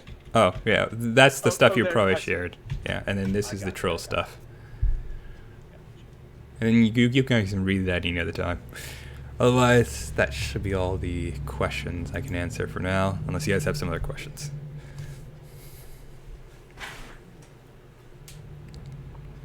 Oh, and let's see here. Trolls are augroids as well, so they are susceptible to the same weaknesses, such as augrit oil. Is this a rock troll or cave troll? This is a rock troll. Or cave troll. I don't know. I don't know the difference. I don't even know how many trolls it is. Technically, it's a cave troll since it lived in a cave. I guess a rock troll would be out there in the rocks, so yes, it's a cave troll.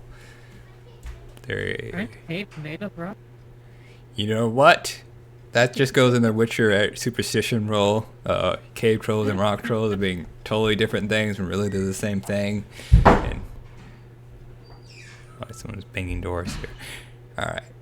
Any other questions? The most important difference is this one is a bit bigger than the ones that have rocks on their back that give them a lot of back arm.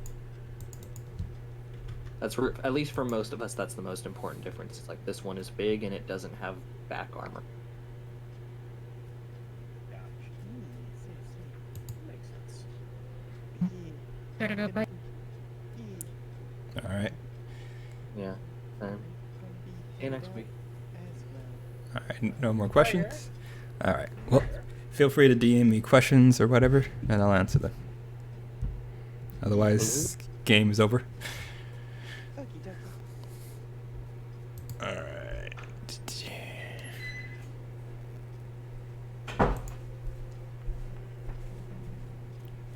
All right, the game's over. Chat. Do you guys have any questions for me now that my game is over?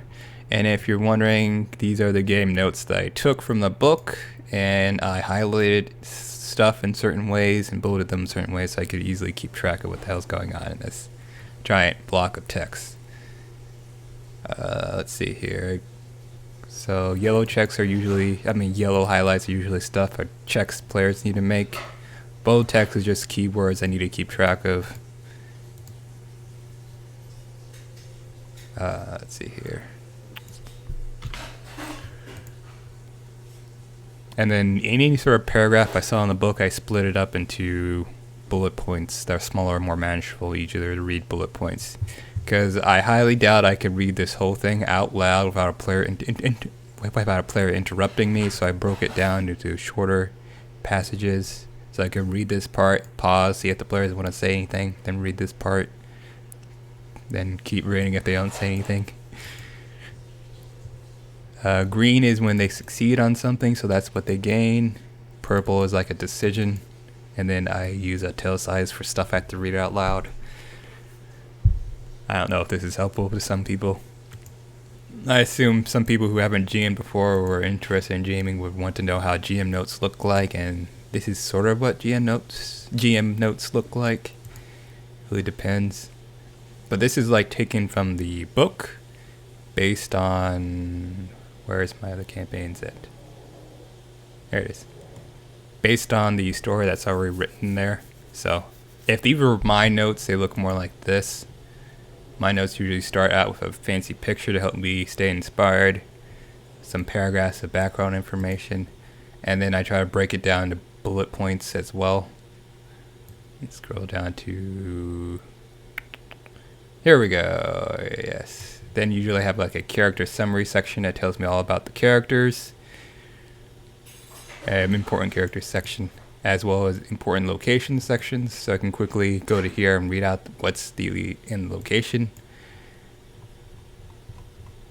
And then from there, I once again break it down to bullet points of what's going to happen in this session. Usually I stick to the bullet points, but if it's something pre-written like this, I try to stick to the bullet points more, because if I make stuff up, I make a mistake and then I have to cover it up. Like I did with the 2 caves, apparently. I missed the fact there were actually 2 caves, not just the one, since I just made maps based on what was in the book. If I was just making up as I went along, I would have prepped 2 different caves ahead of time, because I was the one making the caves. So.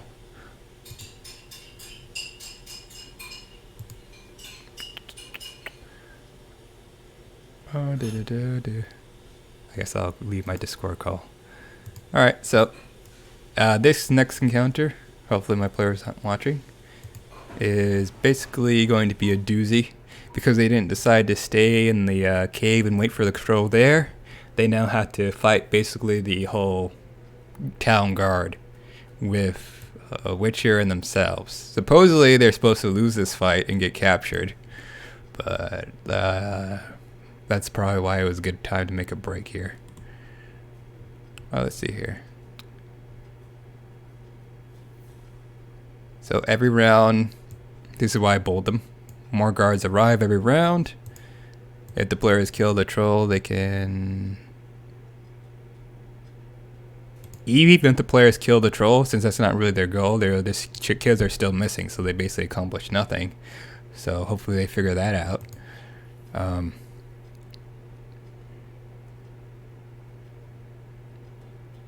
If the players did not kill the troll and try to talk to them, they'll actually be able to find out information. But for the most part, I guess the guards will either fight until they die, or they'll fight until they can take them alive. And there doesn't seem to be a set number of guards either, so I'm just going to say that after a while, Nilfgaardian soldiers start to show up. And I'll probably buff the stats, because Witcher is pretty hard to kill, so I'll have to invent a stronger enemy, so I'll probably get actual Nilfgaardian guards. So I'll probably have to make that NPC sheet. And then they get imprisoned. And then all this stuff right here I haven't sorted through. But I'll sort through that later. And then down here I've just been brainstorming stupid ideas to do. And this my player's backstories, cliff notes I did. Need to write stuff up on that. Alright, well, if chat doesn't have any questions for the GM, then I guess I'll be closing out the stream. I'll probably give you guys like a good 10-minute count while I wrap up some stuff. See if you guys want to ask me any more questions.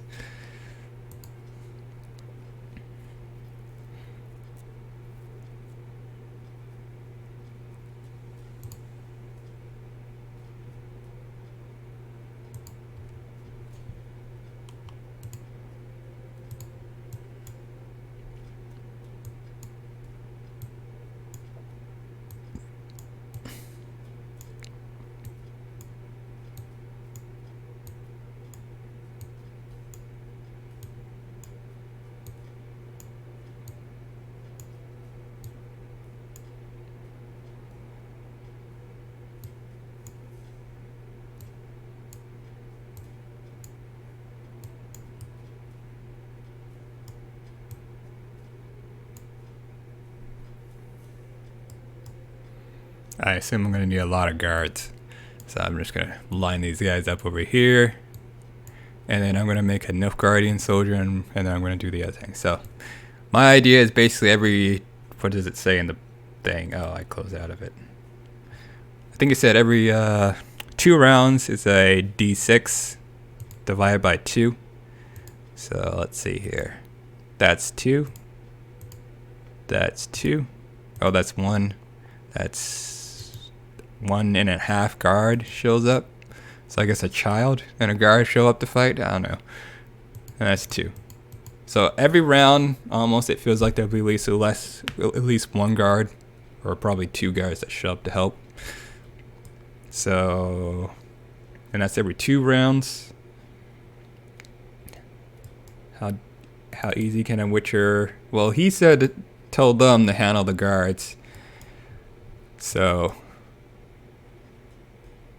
he won't be fighting the guards. He'll be focusing on the troll. Everyone else will probably be fighting the guards.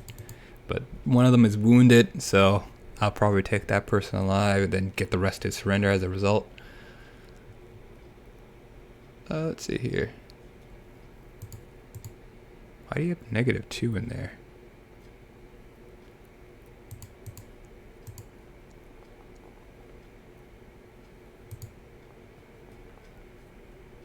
Oh, you know what? You don't need that in there. You forgot to switch that out. It should be just via 1d6. Actually, let me check that. I'll check it later. I'll worry about that later. Anyways, let's see what a Witcher does with a steel sword against guards. It's probably an important thing to check. Since he is the strongest person in the group, let's do that. And let's do a strong strike.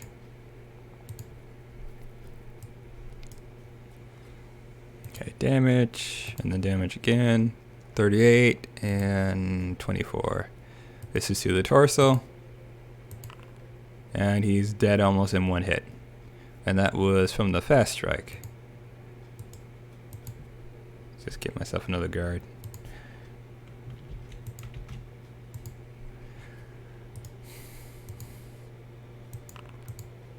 And also almost dead from the fast strike. The heavy strike. So 2 hits and the guards are dead from the Witcher. That is if the Witcher can hit the guard.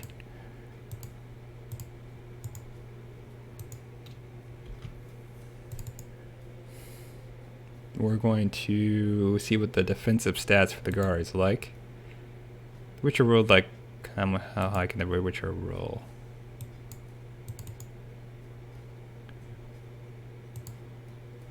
Just take 2 hits and then, so let's see here, let's do that again.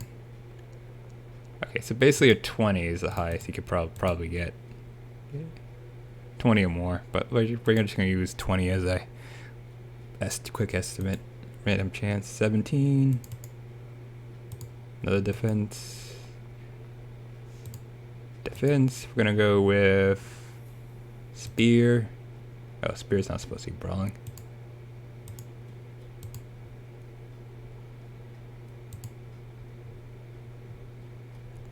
Not to change all these units again, damn it. So anyways, I had it set wrong in here. Should be down here to spear. For the guards, I decided to make them slightly different from just bandits by giving them a slight spear stat, 8 points in spear. And that's what they're primarily going to be fighting with. And of course this one probably doesn't update here. Defense, spear. Oh, it did. Huh. I guess they must have updated token mode, so it updates the character sheets now. That's good. Can a troll eat a player? Yes. If they kill the player, they can probably eat the player.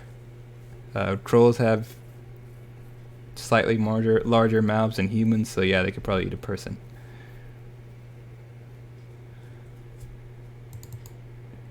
No.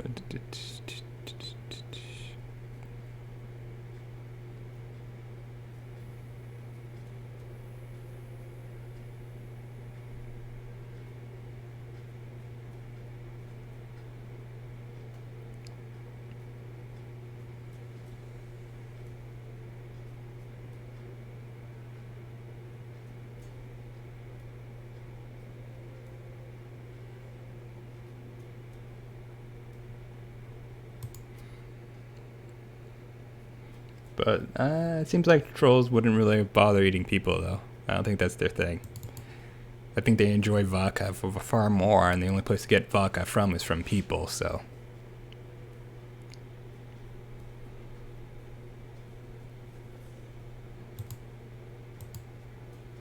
Okay, so defense with his spear.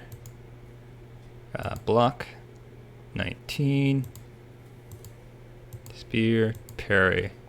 Those are some pretty good odds. I fumbled on that one.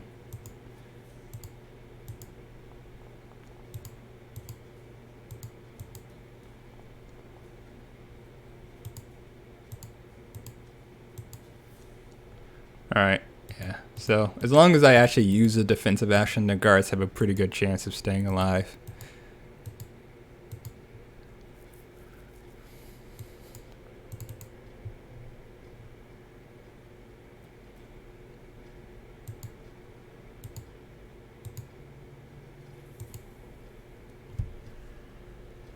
Any other questions?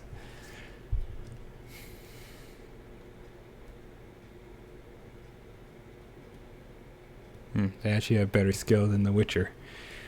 They train well in the spear.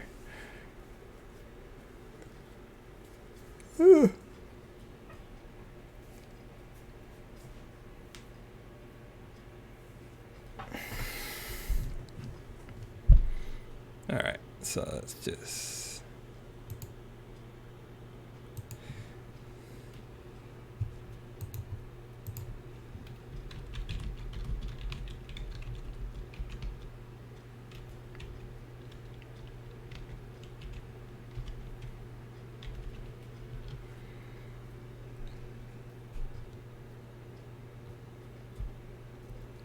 And okay, so the answer to the question, no. I mean, yes, trolls can eat people, but they mostly like vodka, according to their description, as far as I know of trolls. So they probably wouldn't eat people because they get vodka from people, and they usually get vodka from doing work from people. I mean, for people. So.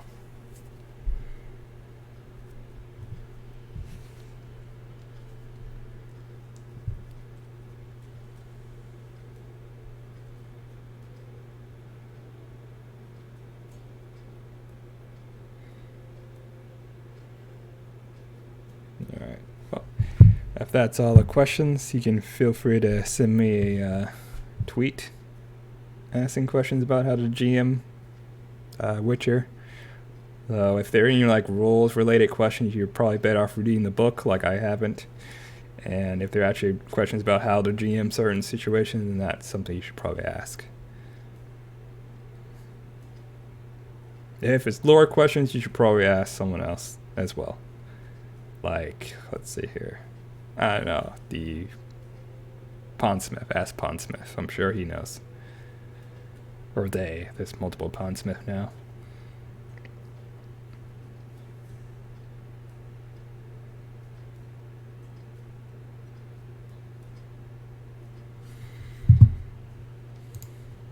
Oh, and if you're curious if they can see that or not, I just clicked the token and Sawyer is black. This is like off the canvas, so nothing can exist there. This is like the exterior border where the GM can easily hide stuff and prep stuff. Unless they change it in the config area by lighting, by clicking one of these options in here. Oh, which reminds me, now that I'm not sure if I want to use this as the battle map. I could use this as a battle map and save myself some time, but it's not to scale, which is what I don't like. So I'm probably going to build a battle map, or I'll just put them outside one of the homes. Actually, I should have just done that. Why did you do that? Let's see here. Village house. There we go. Yeah. Just change this to green.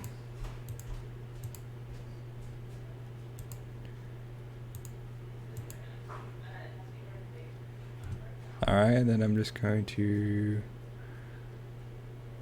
move everything over here.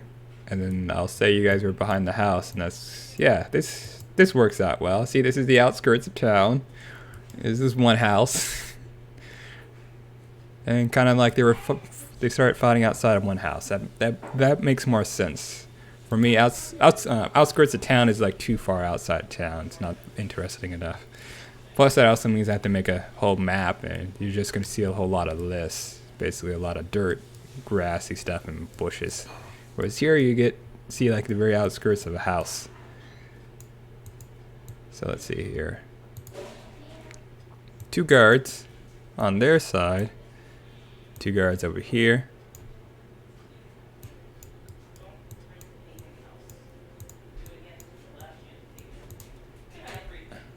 Rock Troll. Rock Troll and him are charging at each other. And then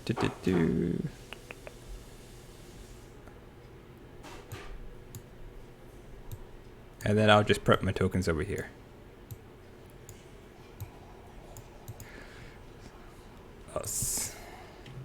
So used to, this module didn't work like this, so that's why I was setting them all up like that. But apparently copy and pasting tokens now operates how I wanted them to, so that's nice. And the module I'm using is token mode. Let's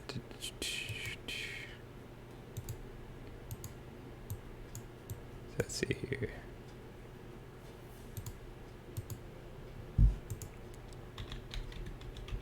Token mode. And then the pointer and ping is this one right here. Oops.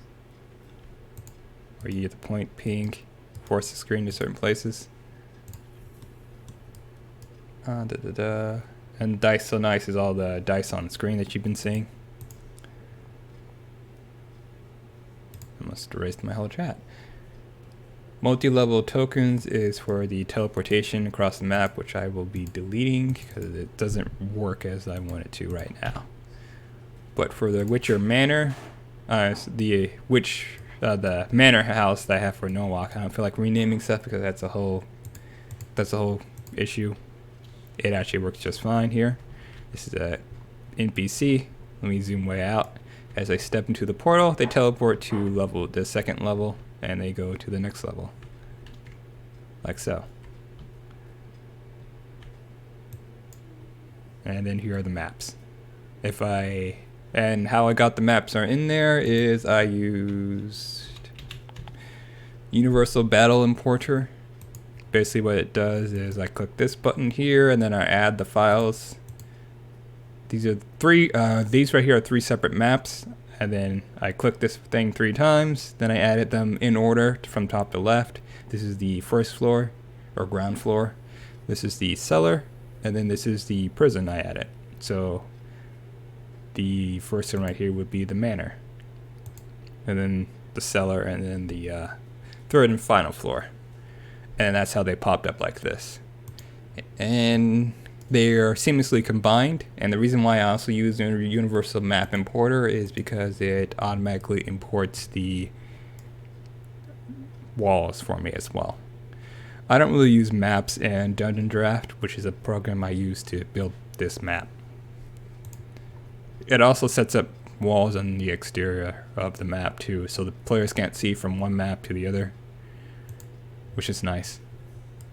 Saves me a lot of time. See here. So those are the module I guess I recommend. I don't think there's any other GM pointer stuff I can tell you at the end of my stream. Ooh, I guess here's a little cool feature I have as well that I haven't really been using because I haven't lost track of everyone. But in chat, you see these pictures. These are chat portraits. And then additionally, when you click the name of the person,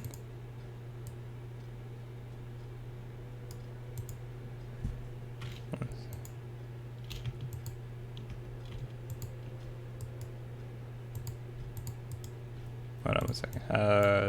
The controls there. Token chat links. Left click. Double click pan.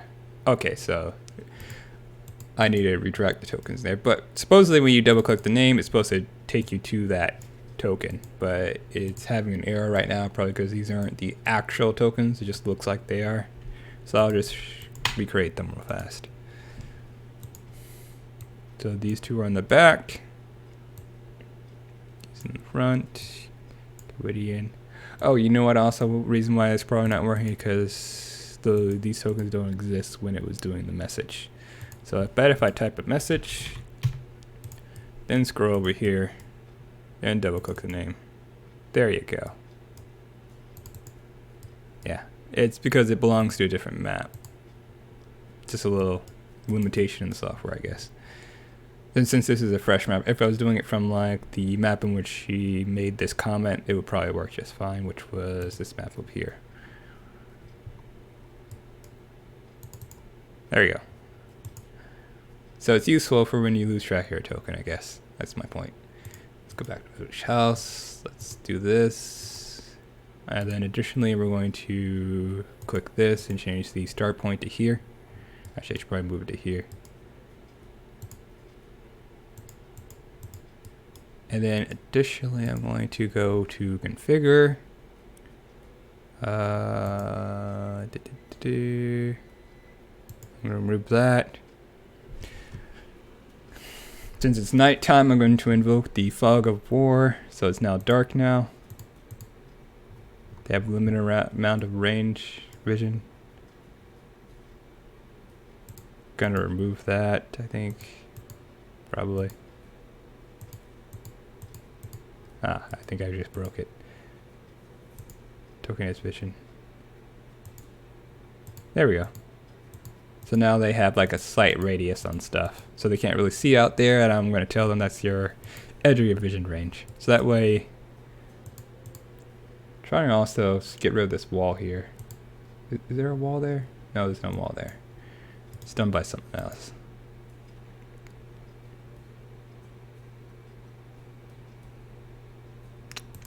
Yeah.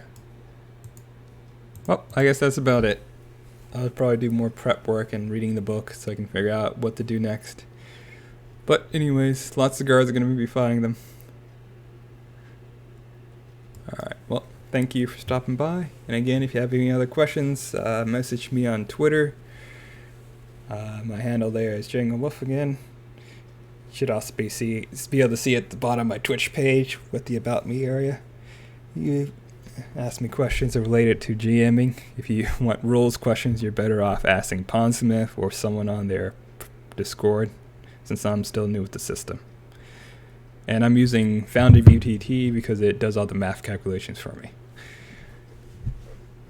If anyone's curious as to why. Alright, with that said, have a nice day.